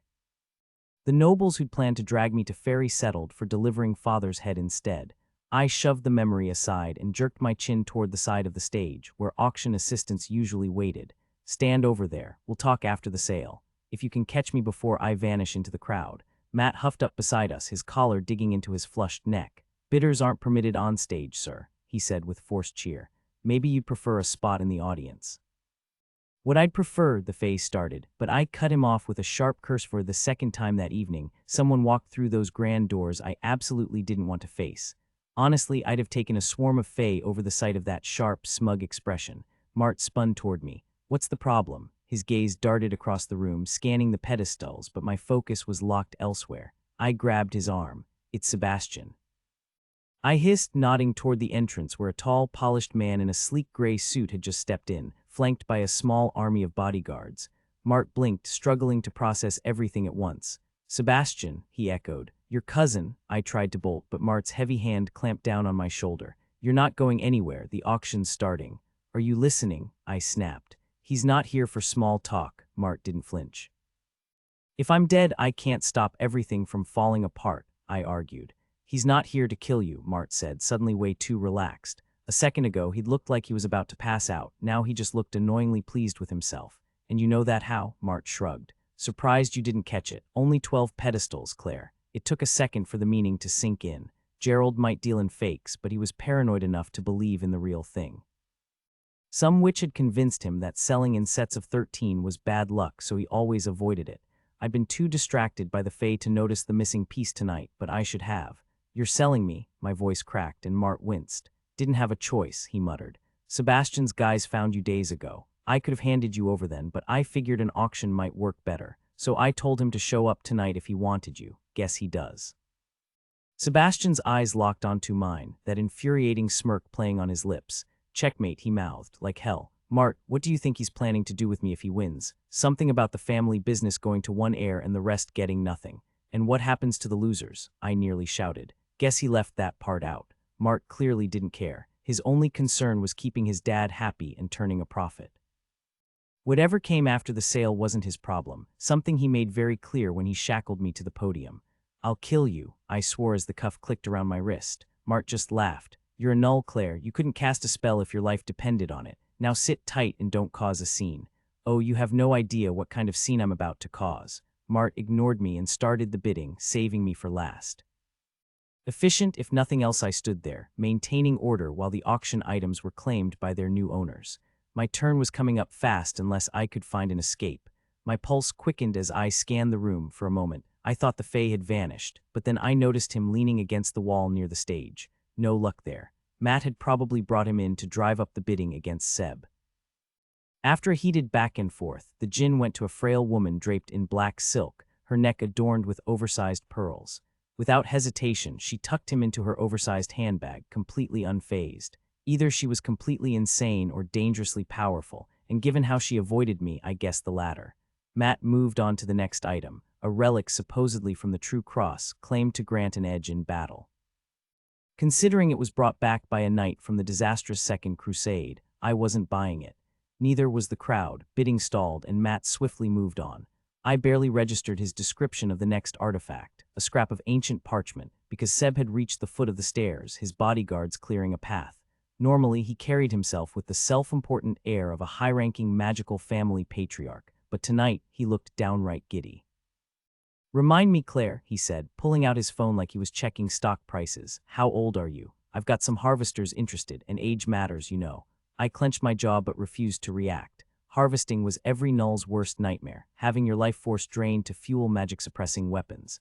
Back in the 10th century, some genius mage figured out how to turn us into living batteries. The stronger and younger the null, the more potent the effect. It became a sick trend, especially among vampires, though a few mages dabbled too, officially banned but not out of morality, just because they'd nearly wiped us out by the Renaissance. 22, right? Seb tapped away, smug as ever. He'd been a numbers guy before inheriting his father's empire. "Go to hell," I muttered. "Pity we didn't find you sooner," he mused, grinning. The auctioneer smirked as he walked away, dismissing Matt's claims about the ancient parchment. "Late teens fetch the best prices, but I'm sure we'll find someone willing to take a chance on you."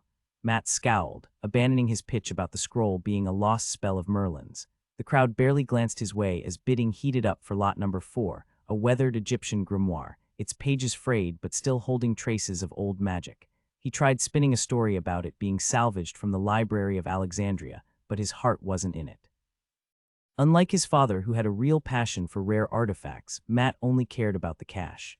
His forced enthusiasm and exaggerated salesmanship were turning buyers off, except when it came to anything Egyptian.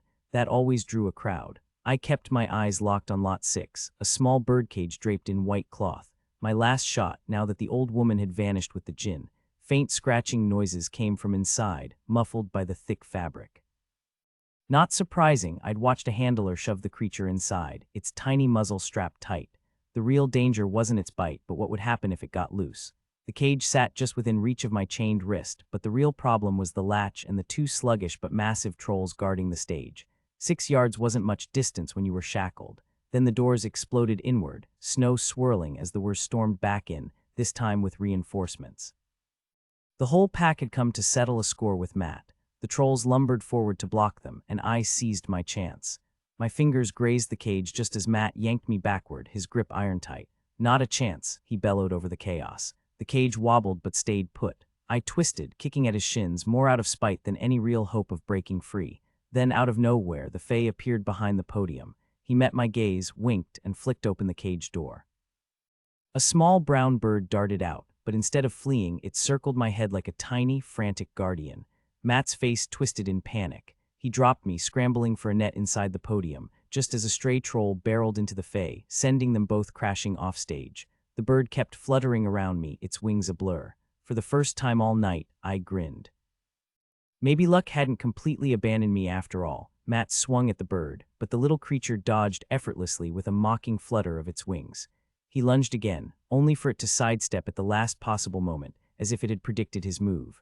Off balance, Matt tumbled down the stairs and plowed straight into Sebastian's men, sending them flying like a strike in a bowling alley. I jammed my hand against the podium's release button, snapping the manacle open, but before I could even shift my weight, Seb's goons closed in. "Running out on us already, Claire." Sebastian strolled up the steps, his composure restored despite the chaos. He probably figured he was untouchable with his crew regrouping around him, but for once his confidence was dead wrong. A nearby were grabbed one of the fancy gold chairs, usually reserved for bidders but shoved aside tonight, and hurled it at a troll, hammering a pack member's head into the stairs. The chair missed the troll but nailed Sebastian instead. One of my guards rushed to help his fallen boss, leaving the other to grip just one of my arms. This guy wasn't winning any ick contests, but he made up for it in sheer bulk. His suit strained so tight I half expected him to burst out of it like a bad special effect. He was just a norm, hired as a human shield to buy time for the mages to whisk Sebastian to safety. Clearly, he didn't see me as a problem, which honestly was fair. Then the bird landed on the dragon statue's nose and tilted its head at me. Wrestling the muzzle off one-handed wasn't easy, but I got it free. "You're slow, dim-witted, and that suit makes you look like a stuffed sausage," the bird chirped at my guard. The guy dropped like a sack of bricks, hands clamped over his ears, howling. Gamelans don't just tell the truth, they strip away every comforting lie you've ever told yourself, leaving nothing but brutal honesty. Sebastian had scrambled to his feet, but one glance at the bird sent him stumbling back. Guess he'd done his homework. Too bad his own guards had formed a barricade, trapping him in the middle of the brawl. "You're terrible at business, and your cousins are plotting your murder," the bird announced, its shrill voice cutting through the noise. "Oh, and one of them is banging your girlfriend." Sebastian shrieked and started clawing at his men, desperate to escape before the bird could spill more secrets. But it had already moved on, fixing me with a beady-eyed stare. "Your dad never gave a damn about you," it said finally. "And guess what? He wasn't even your real father." I stared in disbelief. "That's the best you've got." I'd known better moves since I was a kid. The creature gave a weird full-body twitch. "No fun when they already know how pathetic they are," it muttered before vanishing into the chaos. The auction hall had turned into a war zone. The Wers were getting overwhelmed, partly because half the pissed-off crowd had sided with the trolls, while others used the mayhem to swipe whatever they could grab. Nearby, a vampire who'd been bidding against the witch lunged at her. She barely glanced his way before muttering something under her breath. He went flying, crashing through a glass case filled with enchanted trinkets. Bad move. The charms inside weren't deadly alone, but dozens activated at once. The magic lashed around him like neon whips, each with a different nasty surprise. Sparks and smoke obscured most of it, but I caught glimpses, especially when his hair exploded into a wild, ever-growing mane. Every time he tore chunks out, it regrew instantly. The witch cackled so hard she wheezed. I wasn't sticking around for his revenge. Hitting the podium's descent button, I squeezed into the cramped space beneath, riding it down to the loading area. Slow, but nobody noticed, except the old mage. Somehow, he'd fought his way back to the stage, fixated on the rune. He snatched it up, ignoring the banshee's renewed wails, but instead of bolting, he started chanting like a man possessed. Too bad he didn't see the Fae coming. A tackle to the leg sent him sprawling, the rune skidding to my feet. The Fae's shout was lost in the noise as he lunged. Then everything flashed white. My body went weightless, and suddenly I was slumped against rough stone, my head pounding like a drum. Every inch of my body screamed in protest as I struggled to stand, my mouth dry and my head spinning. Before I could steady myself, a powerful grip muffled my cry and shoved me hard against the cold stone wall. Darkness swallowed the room. Whoever had been here last clearly forgot to hit the lights, but the sheer strength pinning me left no doubt who it was. I opened my mouth to argue, but a sudden burst of lightning stole my words. The dragon's snarling face loomed inches away, but beyond it stretched nothing but a storm-choked sky, the clouds an eerie green-gray, pulsing with thunder. Jagged bolts lit up a narrow cobblestone lane and rows of weathered wooden buildings, their windows dark. Then just as fast, I was yanked behind a heavy wooden stand. "Don't move," a voice growled in my ear. Another flash revealed the Fae from the auction kneeling beside me, his expression tight. "Where the hell are we?" I whispered. "Fairy," I blinked. "You're joking." The mage triggered the rune portal opened right as I grabbed you. As if to emphasize his point, something heavy smashed into the stand, making the whole thing tremble. The Fae's gaze flicked past me, and I turned. The street, empty moments ago, now swarmed with a dozen silver-haired figures, all gaping at the dragon's head jutting from the alley. In the flickering light, it probably looked terrifyingly alive. Shouts erupted in a language I didn't recognize, and an arrow thudded into the stones near my fingers. I flinched back as more bows creaked, drawn taut. "Tell them we're not enemies," I hissed. "Would if I could. What's stopping you? We are enemies." I stared. "But you're all Fae." Their hair gleamed like liquid mercury every time lightning split the sky. "Technically," he muttered, rummaging through the debris inside the stand. Arrows pinged harmlessly off the dragon's snout. Guess Gerald's grandpa hadn't been lying about its durability. "Any weapons in here? You're seriously not going to talk to them?" Another flash lit up his glare. "They're Sverstri, and that means," he sighed, "it means I'm not one of them." I stopped trying to make sense of it all as he kept digging through the hollow statue's head. "If the rune brought us here, couldn't it take us back?" I asked after a pause. He spun toward me. "You have it." "No, I thought you did. It must be stayed behind when we crossed over," he muttered, pulling something from Matt's mess of junk. "Human magic isn't my specialty." "What's this?" "An inhaler," I said, recognizing the shape. "Matt has asthma, and that helps us how?" "Not at all." I glanced back at the dark tunnel we'd come through. What about going back? Dark alleys weren't my favorite, but anything beat standing around waiting for trouble. "They've already sent scouts to cut us off," he said. No clue how he knew. Maybe his vision was sharper than mine. Considering my glasses were lost in the chaos, that wasn't surprising. I shoved him aside and started rummaging through the podium myself, wading through a disgusting mix of crumpled tissues, dented soda cans, shattered display cases, and a pair of moldy sneakers. No wonder Matt could never find anything in here. The flickering lightning outside only made it harder to see, leaving me to rely on touch. The worst thing inside that dragon head wasn't a weapon, it was the stench of those sneakers. "Nothing useful, you're absolutely sure?" The desperation in his voice matched the knot in my stomach. Just how much do these guys want you dead? Enough to kill me and anyone standing next to me. Fantastic. A quick peek at the street confirmed things were getting worse. The Fae were inching closer, arrows drawn, probably wondering why their dragon wasn't responding. Then hands grabbed me from behind. While I'd been distracted, a group of Fae had flanked us through the alley. 2 more tackled my companion. Instinct took over, no time to think. I focused on my attacker's energy and yanked hard, putting everything into it. The Fae shrieked, a sound like shattering glass, and crumpled. I hit the pavement hard, but pain barely registered. Something else did, a surge of raw power flooding into me from the fallen Fae. It was overwhelming, crackling in the air like static, alive and wild. I'd never felt anything like it. Panicking, I shoved it all into the ground beneath my hands before it could burn me up. The energy I meant to channel into the ground surged beneath the cobblestones instead, sending them flying like a monstrous, electrified serpent tunneling through dirt. It barreled toward our enemies, forcing the Fae to scatter. But the building across the street had no such luck. The power struck it head-on, shaking the structure violently before it exploded in a shower of splintered wood, shattered glass, and decorative shutters. One of those shutters nearly took my head off as it whizzed past. Before I could even process the close call, my companion yanked me up and we were sprinting down the street, dodging falling debris.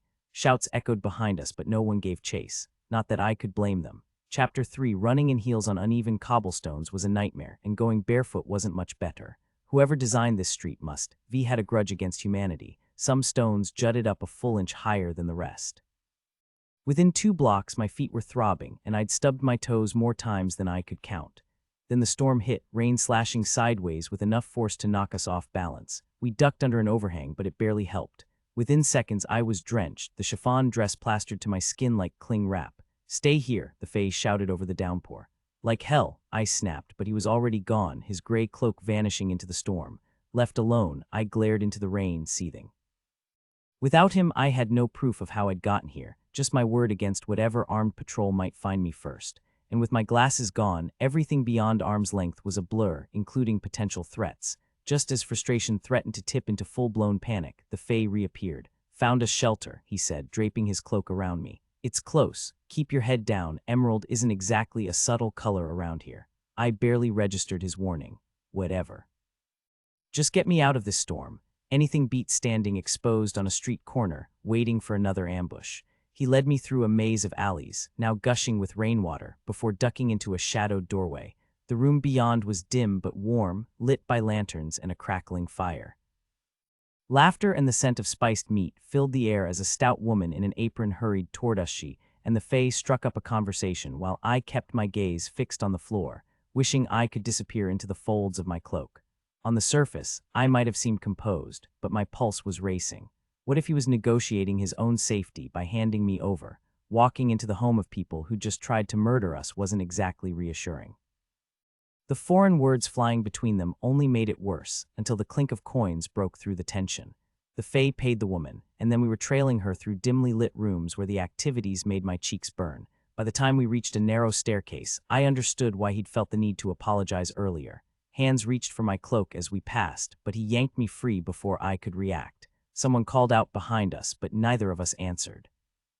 The room we ended up in was cramped, just a bed, a rain-streaked window, and a chipped wash basin on a rickety stand. The woman muttered something before shutting the door, leaving us alone. I flopped onto the bed, laughter bubbling up uncontrollably. "Didn't realize the Fae had places like this," I gasped between breaths. The Fae tipped his boot over the basin, and what seemed like a gallon of muddy water splashed out. "We don't." Then what was that back there? "We could always return for a closer look," he said dryly, "but I doubt you'd enjoy the invitations." He flung the basin's contents out the window, letting in a burst of cold air before slamming it shut. "I thought your kind had issues in that department." "Which department?" Fertility," and his smirk cut me off. "Not for lack of effort," he said, unwrapping a soaked cloth from his leg. A knife sheath, I realized. That wasn't a brothel, just a meeting spot. "Our marriages are usually about lineage, not love. Gets tedious after a while." I studied him properly then. The light Fae are known for their striking beauty, but it's the kind that feels more like a threat than a compliment, all sharp edges and icy detachment, like staring into a blizzard. Yet here he was, dripping wet, hair plastered to his forehead, looking about as majestic as a half-drowned alley cat. His soaked blue tunic clung to his frame, revealing a well-built physique, but my amusement overshadowed any other thoughts.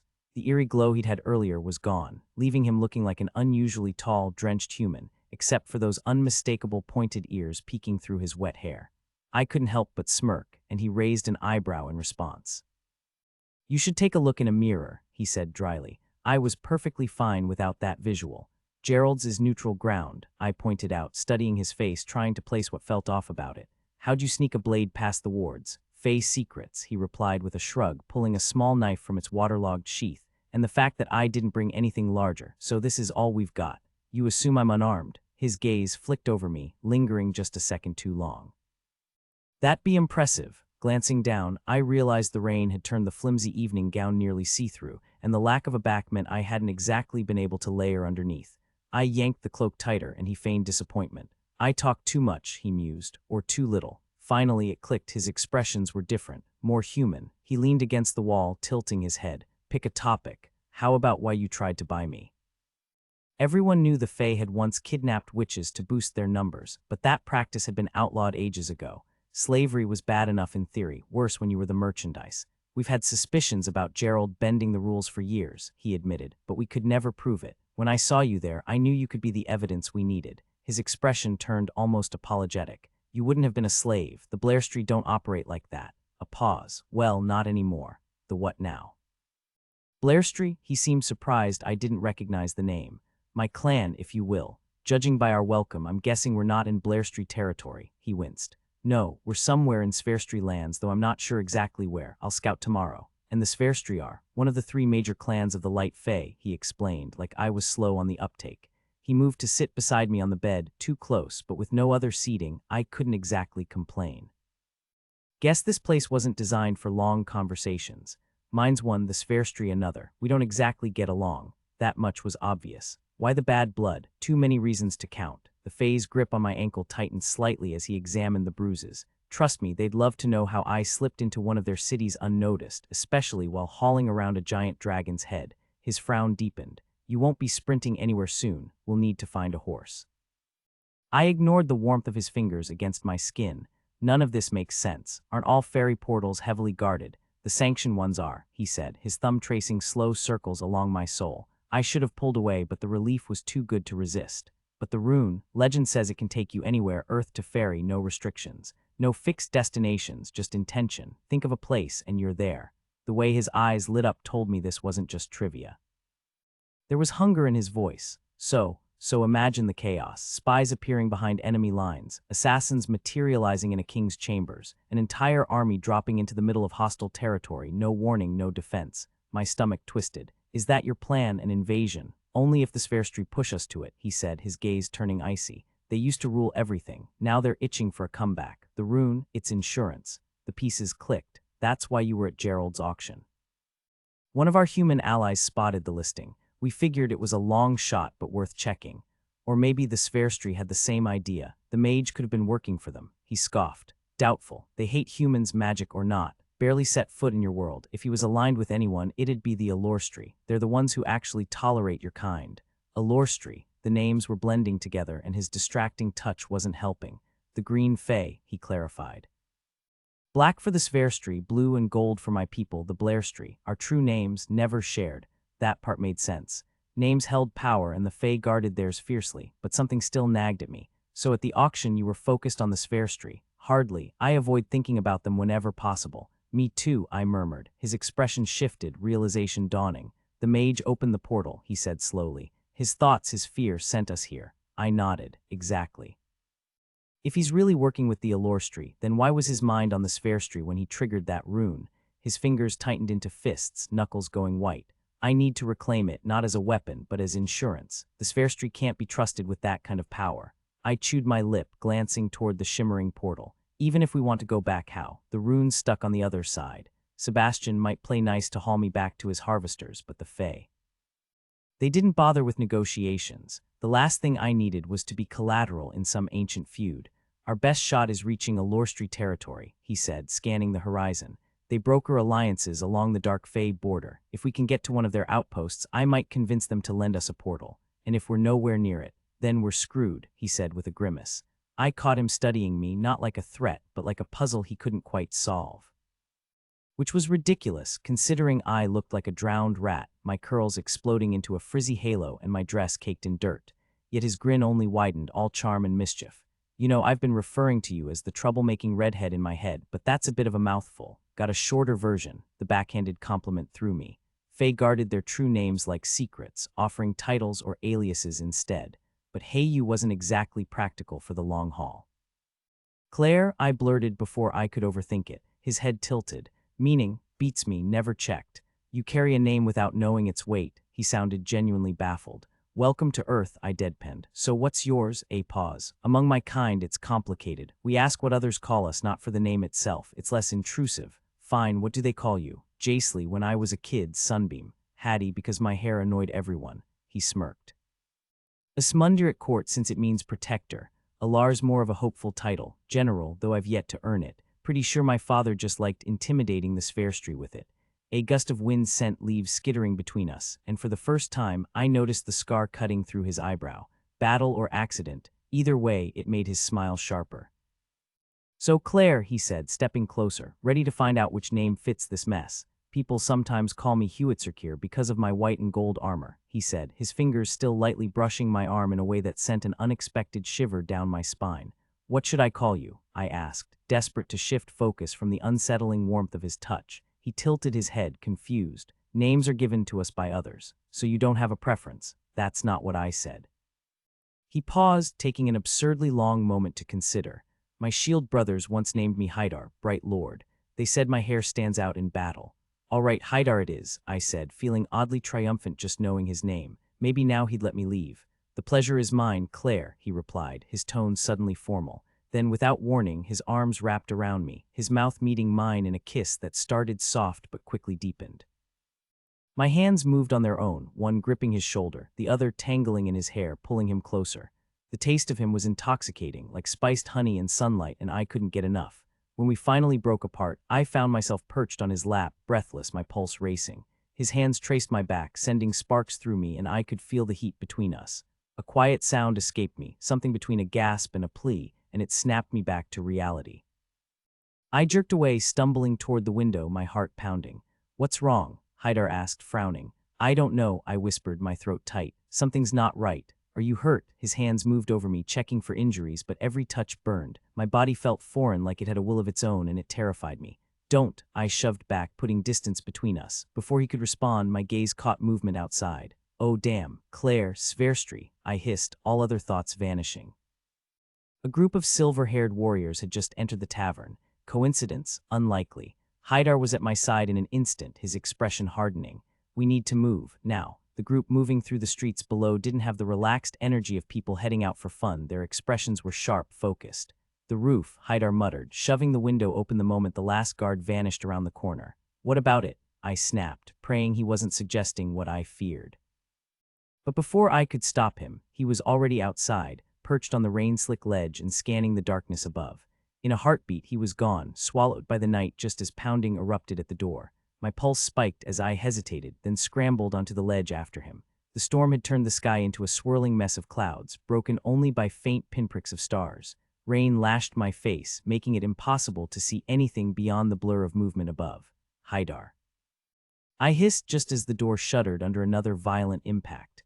Clinging to the wet siding, I weighed my options, trapped inside or dangling 2 stories up. The choice was ripped from me when strong hands yanked me upward. For a terrifying second, I swung in open air, the cobblestones below looking much farther than they should.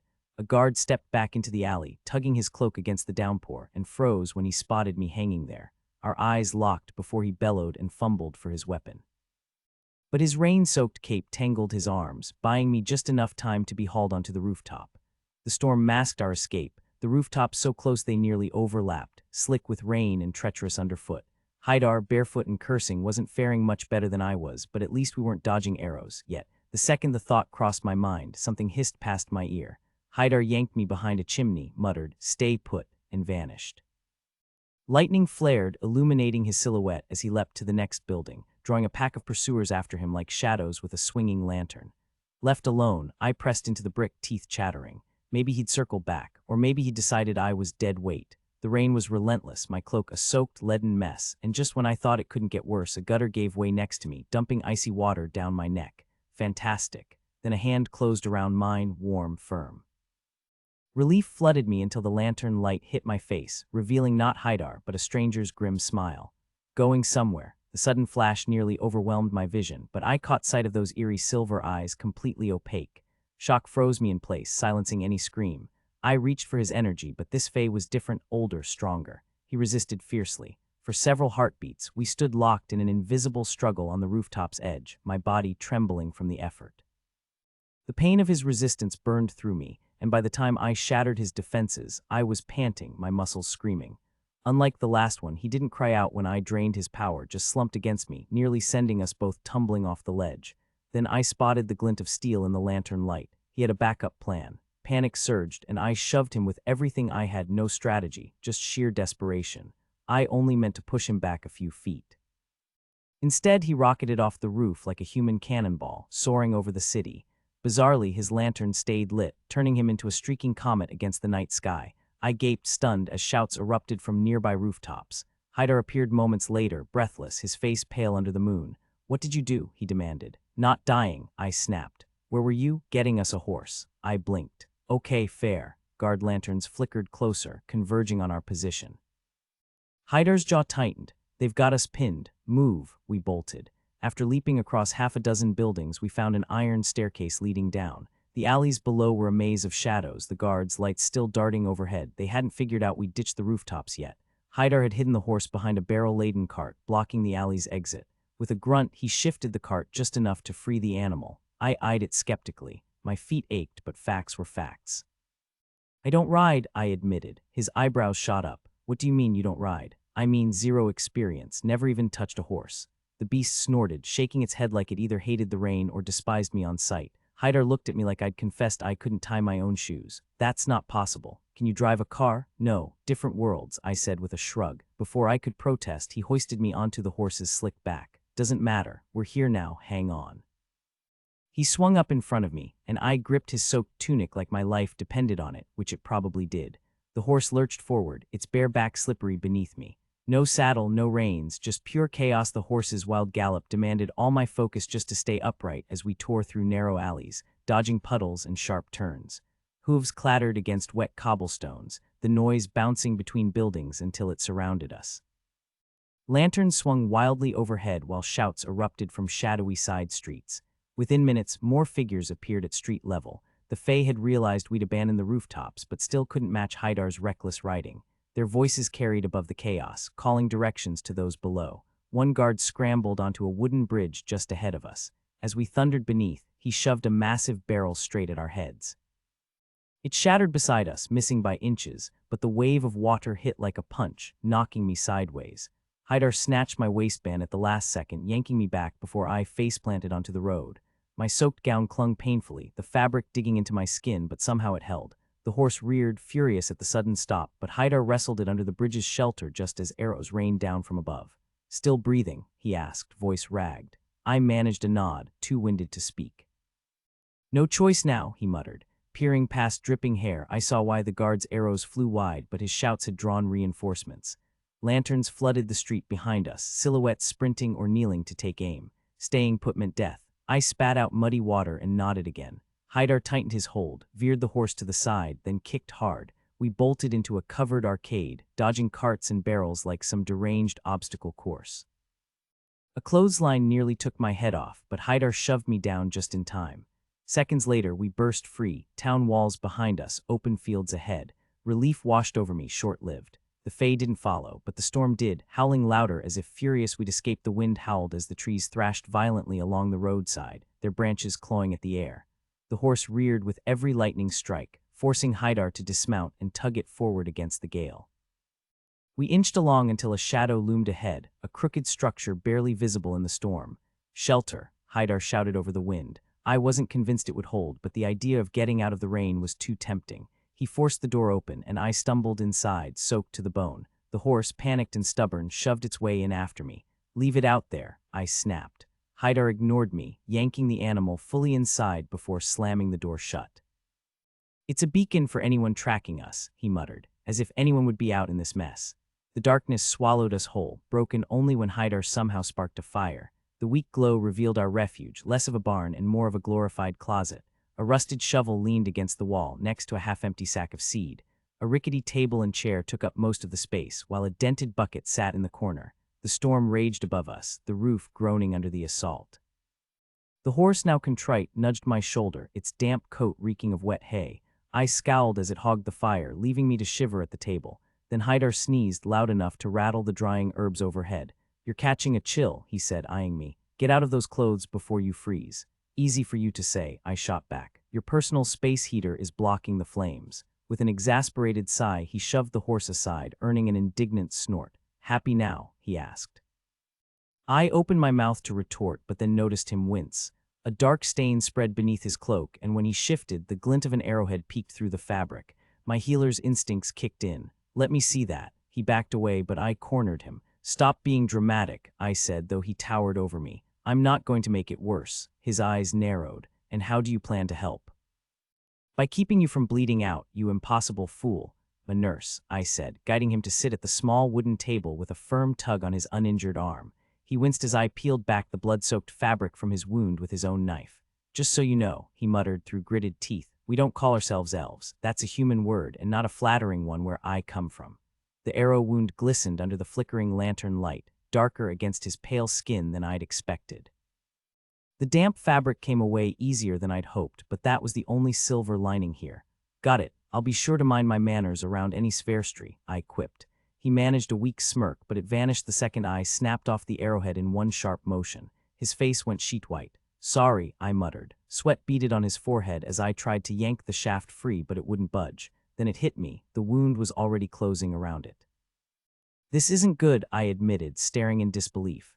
"I know," he ground out. "Just get it over with." "That's the problem, I can't. Your body's healing around it." He scoffed like this was perfectly normal. "Then pull harder before it gets worse." I took a deep breath. "You might want to brace yourself." Gripping the feathered end, I yanked hard. He stifled a groan, teeth sinking into his lip, but the arrow came free with less damage than I'd feared. The bleeding was minimal, so why were my hands shaking? "You're a nurse?" He took the bloody shaft from me, raising an eyebrow. I slumped onto the floor, fighting a wave of dizziness. "Technically, yes, but my real job is with the family business." He blinked. "Which is House Lachesis." "Nothing, no recognition, not even a flicker." That was so strange it snapped me out of my nausea. "Seriously, you've never heard of us." He tilted his head. "The Disposer, one of the fates in your myths, measured the thread of human life." "Are you subtly telling me mine's about to run out?" "Not unless you've pissed off the wrong relative," I said, rubbing my temples.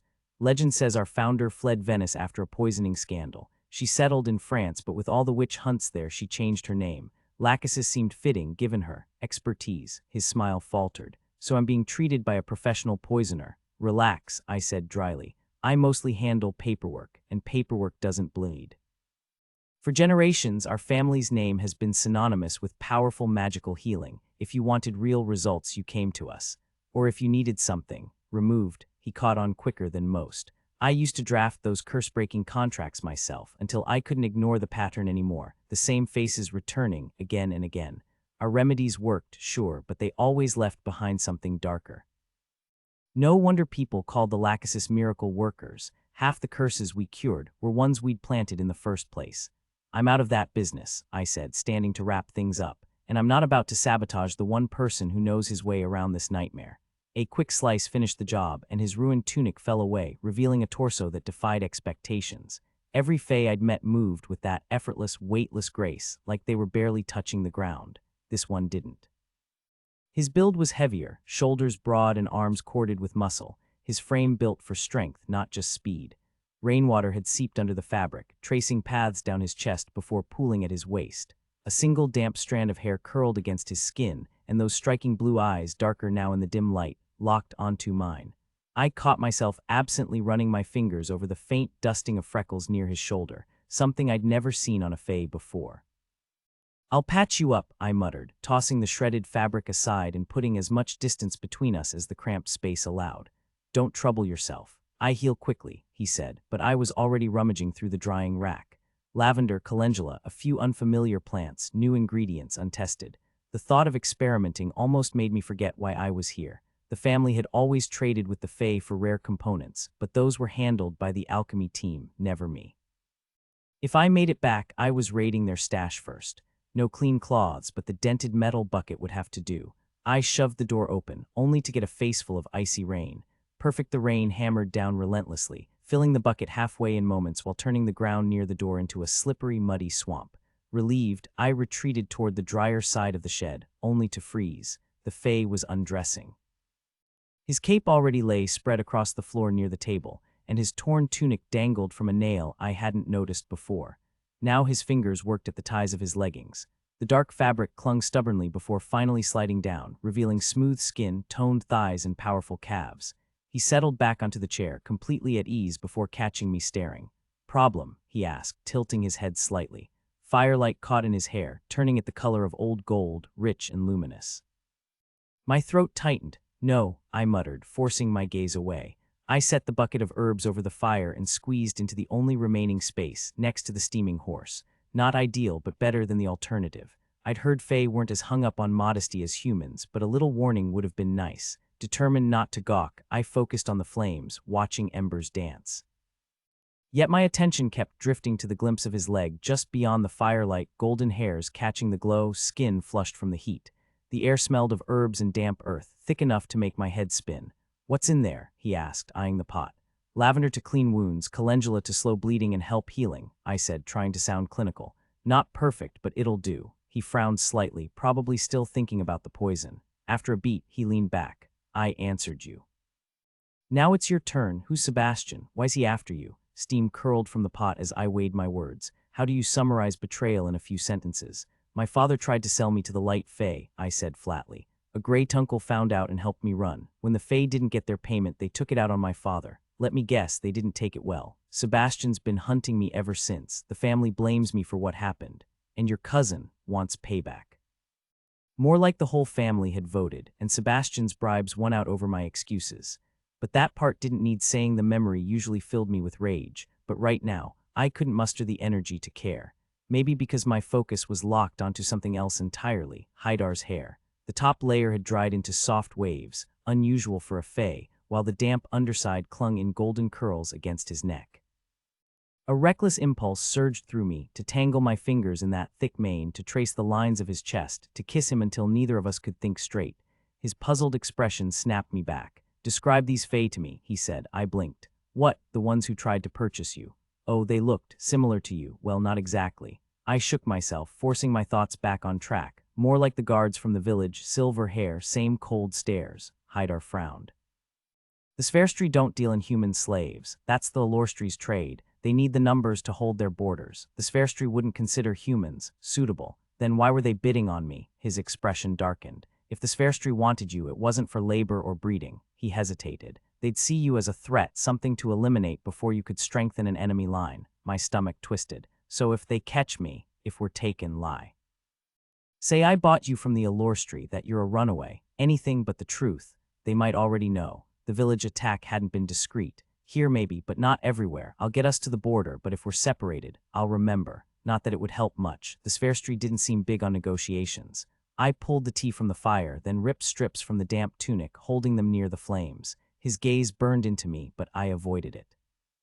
Touching him to dress his wound was unavoidable. He couldn't reach it himself, but I wasn't ready for that yet. When the cloth was dry, I gathered my supplies and stepped toward him. My pulse unsteady. The strips of fabric were drenched in herbal tea before I carefully wrapped them around his shoulder and secured the ends. It wasn't the most professional bandage job, but it would have to do. With his incredible healing ability, he'd probably be fine by morning. "There, good as new," I muttered, stepping back. His fingers brushed against my wrist, stopping me. "Thank you." That simple touch sent a jolt through me, igniting emotions I'd been trying to ignore. My breath hitched, skin flushing hot. His grip tightened, concern flickering in those striking blue eyes, which only made it worse. I never reacted like this, not to anyone. Yet here I was, swaying slightly, drowning in the scent of him. Something wasn't right. This wasn't just attraction. But right now, I didn't care. I squeezed my eyes shut, trying to push the feeling away, but an image flashed behind my lids. Silver hair, sharp features, a smirk that still haunted me. He'd been the youngest looking of the Fae delegation, though appearances were deceiving. I hadn't known then just how ancient those mocking eyes really were. The memory of his disdain made me pull back. "I'm sorry," I said, trying to free my hand. Hydar didn't let go. "For what?" "You Fae, I know what you think of humans." I yanked my arm, but his fingers stayed locked with mine. "And what's that?" I glared at him. "That were disgusting, unworthy of touching." His free hand slid down my side, sending a shiver through me. The firelight danced along his skin, highlighting every lean muscle. "Who told you that?" "One of the ones who tried to buy me." "Sverstri," he spat, the word dripping with contempt. The flames cast shifting shadows across his face, making him look wild, untamed, and my traitorous body loved it. "Forget what they say." He tugged me onto his lap, his hands warm on my waist as his lips brushed my temple. "They hate anything they consider thin-blooded. It's their loss. I'm not some rare treasure." His thumb traced my jaw. Could have fooled me. I moved to kiss him, but he leaned back. "What now?" I snapped. After all that, he was pulling away. "Claire," he said, voice low, "have you ever been with one of my kind before?" My mind blanked, too distracted by the thought of his mouth, and all the places I wanted. I pulled him into a fierce kiss, my hands roaming over him before tangling in his hair. For a heartbeat, he met me with the same intensity, his lips just as desperate. Then he gripped my shoulders, pushing me back. "Claire, stop." His voice cut through the haze, but the words might as well have been gibberish. My chest ached, the weight of longing crushing me, as if I'd suffocate without him. Haidar hesitated, his expression torn, before he finally sighed. "Guess I shouldn't have joked about living on the edge," he muttered. Before I could question it, his mouth was on mine again and nothing else mattered. His touch was electric, fingers tracing the curve of my ribs beneath the silk of my dress, sending sparks through me. When his lips trailed down my throat, I shuddered, every nerve alight. The straps of my gown slipped away, and as his teeth grazed my nipple, I arched against him so sharply we toppled off the chair. I landed on top, pinning him beneath me, my kiss fierce, almost punishing. It should have terrified me, this raw, reckless need, but I was beyond reason. The world blurred, no names, no past, just heat and motion. Haidar's hands gripped my waist, pulling me closer as his mouth claimed mine, rough and relentless. Then in a shift of weight, I was beneath him, his touch softening. His lips brushed my throat, slow and deliberate, before his tongue teased the edge of my breast, light as a whisper yet setting my skin on fire. When he took the peak between his teeth, the sharpness made me gasp. Not quite pain, not quite pleasure, but something dizzying in between. His tongue traced slow circles before drawing my nipple into his mouth, the heat of his lips sending shivers down my spine. Every pull of his mouth sent waves of pleasure through me, drowning me in sensation. The roughness of his stubble against my skin, the low hum of satisfaction in his chest, the way his fingers traced patterns along my ribs. The contrast between the softness of his hair brushing my stomach and the hard press of his body against mine made my breath hitch. I wanted to lose myself in him, to feel every inch of his skin against mine, to watch his usually sharp gaze blur with desire. His hand slid lower, teasing along my waist before his mouth followed, trailing kisses down my stomach. When his tongue dipped just below my navel, I gasped, my fingers tightening in his hair. He paused, lifting his head to meet my gaze, his voice rough but deliberate. "There's something you need to know." The words barely registered. My thoughts were too scattered, my body too consumed by the way he touched me, who needed conversation when his hands and mouth spoke volumes. I dragged him up, crashing my lips against his, savoring the taste of him. When we finally broke apart, my thumb traced his swollen lower lip, my other hand sliding between us, drawing a sharp groan from him. "Consider me persuaded," he breathed. I arched against him, reveling in the weight of his body, the way he filled every space between us. For a moment there was nothing but heat and motion, skin against skin, my nails digging into his shoulders as if I could pull him even closer. Then in one swift motion, the last barrier between us was gone, and he was inside me, his eyes dark with pleasure. The sheer intensity of it nearly stole my breath. Every movement sent sparks through me, igniting sensations I'd never known existed. But just as the pleasure crested, something shifted.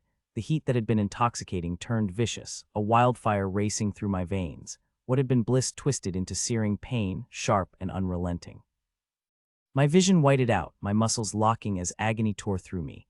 It wasn't pleasure anymore. It was fire, burning me from the inside out, turning my blood to liquid flame.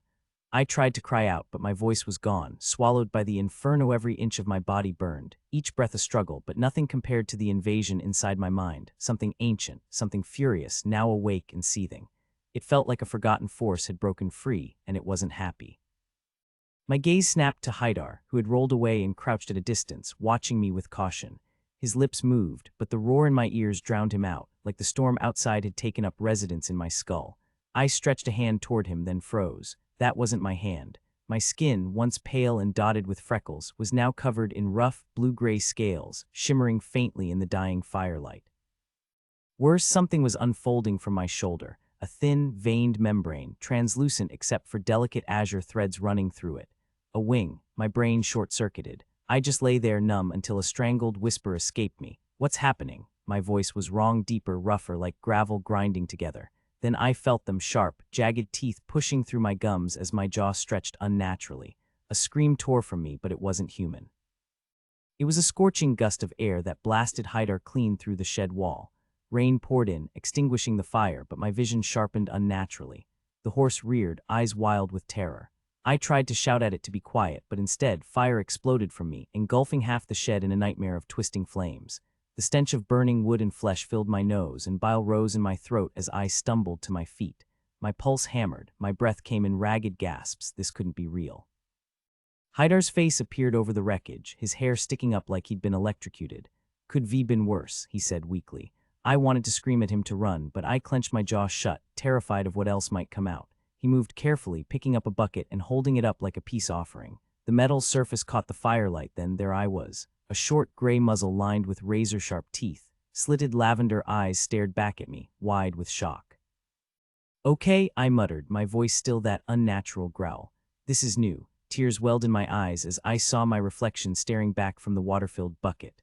The awful truth crashed over me, and I swiped at it with a clawed hand, sending the metal pail clattering against the wall before it rolled back to Haidar. He reached for it, but a warning growl rumbled from my throat. Once was more than enough. I couldn't bear to look again. He hesitated, straightening with a frown.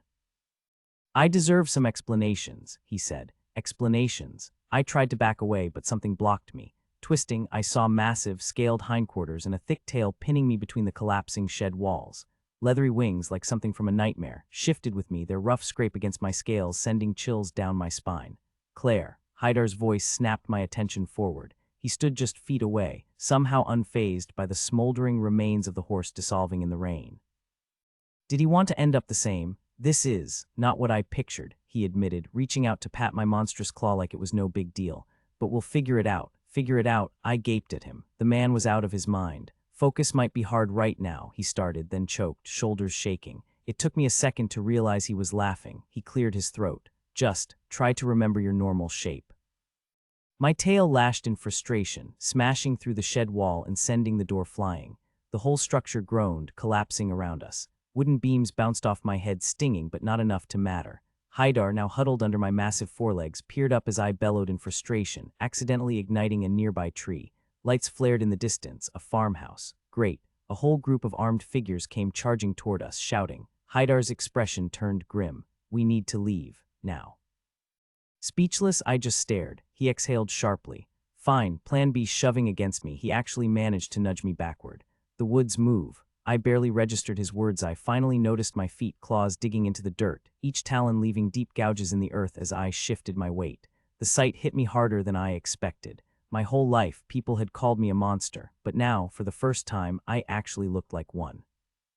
The shame burned through me, thick and suffocating, making every breath feel like a battle.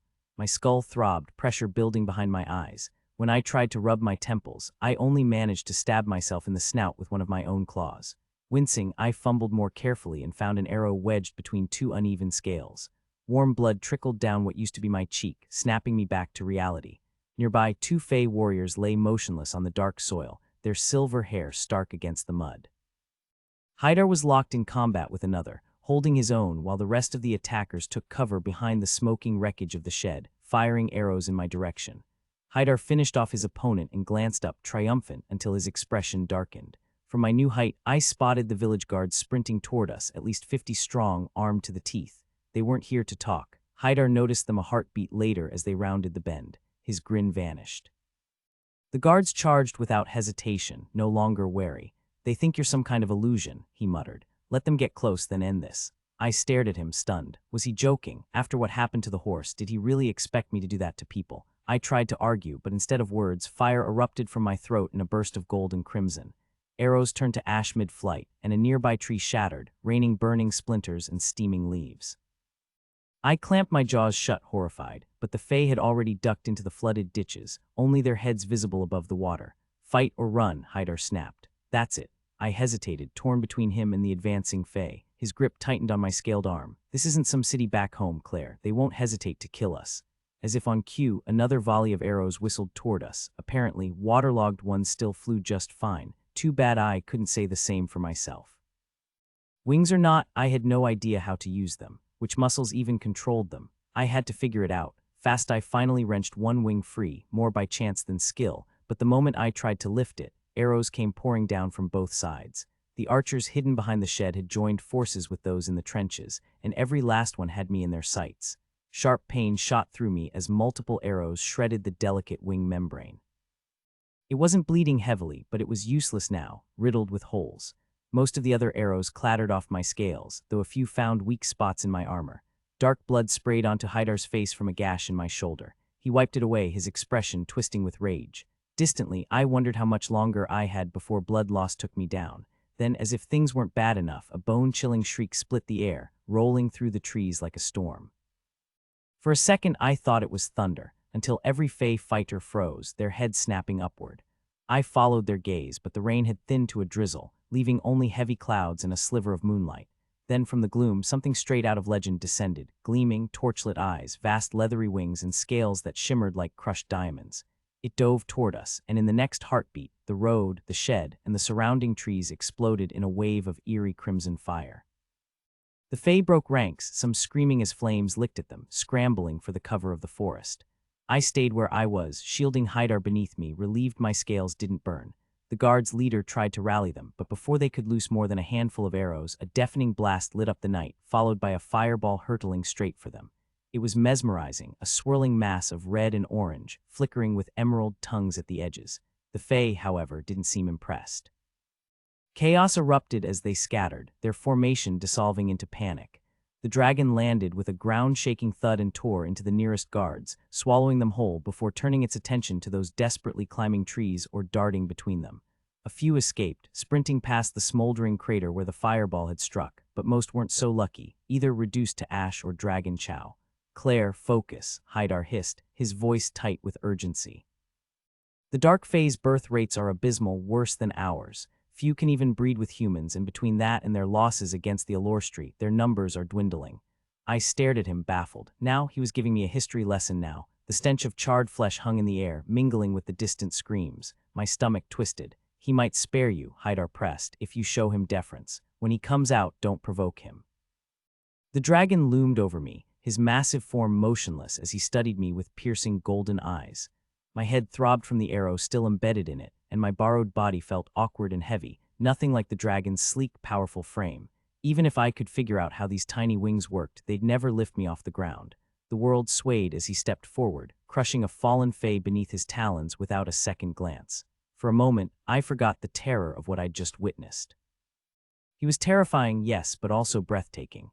His golden scales shimmered like polished metal, reflecting the firelight in ripples of crimson and amber. His wings, effortlessly folded against his back, dwarfed mine completely. Every movement he made was fluid, predatory, while I could barely manage a clumsy shuffle. He nudged Hydar with his snout, and to my relief, the elf didn't bolt, though his wide-eyed expression suggested he was considering it.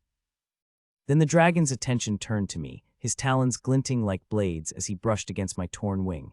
A whimper escaped me, half from pain, half from the crushing realization that I was hopelessly outmatched. He reared back at the sound, then spoke in a deep, melodic language I didn't understand. The words wrapped around me like warm water, soothing despite the tension. Then in a blink his form dissolved, no smoke, no residue, just a tall man with fiery red hair standing where the dragon had been. His expression softened as he met my gaze. "You have your mother's eyes," he murmured, right before everything went black. I woke in a dimly lit chamber, the flicker of candlelight casting shadows on the walls. My vision was hazy, but the weight of a human arm draped over my stomach told me everything I needed to know. I was back in my own body. A groan drew my attention to Hydar, sprawled on a nearby chaise while an elderly woman in a crisp white apron tightened a bandage around his ribs. "Quit your complaining," she scolded, giving his shoulder a not-so-gentle pat. "A few bruised ribs won't kill you." He winced but stayed silent, looking too exhausted to argue. I pushed myself up, wincing at the lingering soreness. "What happened?" The woman turned, her stern face brightening. "Ah, you're awake," she said, bustling toward me with a surprising amount of energy. "You landed right on top of me," Hydar muttered, wincing as he shifted on the bed. His skin was a patchwork of fading bruises, vivid oranges and purples that clashed horribly with his usual pale complexion. My bad, I mumbled, still trying to process the strange room and its even stranger occupants. Don't you dare apologize to him. The sharp voice belonged to the elderly-ish figure bustling around me. Up close, she wasn't exactly what I'd call human. Sure, she had the sweet face of a grandmother, complete with round glasses and a tidy bun, but her movements were all wrong, too quick, too jerky. And then there were the feet. 3 curved talons peeked out from beneath her ruffled skirt. I swallowed hard. Haidar propped himself up on a pile of cushions, eyeing me. I thought calling someone an elf was offensive. It is, he grumbled. The not-quite woman patted my shoulder with a clawed hand. Rest up, dear, and don't let him bother you. She shot Haidar a look before shuffling out, her steps more of a hop. A single black feather drifted to the floor behind her. Harpy, Haidar supplied before I could ask. He shifted again, wincing. We should probably talk. I tensed. The last thing I wanted was to rehash whatever mess we just survived. If I'm stranded behind enemy lines with someone, he pressed, I'd at least like to know who or what I'm dealing with. Starting with what you did to those guards.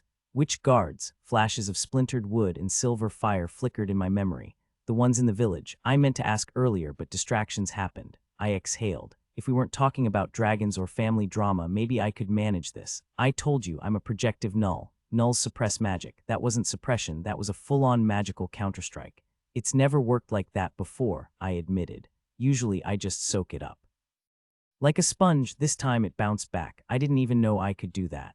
His skeptical look said he wasn't buying it. You weaponized it. I tried to shrug, then regretted it as pain shot through my side. Back in the day, nulls were walking shields. Some could dismantle wards just by standing near them. Others stopped wars by stepping onto the battlefield. Then the harvesters decided we'd make better explosives than people. Null bombs. Exactly. So to most of the magical world.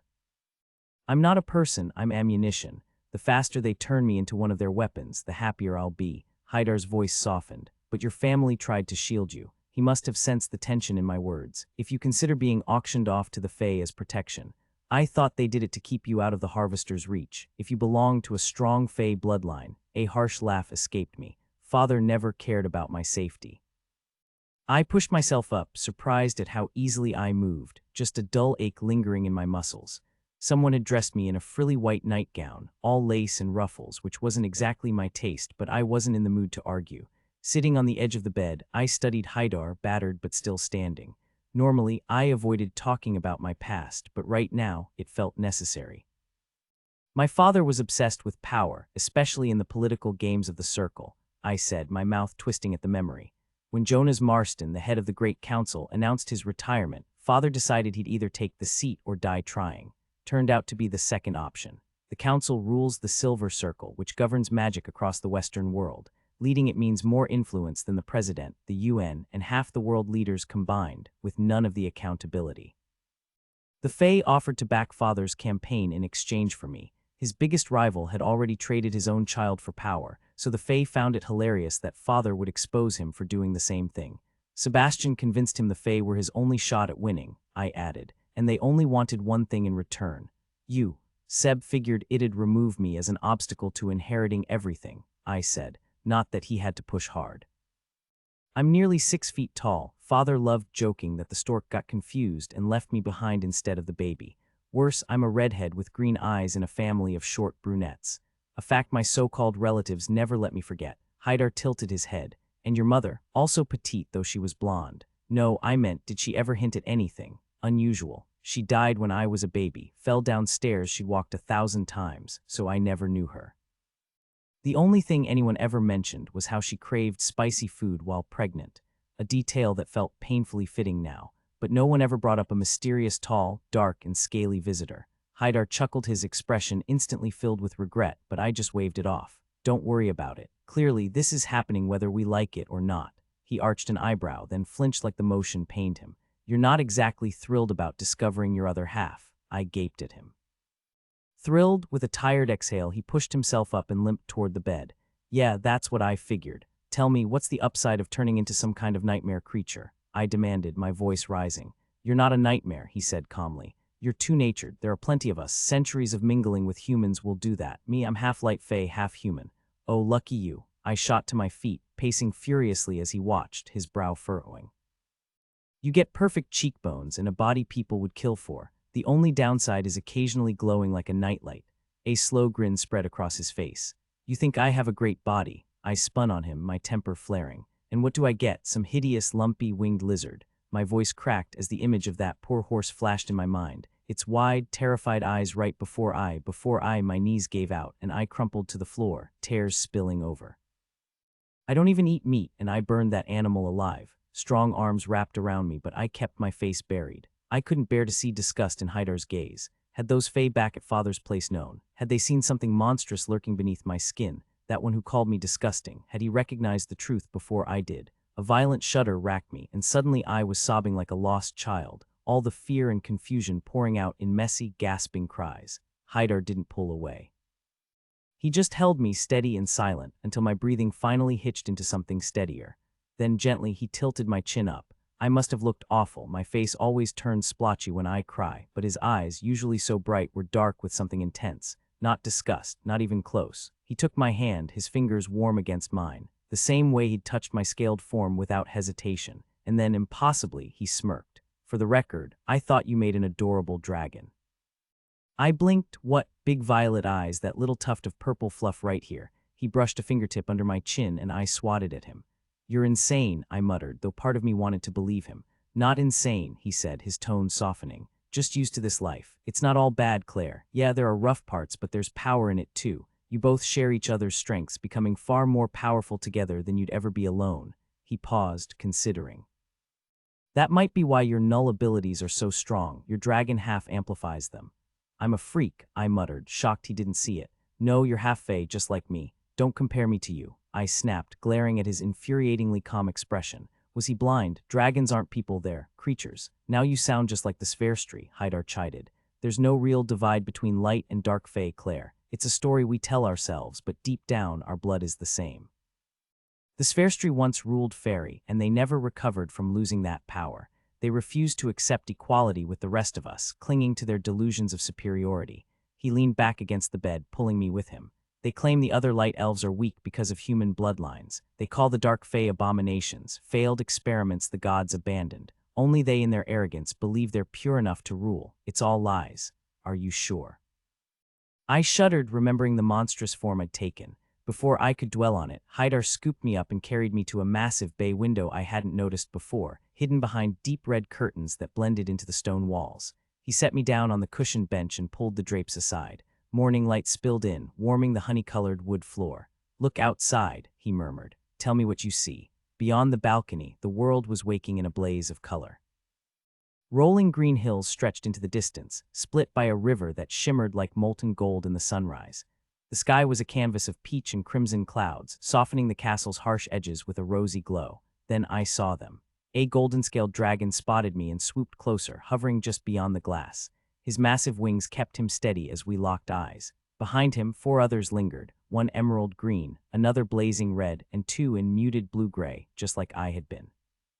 They're thrilled, Hydar whispered, his breath warm against my hair. A child is rare among us, and until last night, none of them even knew you existed.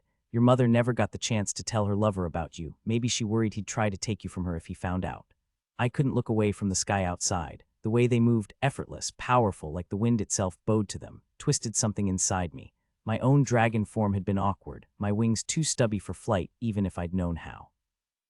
I'll never be able to do that, I murmured. Hydar chuckled, his eyes as blue as the afternoon sky. Your other half is brand new, Claire. You don't expect a baby to sprint right out of the cradle, do you? Give it time.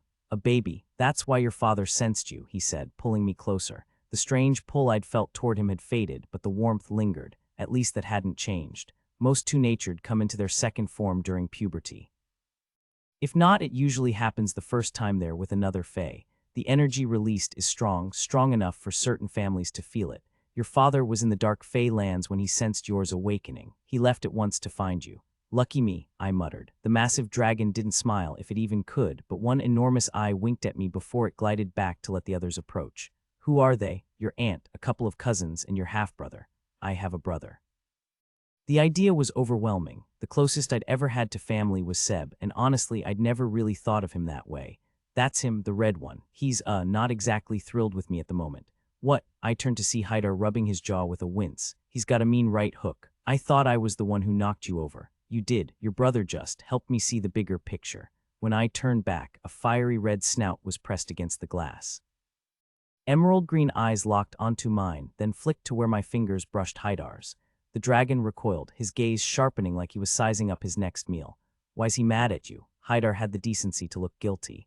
Rightfully so. I knew you were two-natured when we met, but I didn't realize your second form had never emerged. And even then I assumed, stupidly, you were half-light fae. Their transformations are usually smoother. I should have been more careful. As your brother so kindly reminded me, I almost got us both killed. Not your fault, I admitted. I wasn't exactly holding back. Obviously, he said, so casually it took me a second to process. I yanked my hand away. Wait, what? He chuckled. You'd never been around another fae after coming of age, aside from those uptight Spherestry anyway. Of course you were drawn to me. Your twin needed me to awaken. His grin widened. Plus, my family's known for being hard to resist. You're telling me it was just biology. For you, maybe, but I've been around other fae before. I should have had more control. I just didn't. His cheeks warmed slightly. It's been a while since anyone looked at me like that. Anyone fae, I mean. I raised an eyebrow. Thought you said you were irresistible. Half-human, remember. Full-blooded fae women want pure-blood heirs, status, inheritance, all that. Even the ones with mixed blood prefer full fae to strengthen the line. He gave me a crooked smile.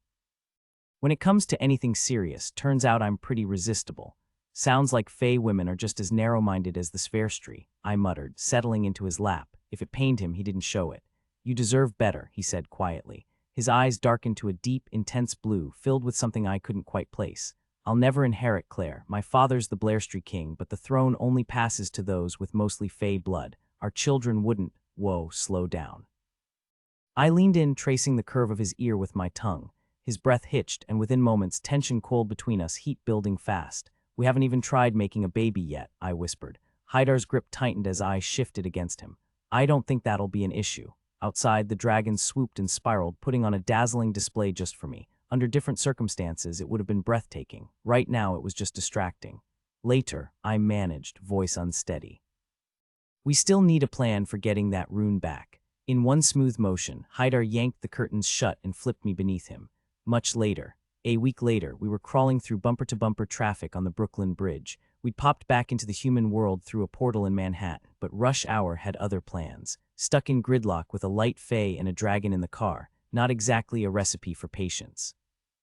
The dragon was Tanit, my newly discovered brother, who'd insisted on tagging along. No way you're going back alone, he'd said. Like I had a choice. New York struck him as a city of impossible extremes, both dazzling and terrifying in ways words couldn't capture. He admired my courage for daring to visit, and right now, stuck in gridlock, I sort of saw his point. 5 minutes without moving an inch, there had to be a pileup ahead. At this rate, we'd make better time on foot, Hydar muttered, voicing my exact frustration. Tanit, meanwhile, was too busy with his lunch to care. Even in human form, a lanky redhead who looked about 17, his meal was anything but ordinary, a wriggling burlap sack full of live rats. I kept my eyes firmly off the rearview mirror. He tried to share earlier, holding out a squeaking rodent while my dragon's side perked up with interest. Apparently, my salad hadn't impressed it. I'd shut that down fast with a tight smile. My inner beast was going vegan whether it liked it or not. Just then, a woman in the next lane spotted Hydar and forgot to brake. Her bumper met the SUV ahead with a crunch. No surprise, he ditched his usual cloak in the sweltering heat, and now his otherworldly glow was on full display. Time moved differently for the Fae. Our week in Fairy had skipped us straight from chilly spring to blistering summer here. Whether Gerald's rune could have stayed hidden this long was anyone's guess, but at least no Spherestry invasions had popped up elsewhere. That was something, assuming we ever got there. Can you fix this? I snapped as the woman abandoned her car, ignoring honking drivers, and sprinted to our window. Perfect. Hydar just stared. Fix what? Stop being so damn mesmerizing. That's not how this works. Then make her leave. I checked for cops, none yet, thank goodness. Our trunk was basically an armory, and none of it was NYPD approved. If Hydar's charm couldn't override her fascination, we were screwed. No magic meant no shortcuts, not even the mental kind. He cracked the window, but it backfired. Soon, the SUV driver and a bike courier joined her, forming a makeshift fan club. Handle it, I whisper-yelled. I'm Alma, the woman gushed, eyes locked on him. Manhattan Models, my boss would sign you on the spot. Here's my card. I'm Steve, the SUV guy interrupted, shoving his hand through the window and nearly knocking Alma aside. Freelance photographer, you and me, we could make serious cash together. We need to talk. Alma's elbow jabbed into his ribs with perfect aim. She was definitely a local. Back off, I got here first. Last I checked, this was a free country, Steve wheezed, gripping the window frame. That sparked a full-on scuffle outside our car, leaving the motorcycle messenger to slip into their spot. He didn't say a word, just stared at Haidar like he'd seen a ghost. "Any bright ideas?" Haidar muttered to me. "Do a glamour," I hissed, spotting flashing red and blue lights weaving through traffic. The cop was still a ways back, but on a bike he'd closed the gap fast. I leaned on the horn. "Come on, move it. Your energy complicates magic," Haidar reminded me. "We don't know what's waiting at the auction. I can't waste power on a long-term illusion." Tanit caught my eye in the rearview, grinning with those unnervingly red teeth. He rolled his eyes at Haidar and shook his head. His English was as rough as my grasp of his language, about 5 words each, but his meaning was clear. "We won't find anything if we're locked up," I snapped. The van ahead lurched forward, and I inched up behind it. Haidar's fan club abandoned their cars, jogging after us. Alma, blouse-torn and hair-wild, got to us first. She shoved a business card at Haidar. "Call me anytime," she insisted, digging through her purse for a pen. "Seriously, anytime." I spotted her wedding ring and wondered how her husband would feel about late-night calls from a mysterious stranger. Alma, though, didn't seem concerned, or maybe she was too dazed to notice. "The authorities are the least of our problems," Haidar said grimly. "Tell that to the cop 2 cars back," I shot back, eyeing the exit. At this rate, walking would be faster. Alma's fingers brushed Haidar's as she scribbled her number, and that tiny contact sent her into overdrive. She tried climbing through the window, but Steve yanked her back. A pair of curious older ladies in a Volvo craned their necks, and I had a sudden nightmare vision of being mobbed by enchanted retirees. "Haidar, a little help," I pleaded. A cop pulled up beside us, peering in. "Everything all right here?" Tanit was happily munching on another rat's decapitated body in the backseat, the sound of crunching bones filling the car. I slumped forward, resting my forehead against the steering wheel. "We need help," Haidar said to the officer. The cop snapped to attention, his expression turning eager. "Of course, sir. How can I assist?" I glanced up just in time to see the man gazing at Haidar like he was some kind of celebrity. "The traffic isn't moving," Haidar explained, motioning toward the endless line of cars ahead. "I'll handle it immediately, sir." The officer practically sprinted back to his motorcycle, flipping on his siren and weaving through the gridlock like he was leading a presidential motorcade. Meanwhile, Haidar stood in the middle of the bridge, casually gathering a small crowd of starstruck onlookers, including 2 elderly women in a Volvo who were now blowing kisses at him. "Turn off the damn charm spell," I muttered under my breath. No sooner had I spoken than the florist's van in front of us erupted in a tangle of vines, bursting through the rear doors and spiraling upward like something out of a jungle nightmare. A cascade of roses exploded from the back, pelting our windshield with petals so thick the wipers kicked on automatically. I switched them off and glared at Haidar. "You've got double the magic now," he said, as if that explained everything. "Your powers amplified, so I might have overdone it a little." Turns out Haidar's mixed heritage had been shielding him from my magic all along. His human side acted like a buffer. But now that my Fey abilities were fully awake, he was just as susceptible as everyone else. Not that it made our lives any easier. Between feuding families and magical mishaps, our relationship was more complicated than a soap opera. I still held out hope for a happy ending, but it was clear we'd have to fight for it. With the cops' help, we maneuvered around the wrecked van and made it to the auction house in record time. The officer lingered on his bike, scratching his head as he took in the crumbling warehouse by the Brooklyn docks. There wasn't even a decent sandwich shop nearby to justify the detour. I waited in the car while Haidar worked his mental magic, sending the guy off with a dazed smile.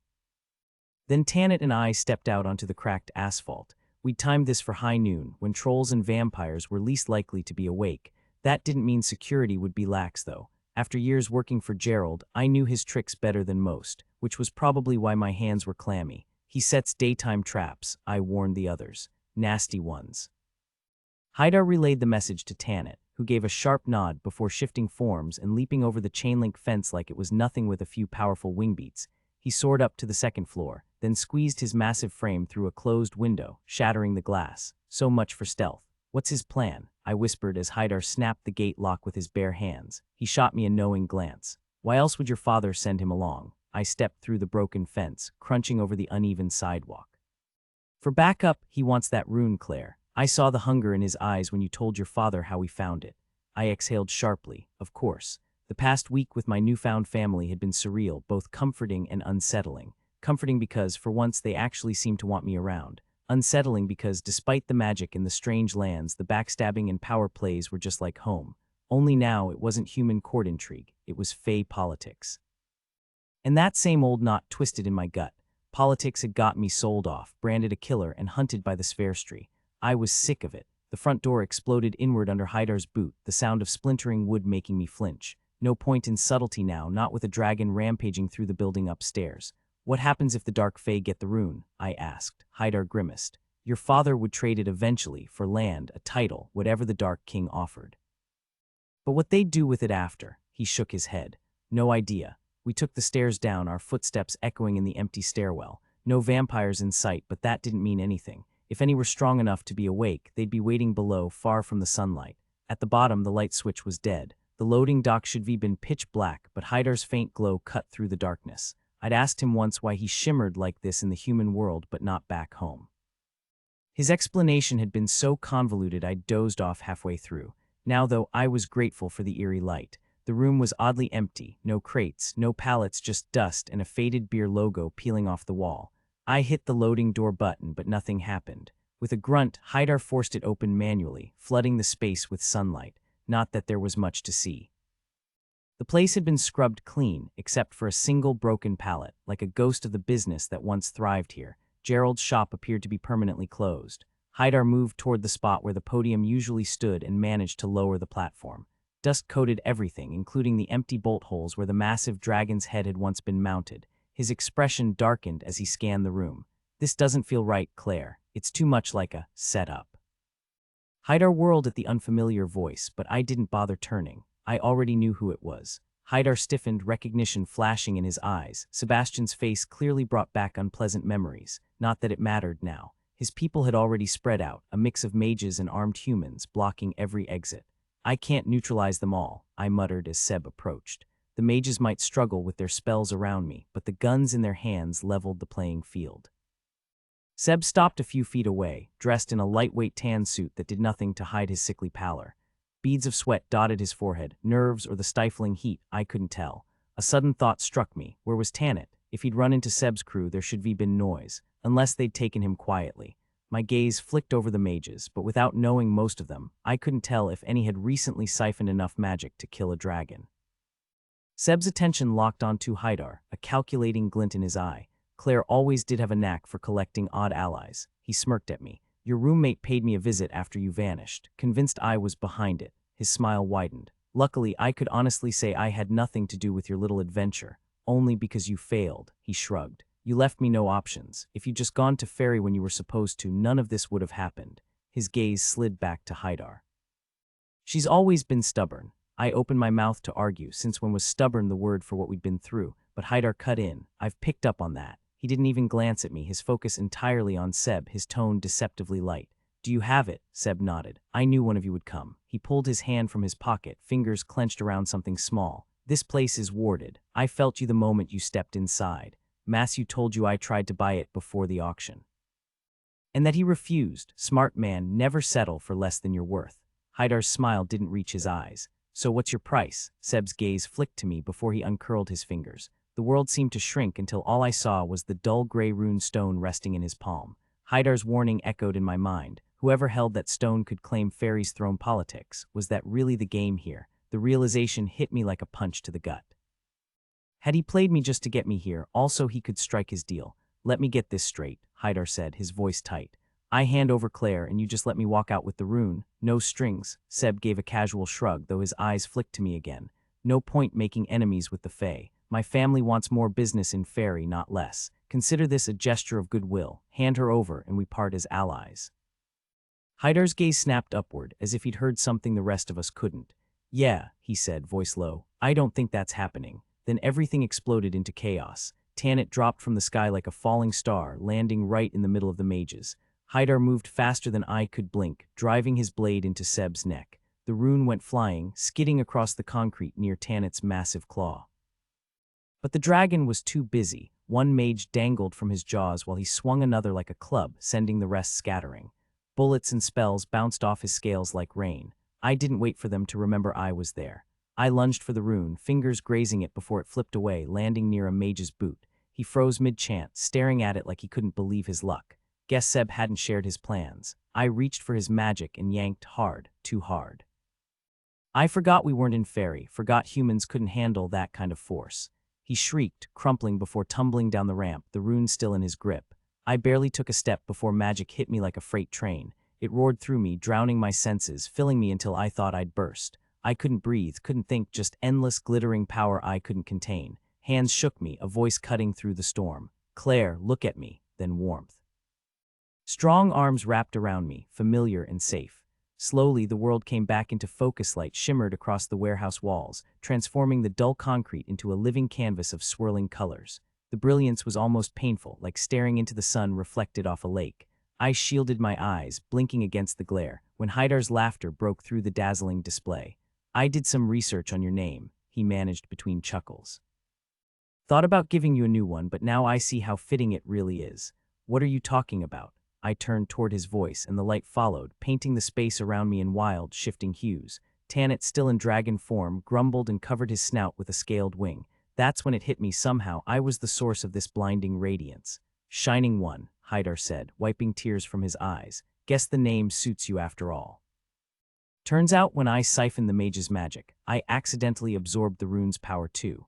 By July 3rd, I was practically a walking spotlight, bundled in layers of clothes that barely dimmed the glow. We ended up deep in the woods that night, turning my accidental light show into an early fireworks display. I nearly passed out from the heat, but at least the rune's energy burned itself out. Hydar's planning to tell his father the rune was a fake. Most of the Fae already believed that anyway. Tanit, on the other hand, took off shortly after, convinced the human world was even more dangerous than he'd thought. No surprise there. Hydar and I decided to stay here for now. My reason: my twin's more likely to show up in Fairy, and I'm not exactly eager for a reunion. Hydar claims he's staying to keep me safe from the Sverstri, but I suspect he's just stalling the inevitable conversation with his dad about his future daughter-in-laws. Occasional scales. As for me, I'm still on this tofu kick, though my twin's apparently over it. Lately, though, I've been craving rare steak with pickles and hot sauce. Maybe I'll skip the pet store for now, but the urge is getting harder to ignore. The full moon hung heavy in the sky, its silver glow stirring something restless inside us. The trees called it sap rising. Humans named it spring fever. But for the moaner, the moon's children, it was basking season, when the silver light could renew and strengthen. Only queens had the power to summon that glow and share it with others. And me, I was a queen, though not like the others. My veins held 3/4 moaner blood, but the rest was human. A mixed blood queen, the first of my kind. Not long ago, I'd been just another face in the crowd, an nurse lost in Manhattan's endless sea of strangers. Now here I stood in Louisiana, ruler of over 400 full-blood moaner, surrounded by my people, yet still achingly alone. Moonlight spilled into Griffin's empty room, my warrior lord, my first love, now gone. Not entirely, though. His spirit lingered as demon dead, just out of reach. His scent clung faintly to the pillow, to the clothes still hanging in the closet. A month in tiger form, lost in grief, had nearly erased even that. If I'd been fully human, I wouldn't have caught that last whisper of his musk. A bittersweet blessing, these sharper senses. Soon, even that would fade. Griffin had been beautiful, pale skin, midnight hair, eyes like a summer sky. Would his face blur in my memory too? My hand pressed against my stomach, empty. Another cycle passed, another hope gone. The moaner weren't fertile and children were rare. "Milady," I turned. Where Griffin had been dark, this man was light, sun-bright hair, jade-green eyes, broad-shouldered and powerful, not delicate but striking, like something carved from myth. "Dauntain, my new master of arms." "Milady," he said. "It's nearly time for basking." I nodded, feeling the moon's pull. "I know. Is it close to midnight?" I asked, my voice barely above a whisper. He gave a slow nod, his gaze dropping to where my fingers had unconsciously settled against my stomach. Heat rushed to my cheeks as I realized what I was doing, lingering in my lover's empty room like some lost spirit, grieving what was no longer there. I turned toward the door, but he didn't move, blocking my path. I halted just inches away, glancing at him sideways. He looked like he was wrestling with something unspoken. "Did you need to tell me something, Dauntain?" "My lady," he began, voice rough. "I know you don't want my touch or my gift." He cut himself off with a bitter laugh. "No, let's be honest, you despise it." His ability to halt his transformation midway, caught between man and wolf, was rare. They called it the half-form. I'd once called it a nightmare. "Dauntain," what I said back then. I lifted my hands, helpless. "It was just anger talking, and right after my touch made you lose control," he countered, sharp as a blade twisting in a wound. His power had always affected me strangely in that form. A single brush of his skin when he was half-shifted could awaken my own beast, something that used to terrify me, surrendering completely to its hunger. But not anymore. He'd been careful never to touch me again after that first accidental unleashing. I reached out, pressing my palm against his forearm, as if to say, see, nothing happens now, except I was wrong. I'd forgotten that even in his human form, his power still hummed beneath his skin. Tiny electric shocks danced where our skin met, a strange mix of pleasure and the threat of something sharper if it lingered. He didn't pull away, but his jaw clenched, his expression turning to stone. Slowly, he stepped back, breaking contact, silencing the current between us. You made it clear, he said quietly. You'd never share my bed, not ever. The words hit like a slap, my own, thrown back at me. I hadn't even blamed him, not really. Back then, Griffin, my lover, had been pushing me toward Dantain, hoping I'd absorb his rare ability, another quirk of mine. Normally, when Moaner men lay with a queen, they gained some of her power, but with me, it went both ways. I took pieces of them too, like some kind of thief stealing gifts instead of gold. Dantain exhaled, regret shadowing his face. I didn't mean to drag up old wounds, I just needed you to understand. My bloodline is strong, not just me and my sister. My mother had brothers, her father before her had siblings too, if you want a child. His words trailed off as he studied me, his gaze heavy with the memory of past rejections, yet still kind enough to offer this when he sensed my longing. Dantain, just hear me out before you shut me down again, he interrupted. What you're feeling isn't going away, it'll only get stronger. I blinked, caught off guard. What are you talking about? That ache for a child. It happens to every Moaner woman eventually, hardwired into us, an instinct that grows louder with time. Oh, I exhaled, my fingers tightening around the edge of my cloak. I thought it was just grief for Griffin, not some biological push to repopulate. Though I guess I shouldn't be shocked. Our kind had plenty of built-in incentives to keep the bloodline going, effective until it wasn't. I can give you that, he said. I studied him, this striking, proud man lowering himself to make such an offer, but my answer was already clear before I even spoke.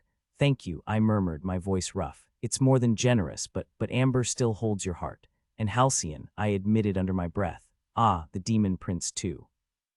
Pause as he pieced it together. When you helped him return to his realm, close enough. Truth was, it had happened right after we dragged him out of Queen Louis's clutches.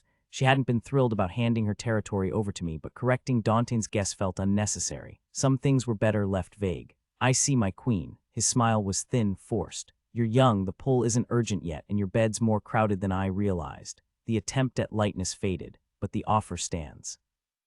Always, he didn't say the rest, for as long as it takes, but it hung between us, unsettling. That patience, that hunger for me, I didn't get it. Amber had waited, so had Halcyon. Why, I wasn't some rare beauty, just average, with a mongrel's bloodline. Even for our kind, who could live centuries, time wasn't guaranteed. Griffin was proof of that. Don't wait, I told him, meeting his noble features head-on. You could have anyone, go find them. His expression shuddered, his body rigid like I'd slapped him. As you wish, he said, voice flat. Then he turned to leave, and the air between us turned wrong. I almost called him back. Almost my gut was screaming that something was off. His reaction felt too intense just because I'd turned him down. Dantain, hold on, I said, hating how I was dragging this out for both of us. When you said, as my queen commands, you meant that as a polite formality, right? Like how people say, God save the king, without actually expecting divine intervention. His expression shifted, those striking green eyes clouded with confusion, a rare sight on his usually smug face. Are you saying it wasn't an order? My stomach dropped. Wait, you seriously thought I was giving you a command? What exactly did you think I was telling you to do? To breed with our unwed women, he said bluntly. A cold realization crept over me, because I mentioned your family's fertility.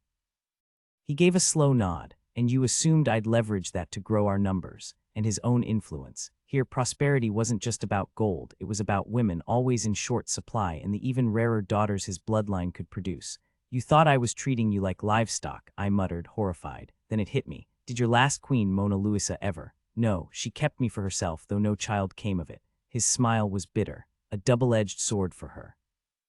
Using me elsewhere would have exposed her own infertility, but with you, since you've no interest in me, repurposing me would have been logical. I grimaced, like some prized stallion sent to cover every mare in the stable. But it's not that simple. Not every woman would want you, no matter how pretty you are. His voice turned flat. Choice wouldn't have mattered. If commanded, neither they nor I could refuse. That's monstrous, I breathed. By your standards, maybe. Our women are raised knowing their matches are decided for them. You're telling me they don't even get to pick their own husbands. Not husbands, he corrected. Bedmates. The queen grants access, rewards for loyalty or to men from fertile lines. I felt sick. And I thought the men had it rough here. Queen slaughtering warriors who got too strong was one thing, but this, it's vile. No say in who shares your bed, your life. Life, he almost laughed. "Milady, I never said anything about life." Very few receive such an honor. Most unions arranged by the queen are fleeting, lasting only a few months. Only those paired specifically for reproduction are typically allowed multiple seasons together to conceive, or if someone like me comes from a lineage known for fertility, they might be assigned to multiple women during that time rather than just one. I was stunned. So everyone expects me to play matchmaker, to decide who shares a bed with whom. Exactly. Unbelievable. His gaze locked onto mine. "You don't intend to honor this custom. Not a chance. Then what's your plan? Let them figure it out themselves, who they want to be with, marry, whatever. As long as both people agree," I added quickly, making sure there was no room for misunderstanding. "No coercion, no exceptions." "A radical notion, my lady," Dantain said, his expression unreadable. I couldn't tell if he approved, but it didn't matter. My mind was made up. Spread the word.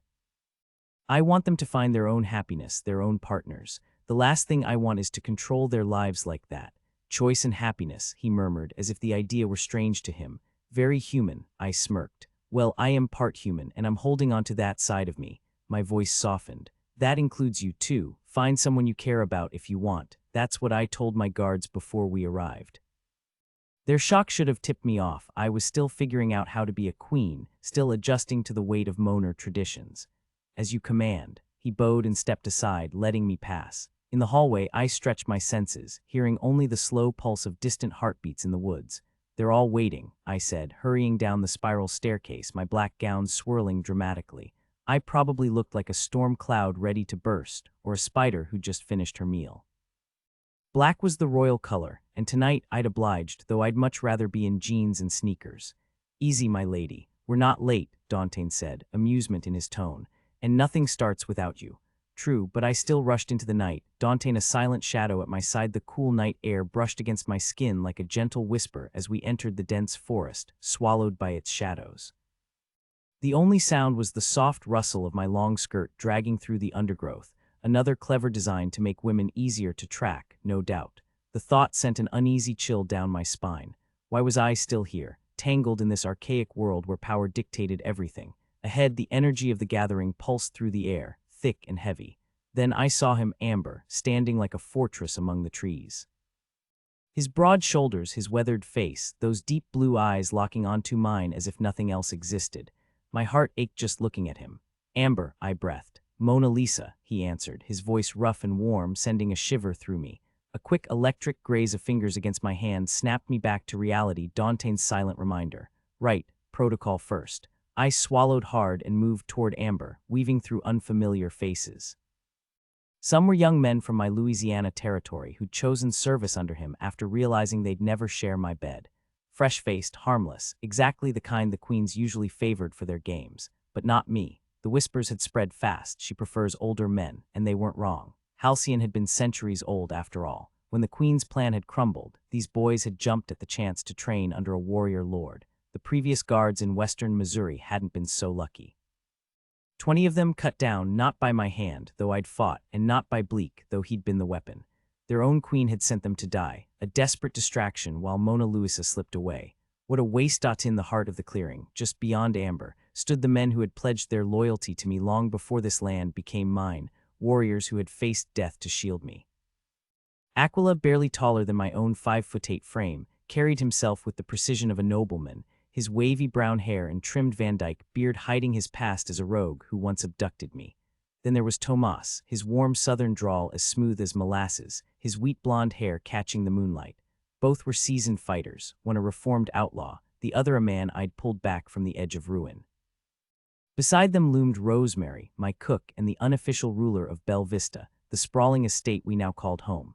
She'd abandoned her prestigious role at high court to follow me, all for the sake of her two mixed-blood children, Tersa and Jamie, who weren't here tonight. Neither was my brother, Thaddeus, nor Chami, the deadliest of my guards, my shadow, my assassin, who had stayed behind to watch over them. I stepped forward, Dantain at my side, my guards forming a half-circle behind me. Beyond them, a sea of unfamiliar faces blurred into the background. For now, I shut them out, tilting my chin toward the sky, toward the full moon, our lifeline, our strength. Its pull was undeniable, a silent command that stirred something deep inside me. "Yes," I answered silently. "I am yours." The power surged, a current of warmth spiraling up through my veins, bursting free like an invisible thread connecting me to the heavens. Moonlight cascaded down, painting the clearing in silver, seeping into my skin until I couldn't contain it. It spilled over, washing across my people in rippling waves, their bodies arching as the energy took root. We burned bright, luminous under the night, bound by something older than crowns or titles. This was the truth of my reign. Not swords or treaties, but this, the moon's gift and the pulse of power that made us more than human. Our world revolved around the queens, the only ones who could summon the moon's glow each month to rejuvenate us, keeping death at bay. Without that sacred light, we withered like mortals, our radiance dimming until it vanished completely. As the crowd drifted away into the darkness, I reached for Amber. "Stay," I murmured, his low chuckle wrapped around me like a promise. "Always, your people." I asked, nodding toward the dispersing figures. "Our people," he corrected, brushing a strand of hair from my face. "They'll head back to St. Louis before sunrise." I arched a brow. Walking, teleporting, or did someone finally figure out how to use a GPS? The corner of his mouth lifted, slow and knowing, sending heat pooling low in my stomach. "Trucks, parked near the old oak grove about half a mile east." "Then you have no excuse," I said, tracing his jaw with my fingertips. His pupils flared, swallowing the blue of his irises. "None," he agreed before turning to Dantain. "We'll be at the lakeside cabin, no disturbances." Dantain dipped his head. "Understood, my lord." The forest swallowed us whole, alive with whispers, wind through the pines, the distant ripple of the lake, the rustle of something wild moving just out of sight. Every step sharpened my senses, as if I'd been sleepwalking until this moment. 2 weeks without him. 2 weeks of hollow nights, even though I'd been the one to send him away. Protect the territory. Stay alive, come back to me, and here he was. "You're keeping your distance," I noted, our arms nearly touching but not quite. When he turned, his gaze burned gold, the shade of his beast, the reason for his name. "Amber," the color of hunger barely lashed. "If I close that gap," he said, voice rough enough to raise goosebumps, "we won't make it to the cabin. I don't care." My own vision sharpened, the world crystallizing around us. His fingers twitched at his sides. "You will." The command sent a thrill down my spine. Since when did he grow so sure of himself, so uncompromising? I bit my lip just to watch his nostrils flare. "Or what?" A slow, dangerous smile. "Or I'll remind you." Challenge accepted. The dress hit the ground before he could blink. The crisp night air danced across my bare skin, slipping beneath the delicate rose lace of my lingerie. Amber's breath hitched as his gaze traced the exposed curves of my body, his nostrils flaring at the intoxicating warmth of my scent. I smirked, dragging my fingers slowly down my throat, between my breasts, stopping just short of where he wanted them most. "Still sure about this?" I teased, my voice dripping with lazy amusement. His answering growl sent a thrill through me, and with a laugh, I twisted away, my playful taunt hanging in the air. "Try and keep up." I was a streak of motion, darting through the trees like a shadow, the forest floor blurring beneath me. He was relentless, matching my speed with his own raw power, his larger frame cutting through the underbrush like a force of nature. I wove between low-hanging branches, using my agility to stay just out of reach. A flash of movement to my left, he'd taken a different path, closing the distance. I grinned, pivoting sharply, my bare feet skimming over moss and roots before launching myself over a tangled thicket. But he was faster than I expected. Strong arms locked around me, sending us tumbling into the soft earth. We rolled, his body shielding me until we came to a stop, his weight pressing me into the ground. "Got you," he rasped, his golden eyes burning. "Now give in." "Not a chance," I shot back, twisting free and springing up, only for him to snatch my wrist midair, slamming me back against the rough bark of an oak. My pulse pounded as I strained against his grip, muscles trembling as I fought to push his hands away, inch by stubborn inch. His eyes flickered with surprise. "You're getting stronger," he murmured, right before his mouth crashed into mine. The taste of him, dark, sweet like spiced honey, sent heat pooling low in my stomach. My resistance melted, and he took full advantage, securing both my wrists in one large hand. Our breaths mingled in the cold air, sharp and uneven, as he leaned in again, leaving no room for escape. His fingers traced a slow, possessive path across my collarbones, sending shivers down my spine as his rough palm skimmed the sensitive skin beneath my arms. A low growl rumbled in his chest, vibrating through me. "Cheater," I breathed, my voice unsteady as his touch left trails of fire in its wake. "You totally ambushed me with that kiss. All's fair, isn't that what humans say?" His breath was hot against my ear as he leaned over me, his weight pressing me into the mattress. I was trapped, surrounded by him, and part of me, most of me, didn't mind at all. But the look on his face wasn't the one I knew. His features were sharp, predatory, his eyes gleaming with something wild. The air between us crackled with energy, something primal and barely contained. It wasn't just him anymore. It was the beast beneath, restless and ravenous. My pulse stuttered as I stared up at him. "You're not planning to make me dinner, right?" A dark chuckle escaped him. "Not tonight." His voice was rough, barely controlled. "Restraint isn't exactly my strong suit right now." "Amber," I whispered as his lips grazed my throat, his teeth teasing the frantic flutter of my pulse. Fear and want tangled inside me, a dizzying mix. "I mean literally," I managed, my voice firmer this time. "You don't actually think I'm food, do you?" He pulled back just enough to meet my gaze. His eyes were still unsettling, but his voice softened, familiar and warm. "No, love, I have much better plans for you." "Oh, thank God." The tension drained from me so fast I nearly laughed, but then his shoulders shook, his breath uneven against my skin. "Amber," I said cautiously, "are you okay?" He lifted his head, and instead of sorrow, amusement glittered in his eyes. "Just enjoying the moment," he said, his voice thick with suppressed laughter. "Jerk," I muttered, but relief washed over me. "Guilty," he admitted, his body still trembling with quiet mirth. "But I promise I'll behave." Somehow I doubted that. "Don't be angry, sweetheart," he said, but the words were useless. His whole body trembled with barely contained laughter. A choked snort escaped, then another, until he was roaring with it, pressing against me not with desire but pure amusement. That absolute jerk, he was mocking me. My glare could have burned holes through him, but he was too busy wheezing like an overexcited hyena to notice. Seizing the moment, I drove my knee upward, aiming for payback. Only his quick reflexes saved him. He twisted just in time, taking the hit on his thigh instead. The movement loosened his grip, and I yanked my wrists free. "You can keep your sick jokes and cuddle up with them tonight," I spat, shoving him hard enough to send him sprawling onto the grass before bolting. The laughter died instantly. Behind me, his footsteps pounded, silent and relentless. This time I ran with furious purpose, weaving through the trees, but he still caught me, fingers clamping around my wrist. I whirled, raking my nails down his arm, leaving angry red streaks before breaking free again. I sprinted toward Belle Vista, toward safety, but his voice cut through the night. "No," Amber growled, realizing my plan. "You're staying with me." "Keep dreaming," I shot back, dodging left, then right, but he was faster. His arms wrapped around me from behind, pulling me down with controlled force. I thrashed, cursing, but in seconds he had me pinned against an oak, my feet dangling off the ground. His breathing was ragged now, all traces of humor gone. "Give in," he ordered. "Not even if hell froze over," I snapped, lunging for his shoulder with my teeth. He jerked back, but his lips curved into that infuriating half-smile. "But it does matter," he murmured, voice softening. "My life depends on you." I clenched my eyes shut, but his words seeped in anyway, warm and relentless. The fire in my chest flickered, soothed by his quiet plea. "You're all I think about. Every day apart is torture. Don't push me away now." His thumb brushed my cheek, rough but tender. "Mona Lisa." My name in his mouth sounded like a prayer. The fight drained out of me. I studied his face, all sharp angles and stubborn pride, and realized I couldn't stand to see him beg, not after everything. "Please," he whispered against my lips, and this time I didn't pull away. My smile made him pause, wary, but I closed the distance between us. The tension between us crackled like static in the air. "Go ahead and try," I dared him, my gaze locked onto his with unspoken defiance. His smile widened, revealing perfect teeth that gleamed against his tan skin. "Don't mind if I do," he replied, his voice rough with anticipation. In one fluid motion, he pinned both my wrists above my head with a single strong grip. The clasp of my bra gave way with a soft snap under his touch. His palm, rough from years of hard work, traced a slow path down my stomach, then lower, igniting a trail of heat. His eyes darkened to a stormy blue, deep and unpredictable, an ocean I suddenly wanted to drown in. "Come closer," they seemed to whisper, and every nerve in my body ached to obey. His fingers skimmed over the delicate lace still shielding me, teasing the edges before rip. The fabric tore away in one swift motion. The sound sent a jolt through me, my breath hitching as his touch lingered, possessive and deliberate. His hand cupped me, savoring the moment before sliding lower, tracing the tense line of my thighs. "Let me in," he murmured, his palm pressing insistently between them.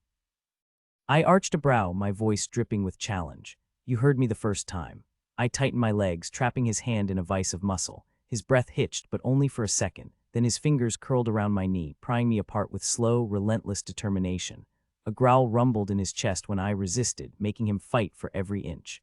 When he finally wedged himself between my thighs, his weight pressed me into the mattress, his body hard and unyielding against mine.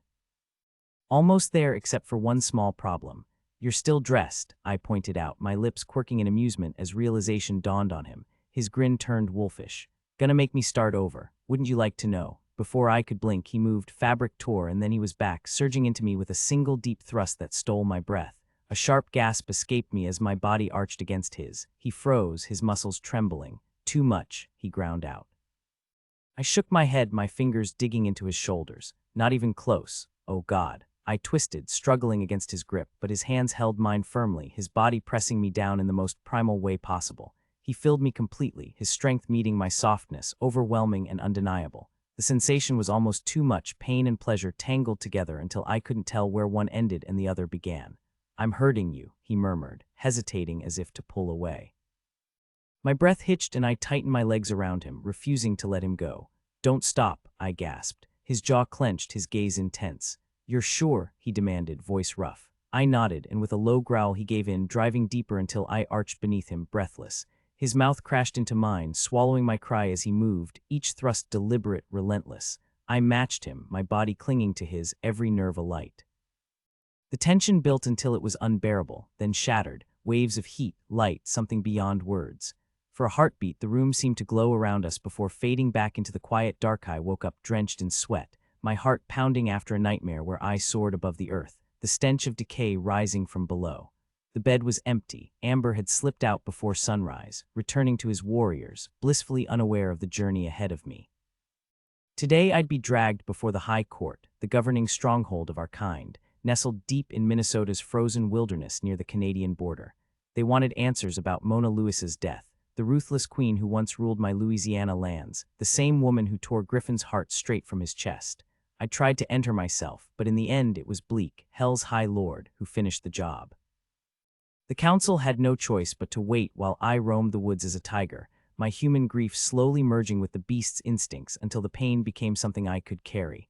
A queen was dead, so was a warrior lord, though that barely seemed to matter to them, a fact that still burned in my gut. Now it was time to face their questions. On my terms. The plane touched down and we stepped onto the tarmac, just Dante, Tomas, and me. I'd made sure the others stayed behind. The youngest, like Jamie and Tersa, my brother Thaddeus, him most of all, guarded by Aquila, my reformed rogue, and Chami, the assassin with a knack for silence. And Amber, I left him behind too, not because he wasn't strong, but because he was the one they'd never trust. His father's shadow loomed too large. Sandor, the monster who'd kidnapped a queen, kept her imprisoned for years. Even dead, his legacy poisoned Amber's name. The High Court would always watch him, waiting for him to snap.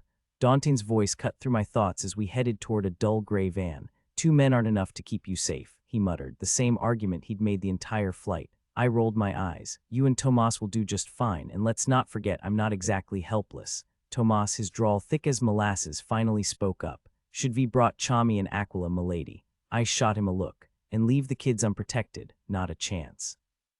Tomas was a man of simple appearance, brown hair, unremarkable features, but his loyalty was as steadfast as the blade he'd pledged to me. Once a formidable warrior, he'd been exiled by his own queen and found refuge in my service. My smile was tinged with sadness. Even someone as straightforward as Tomas understood better than to propose Amber, the strongest and most vulnerable among us, especially under the scrutiny of High Court. I needed them to protect the others, I told him. "With all due respect, my lady," Tomas replied in his slow, steady voice, "your safety is what guarantees theirs." "I'll be fine," I assured him. "Most of my time will be spent answering questions in the council hall. Bringing you two is already more than enough. A necessity, not an indulgence," Dante grumbled as we stepped into the van. "And I'm only here because they want to interrogate me too." He wasn't wrong. Dante was the newest addition to my guard, and the one who unsettled me most. He'd once challenged Amber for the right to my bed, and I'd been ready to accept him when it seemed Amber would lose. But Amber had pulled through, leaving an unspoken tension between us, the lingering awareness of what might have been. The drive from the airfield to the compound was heavy with silence. Then suddenly, the dense forest gave way to High Court, a polished enclave nestled in the heart of untouched wilderness. A grand 3-story manor stood at its center, flanked by smaller buildings, while across from it loomed the domed council hall, where the High Council convened. At the manor's steps waited Matthias, the steward, his dark hair streaked with silver, flanked by attendants. He opened the van door and bowed as he helped me out. "Thank you, Matthias," I said as his staff collected our luggage. "Welcome back, Queen Mona Lisa," he replied with practiced formality. "I wish the circumstances were different," I muttered, catching the briefest hint of amusement before his expression smoothed over. "The honor is ours," he said, and for once it sounded genuine. "The council will see Warrior Dauntain first, followed by you, my lady. I've prepared the south wing upstairs as before." I nodded, grateful for the familiar comfort, and followed the footman to the lavish suite, its adjoining rooms offering space enough for us all. Dauntain quietly directed the staff as they sorted our luggage into separate rooms, then dismissed them with a nod. Each of us had our own space, a rare luxury. "Please remain here until I return, my queen," he said, his expression unreadable. Though phrased politely, it wasn't a request. I arched an eyebrow but had no intention of going anywhere. "Fine," I replied. Once alone, I took a long shower and slipped into one of the 3 black gowns I owned, no casual wear in this world. I towel-dried my hair, letting it fall in loose waves down my back, then headed downstairs with Tomas shadowing me. The kitchen staff had laid out a meal, and I picked at it, knowing Dauntain wouldn't be back soon. Surprisingly, he returned within the hour. "That was quick," I remarked, motioning for him to join us. He hesitated before sitting. There wasn't much to say. "The real questions are still coming." Translation: they hadn't pressed him about the Queen's death yet. "They're ready for you now." I signaled a nearby attendant, though young was a stretch since all Moner under 250 looked barely out of their teens, and asked for the meal I'd ordered for Dauntain. "They can spare 5 minutes," I said, flashing a grin. "Eat fast and fill me in." What did they ask? And more importantly, what did you not say? Between bites of his rare steak, Moner preferred their meat nearly bleeding. Dauntain rattled off his testimony. He finished the entire plate in under 5 minutes, partly to avoid keeping the council waiting, partly because his nerves had settled. Tossing his napkin aside, he stood. "We should go, milady." Stepping outside, I felt the weight of the night pressing in, my guards forming a silent escort. It wasn't an execution march. At least, I prayed it wasn't. The real threat wasn't the council's questions, but the truths I couldn't afford to let slip. The council hall's corridors buzzed with guards in vibrant livery, chatting or leaning against walls.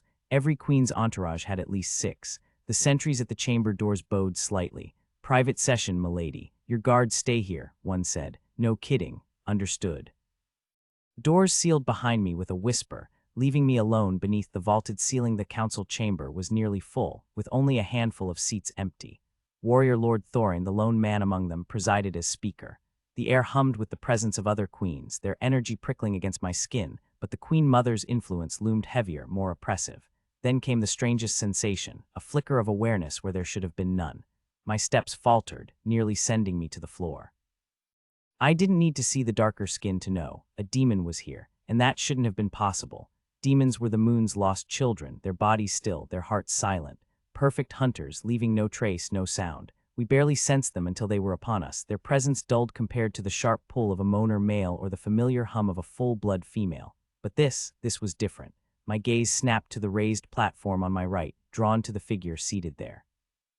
Among the sea of pale Moner, she stood out like a flame, golden skin, nails sharp as claws.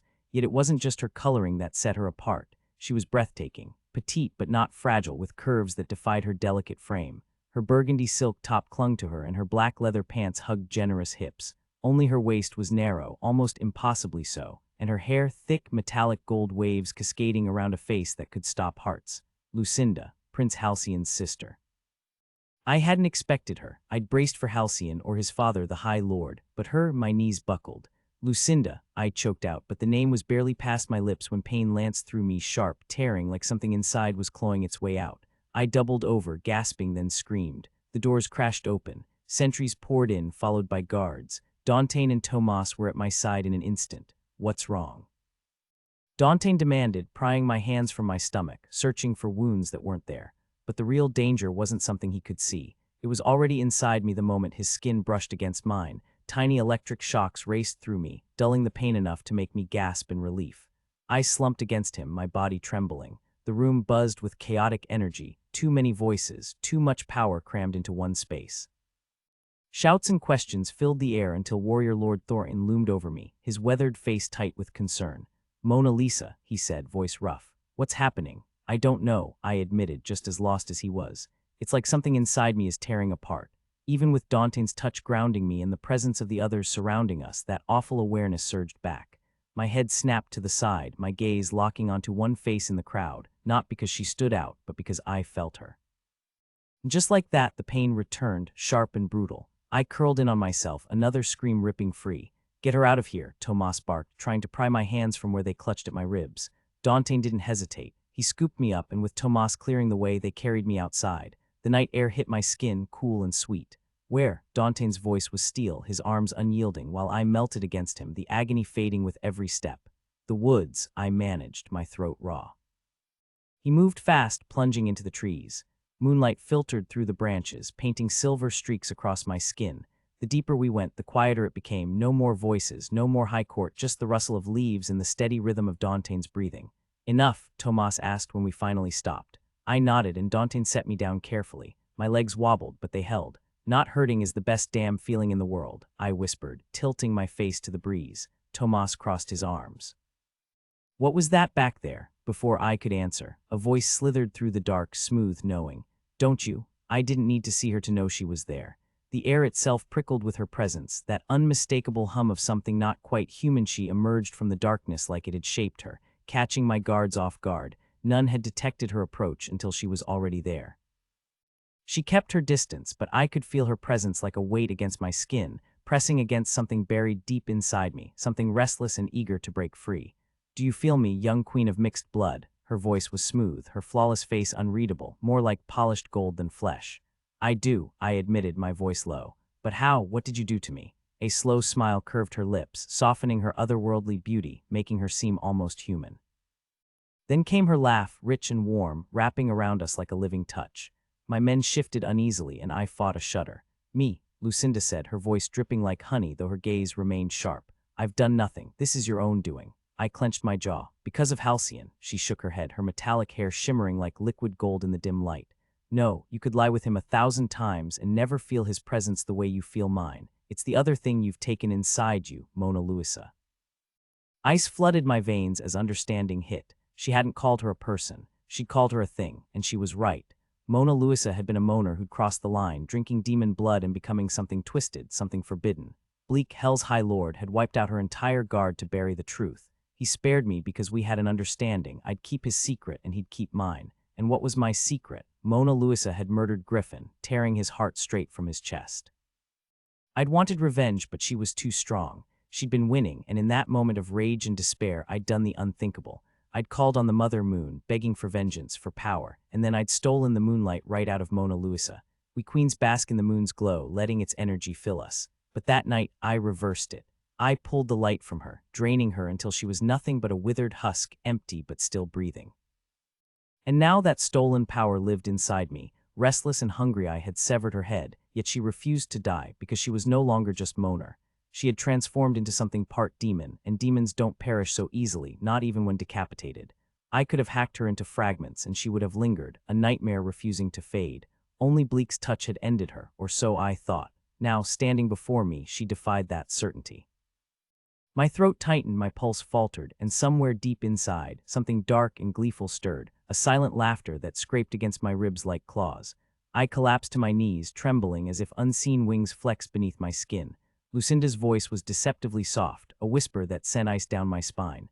The High Lord should have finished you. Tomas gripped my hand, steadying me while Dantain stepped forward, his sword flashing free. Get out of here, demon, he snarled. She only smiled, unshaken, her petite frame radiating calm.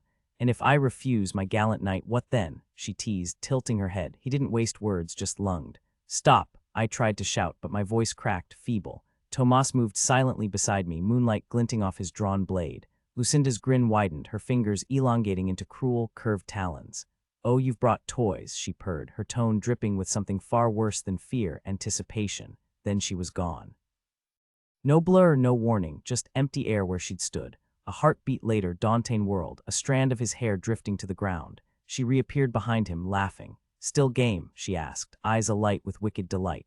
Dantain's answering growl was inhuman, a predator's warning. He struck faster than any human could, but she vanished again, reappearing inches from me.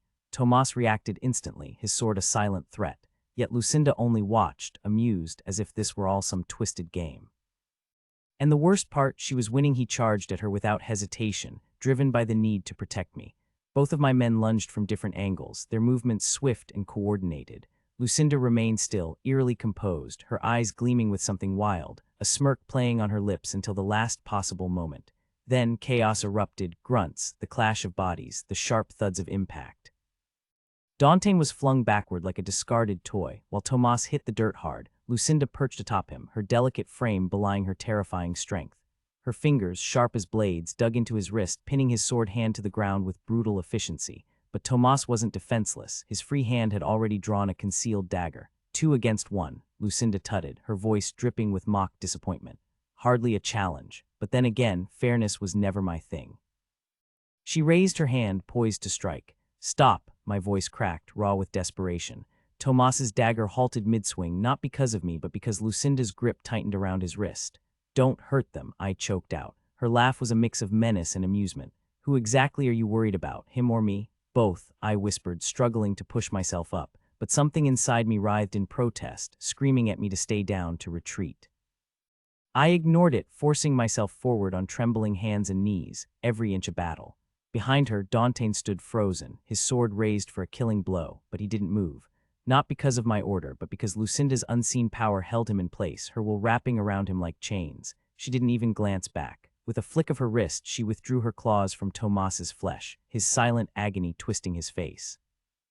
A shadow of dark energy rippled around her, and those monstrous talons shrank back into harmless-looking nails.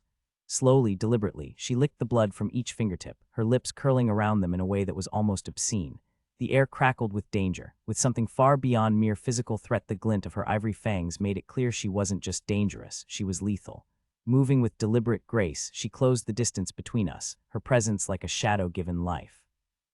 Kneeling before me, her dark eyes locked onto mine, the scent of Tomas's blood still clinging to her freshly cleaned claws. There was something unsettling in her gaze, a mix of intrigue and something far colder. Halcyon's sister, she murmured, echoing my words. How strange you are, offering mercy simply because I share blood with the man you love. My body trembled violently, my skin prickling as if something beneath it fought to break free. The sensation was unbearable, like wings straining against flesh, desperate to unfurl. Every nerve screamed at me to run, but I forced myself to stay rooted, my breath ragged. Just me, I managed, my voice raw. Let them go. I knew my sins deserved punishment, but they didn't. Lucinda's voice lost its silken edge, turning sharp as steel. You'd already be dead if my brother hadn't marked you as his. Her eyes, so like Halcyon's yet devoid of warmth, studied me with chilling detachment. Our kind once hunted creatures like you to extinction, but my father showed mercy against his better judgment.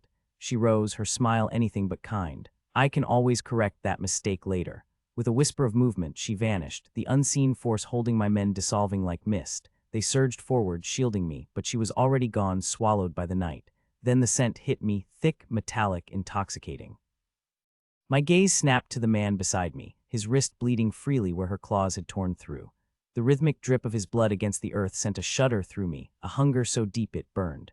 I could almost taste it, rich and warm like the finest wine. My fingers twitched, my body trembling with need.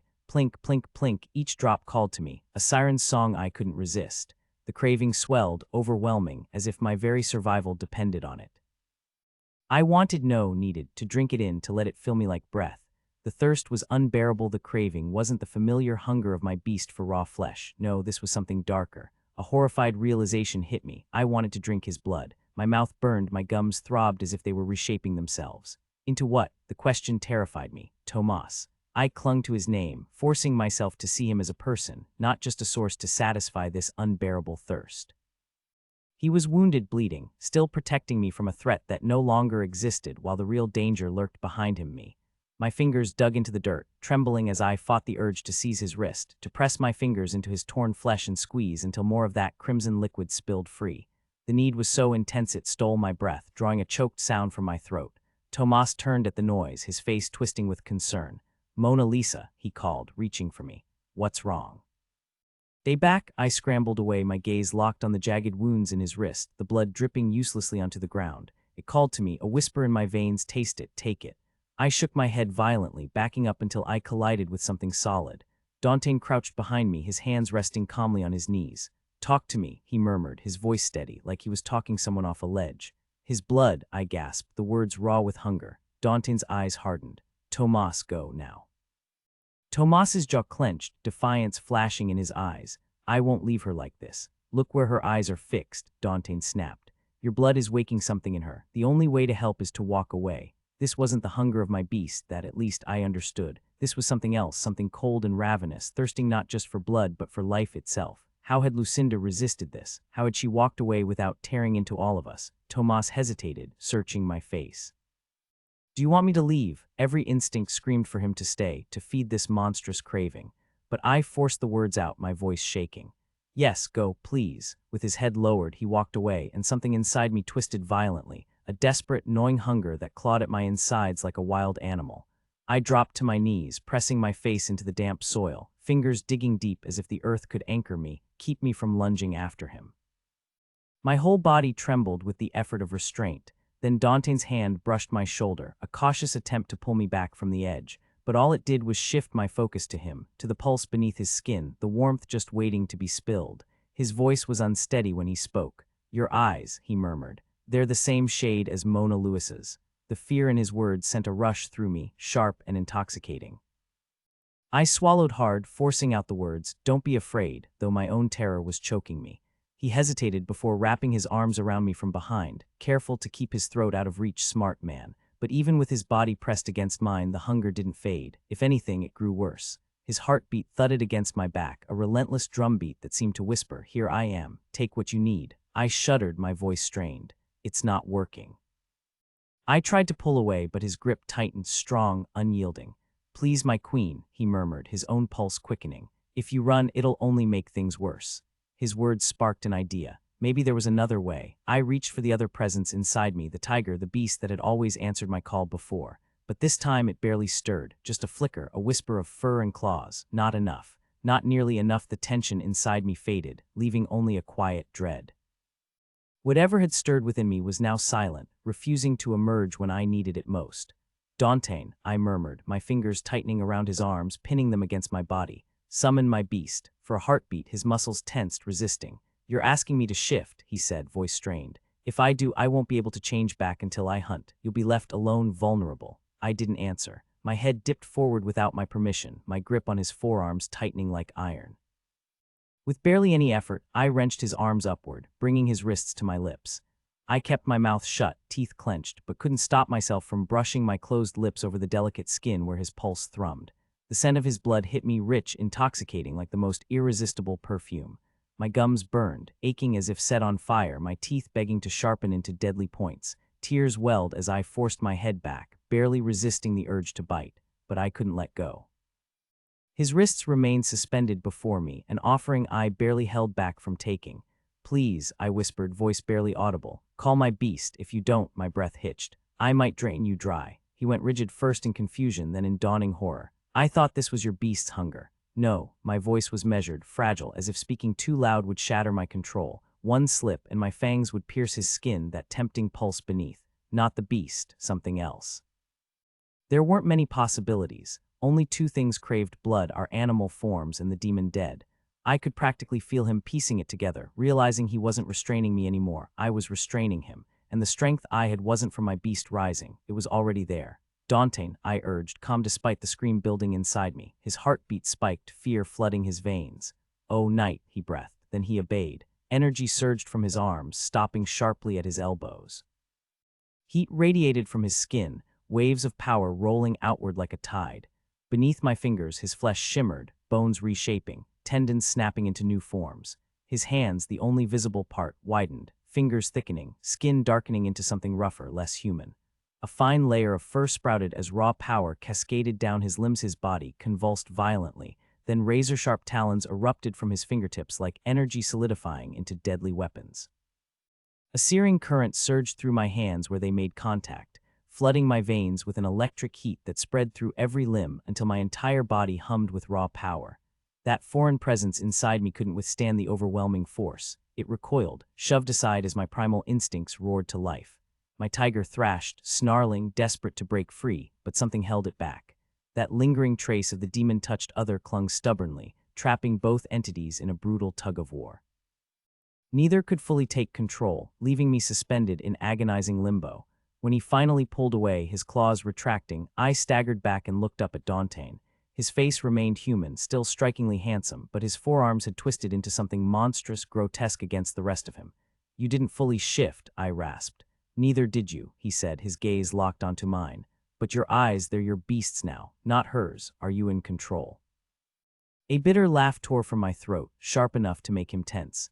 Control, I'm better than before, sure, but she won't let me change completely. The hunger of my tiger raged inside me, the need to chase, to sink my teeth into warm flesh, to taste blood, yet my body stayed frustratingly human, trapped, and right in front of me stood prey. I lurched backward, my breath coming in ragged gasps as I scrambled away from him. Hysterical laughter bubbled up, raw and unhinged. I didn't just want to drink from him anymore. I wanted to devour him. Don't, he warned, his eyes shifting from emerald to a deep predatory gold, the unmistakable gaze of his wolf. I can't stay, I choked out, knowing I was setting off his own instincts. Then I turned and ran, not with the effortless speed I'd always known, but clumsily, my limbs betraying me. My grace was gone, stolen by this fractured state. For the first time, I stumbled, nearly fell. I was running from him, from the hunger, from myself. But there was no escape. My legs carried me blindly through the woods, every frantic step confirming what I already knew. In this frenzied state, I couldn't hunt to save my life. Even catching a rabbit was beyond me now, and without satisfying this primal hunger, I'd never regain control. I slammed against an oak, its gnarled bark biting into my palms as I gasped for air, my cheek pressed against the rough trunk. Then a snap of twigs. Instinct jerked my head up to meet the golden stare of a massive gray wolf barely 10 feet away. Saliva glistened on its fangs as it sized me up like its next meal. For one delirious second, I thought it was him, Dauntain, fully transformed. But a guttural snarl ripped my attention to the right. There he stood, half human, half beast, his arms corded with muscle and ending in razor-sharp claws. He looked like some fallen angel, all wild grace and lethal power, his tawny eyes locked onto the wolf with a crackling intensity that made the air hum. When he growled, the sound vibrated through my bones, a predator's warning, pure and ancient. The timber wolf tucked its tail and vanished into the underbrush, recognizing the true apex hunter. Dauntain's gaze swung to me and my breath hitched. Every cell screamed to run, even as logic whispered it'd be suicide. He moved closer, each step deliberate, his claws flexing. Don't, he rasped, voice shredded from the animal noise he'd made. If you bolt, a ragged inhale. I can't let you die out here, you're too weak to feed yourself. He sank to his knees in the dirt, the plea in his eyes raw. Please. The unspoken demand hit me like a punch. Sex or starvation, violence or release. My near-death encounter with the wolf had left my nerves singing, adrenaline painting the world in sharp relief. And there he was, golden, desperate, mine, offering the only solution that wouldn't end with one of us dead. If I fled now, I'd ignite the very instincts I'd begged him to unleash. So I stayed, because sometimes survival tastes like surrender. The weight of responsibility settled on my shoulders. I had to fix the situation I'd created. My fingers shook as I reached behind me, undid the zipper, and let my dress slip to the floor. The rest followed, leaving me bare as I moved toward him. His expression shifted, the tension in his face melting into something raw and vulnerable. Not desire, not yet, just a deep, aching release. I stepped closer, trusting him not to lash out even when every instinct screamed at me to bolt, trusting that despite the absence of attraction, despite the fear still clawing at my ribs, the bond between us would ignite. And it did. The moment I was within reach, my apathy surged, a current of power so strong it nearly knocked me off balance. I didn't collapse into him, not physically, but something unseen, something primal, struck him like an arrow finding its mark. Dauntain shuddered, his muscles coiling, his gaze burning. The air between us thickened with the scent of arousal. His, mine, and I surrendered to the pull, letting it consume me. You're overdressed, I murmured, my voice rougher than I expected. My hands, he said, and my attention dropped to them, those monstrous claws, stark against his otherwise flawless form. A flicker of revulsion twisted inside me, but I pushed it down. It could have been worse, so much worse. Let me, I whispered, sinking to my knees. My fingers traced the buttons of his shirt, slipping them free one by one, my breath hitching when I brushed against the coarse fur lining his arms. I refused to look, refused to let it shatter the heat building between us. Instead, I focused on the ache deep in my core, the hollow need pulsing through me. Then he pulled back. A crackle of energy snapped in the air, and when I opened my eyes, the fur and claws were gone, vanished like smoke. His flawless ivory skin, untouched by any imperfection, stretched over long, elegant fingers, hands meant for creating art, for playing music. I'd never truly seen them before, how perfectly sculpted they were. He exhaled, leaning back with his eyes shut, sweat glistening on his chest and dampening his brow from the strain of transformation. You didn't have to push yourself like that, I whispered. His eyelids lifted, revealing those deep, animalistic brown eyes, but the look in them was unmistakably human, hungry, possessive. "Wasn't sure I could shift back so fast," he admitted, voice rough, "but I needed to feel you." Exhaustion didn't stop him. His arms wrapped around me, pulling me in, and I melted against him, surrendering to the heat of his body. The hard planes of his chest pressed into me, sending sparks through my skin, my breath hitching as his lips brushed mine, soft at first, like the first stroke of a masterpiece. "Mona Lisa," he murmured, then kissed me harder, deeper, his tongue tracing my lips before slipping inside. The taste of him was intoxicating, rich and warm like honeyed wine, like sunlight given flavor. My hands gripped his shoulders, anchoring myself as the world blurred around us. Clothes vanished somewhere between breaths, his touch finally searing against bare skin. I gasped at the sheer relief of it, at the way his body fit against mine, solid, demanding. Then the ground met my back, leaves crackling beneath me as he pinned me beneath his weight. Every inch of him was heat and tension, his breath ragged against my neck as he nudged my thighs apart. His eyes burned, dark with need, his features sharpened by desire, cheekbones flushed, lips parted, a god carved from fire and hunger. For a heartbeat, doubt flickered through me. A child, the promise he'd made before. My fingers tensed against his arms. "Wait," I breathed, and he froze, muscles coiled like a predator holding back. The power in that restraint terrified me. One thrust and I'd be lost, and part of me already was our gazes met and held, suspended in that charged moment between ecstasy and ruin. "I can't. No kids, Dauntain. Pregnancy isn't an option." Not with whatever darkness might flow through my veins, part moaner, part something far worse. His entire body tensed like steel cables under pressure, every muscle rigid with restraint. Those dark eyes burned into me with such intensity I half expected scorch marks. His jaw clenched, a low rumble escaping his throat as he wrestled with primal urges.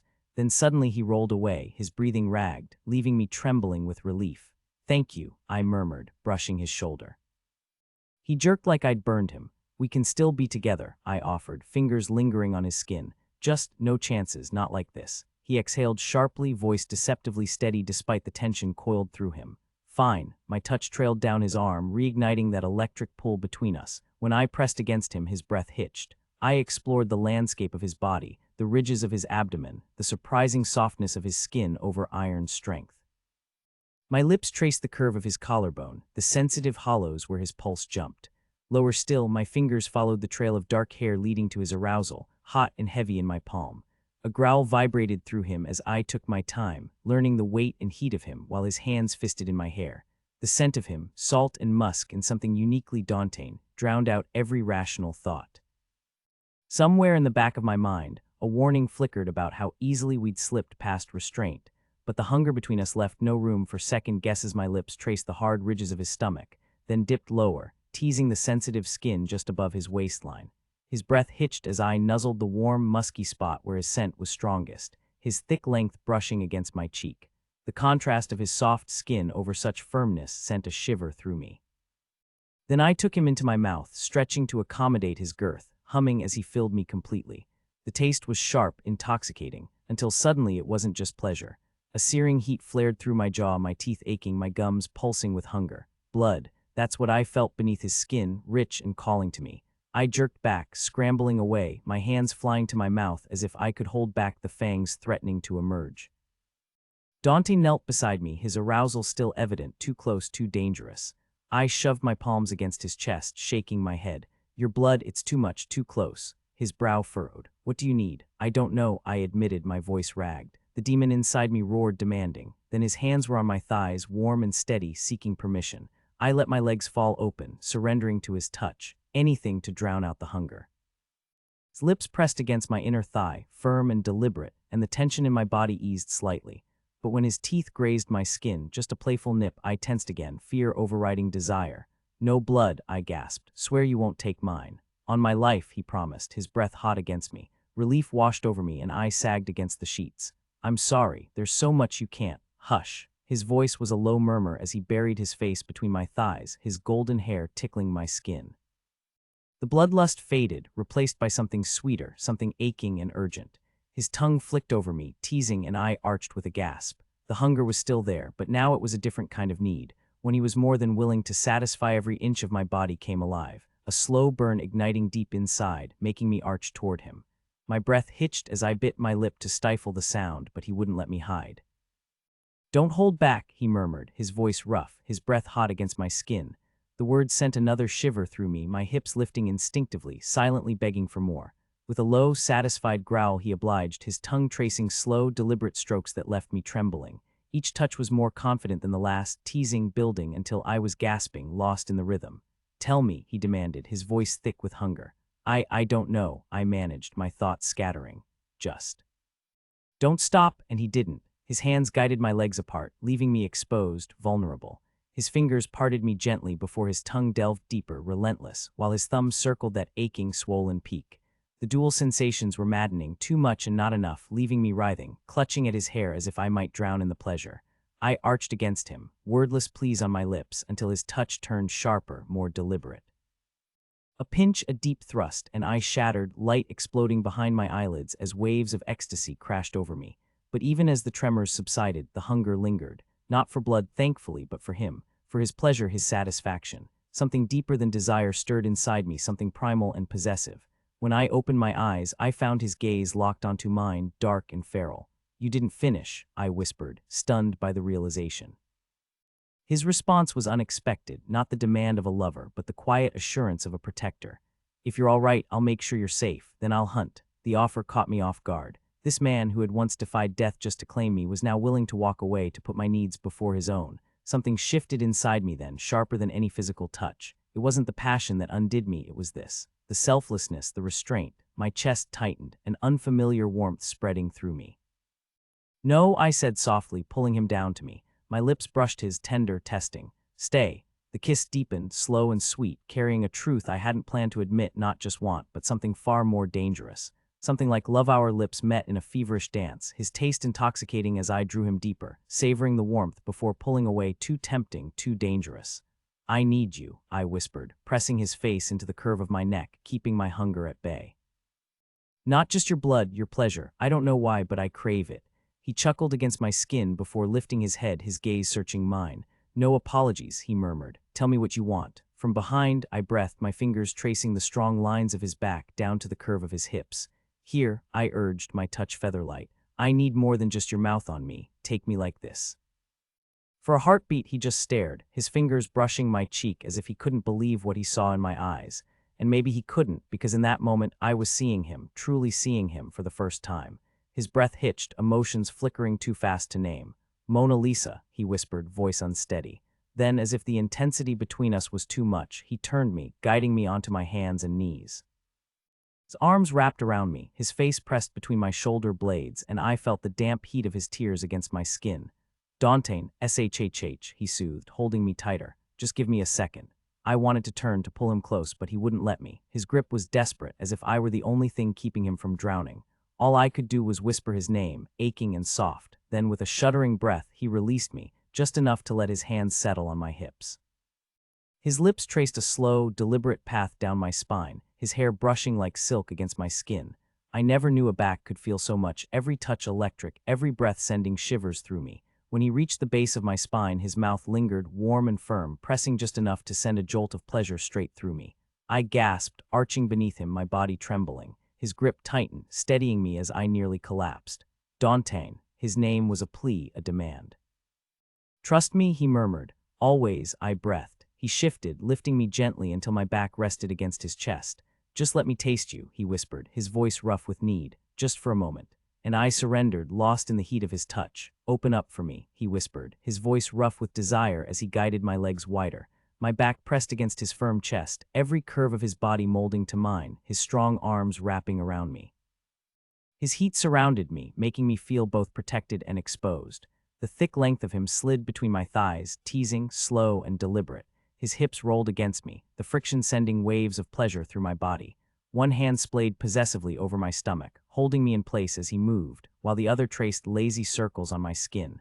The contrast of his control and the raw need in his touch made my breath hitch. I could feel him, every inch, pressing, retreating, driving me wild with the promise of more. My fingers dug into his thighs, my body arching against him, craving the fullness only he could give. Look at you, he murmured, his breath hot against my neck. The way he said it, low and rough, sent a shiver down my spine. His gaze burned over me, leaving no part untouched, even if his hands hadn't reached there yet. My skin prickled under his attention, my breasts tightening, aching for his touch. I'd always been self-conscious about them, but right now, all I wanted was for him to take what he wanted. His hands finally slid up, cupping me, his thumbs brushing over my nipples in a slow, maddening tease. The sensation was electric, pulling a gasp from my lips. I arched into him, pressing closer, silently begging for more. "Please," I breathed, my voice shaking. He chuckled darkly, the sound vibrating against my skin. "So eager," he mused, but he didn't make me wait. His touch grew firmer, sending sparks of pleasure radiating through me. The moonlight danced over my skin, painting everything in a soft glow as I lost myself in the feel of him. His hands, his voice, the way he moved against me. Every second was torture and bliss, and I never wanted it to end the moment stretched between us, a flash of pale skin against his darker form before the light enveloped him too, turning us both into glowing figures in the velvet night. "Beautiful," Dantain whispered, his breath warm against my ear. His hands moved over me with an artist's precision, tracing, teasing, coaxing gasps from my lips as he explored every curve. My body arched under his touch, my plea slipping out before I could stop it. "Please, Dantain." His fingers left my skin slick, gliding lower, testing my readiness before guiding me forward. A shudder ran through me as he pressed in, slow and deliberate. "Too tight," he murmured, but I shook my head, urging him deeper. "You won't hurt me," I insisted, my voice ragged. "I need this." The first push stole my breath, the stretch sharp but intoxicating. He filled me inch by inch, his restraint almost unbearable. "Mona Lisa," he growled, his grip tightening when I tried to move. "You'll take it how I give it." I stilled, trembling beneath him, every nerve alight. The pain blurred into something sweeter, something desperate. His control was maddening, but so was the way he made me wait. "Then give it to me," I breathed, surrendering to the slow, relentless rhythm he set. The night pulsed around us, alive with heat and hunger. His breath came rough and quick as he pressed against me, his body shielding mine like a storm rolling in. The warmth of his lips traced the curve of my neck, his whisper sending shivers down my spine. "Trust me," he murmured, and I barely managed a breathless "yes" before his teeth teased my skin, gentle yet edged with danger. Every touch ignited sparks, leaving me trembling beneath him. "Stay still," he commanded, voice thick with restraint, and I bit back a gasp as his calloused fingers traced lower, skimming just above where I ached for him. The tension coiled tight, my body begging to move, but his warning kept me locked in place. Then slow, deliberate, he rewarded my patience, withdrawing just enough to make me whimper before filling me again. The rhythm was maddening, each thrust dragging his fingertips against that throbbing peak, sending waves of heat spiraling through me. "Oh," I choked out, arching despite myself, but he only chuckled darkly against my neck, his tongue soothing the spot he'd just nipped. "Good girl," he praised, and the words alone sent another rush of pleasure through me. The pain had dulled, replaced by something deeper, sharper, every movement stoking the fire higher.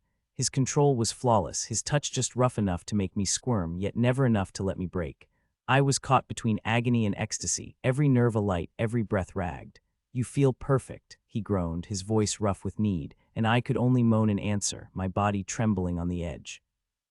Then, just as I thought I couldn't take another second, his rhythm fractured, his thrusts turning desperate, wild. The line between pleasure and pain vanished, and I shattered, my cry lost against his shoulder as the world dissolved into white-hot sensation. Even as the waves crashed over me, something deeper still pulsed beneath, an unquenched hunger, a relentless tide pulling me back under. And when his grip tightened, his own release surging through him, I knew this was only the beginning. He withdrew slightly, then pushed back in with a force that left me breathless, his movements urgent yet controlled. His breath came in ragged gasps, his voice breaking with quiet, desperate moans. Even in his intensity, he held back just enough, still chasing his own release while keeping me close. The weight of him pressed against me, his body tensing as I reached back and cupped him gently, my fingers tracing the taut curve of his skin. He froze, buried deep inside me, both of us holding our breath as I tightened my grip, teasing with the lightest pull. Then, like a spark igniting, he shattered. Heat pulsed through me, his energy, electric, alive, flooding my senses in a shimmering rush. Something inside me, starved and waiting, surged forward, drinking him in, pulling that raw, vital force into myself like a parched thing finally tasting water.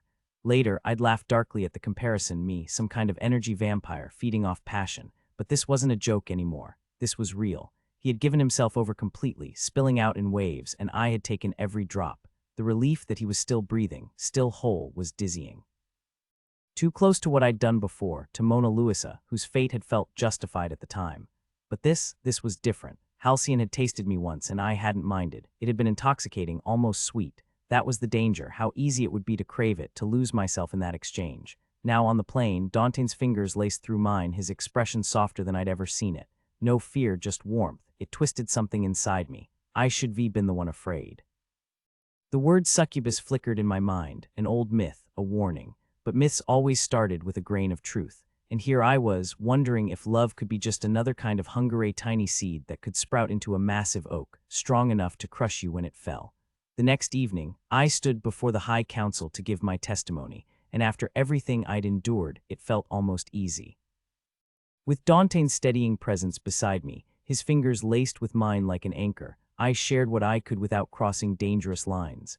Honest but not reckless. Some secrets, like Halcyon's and mine, had to stay buried. For now, when certain council members pressed for answers, how Halcyon had been weakened enough for Mona Luisa to capture him, I shrugged and suggested they take it up with the High Prince himself. Pointed glance at Princess Lucinda, lounging in her seat like a predator pretending to be bored, shut them up fast. She dressed like a modern woman, all sleek lines and human fashion, but beneath that polished exterior lurked something ancient. Her face alone was a masterpiece, sharp, commanding, the kind you'd carve into an altar. Worship her, maybe, fear her, absolutely. She kept her distance, and I was grateful. My new passenger, the demon coiled inside me, stayed quiet, lulled by Dante's touch. No outbursts, no possession, just a smooth performance. One meltdown per meeting was my limit, thanks. Last night's episode. Stress, obviously. That's what I told my men, and they bought it. They assumed I meant my inner wolf, not the actual demon stirring beneath my skin. Dante and Tomas swore to keep the truth hidden, their loyalty edged with fear for me, for themselves. Bleak had wiped out Mona Luisa's men without hesitation. I wouldn't let mine be next. The flight home should have been peaceful, but safety was an illusion. Something monstrous lived inside me now, a ticking bomb wrapped in flesh. The people who loved me were in danger, not from outside threats, but from me. I whispered a prayer, begging for strength, for control. But the moaner part of me, the part that wasn't human, stared at the moon and hesitated. Last time I asked for help, I'd swallowed a demon's poison. Some prayers came with too high a price, old ways clung to me like shadows, and even fresh routines proved stubborn to shake. I existed without growing wiser. With a quiet plea, I sent my words soaring toward the distant glow of the mother moon. Watch over them, my men, my people. Shield them, I begged, especially from me. Now, dear reader, brace yourself. Luscious Lucinda is stepping into her own spotlight with Lucinda Darkly, the fiery opener to the Demon Princess Chronicles. Trust me, you'll want to keep your wits sharp. Danger doesn't knock, it pounces when you're cozy and unsuspecting.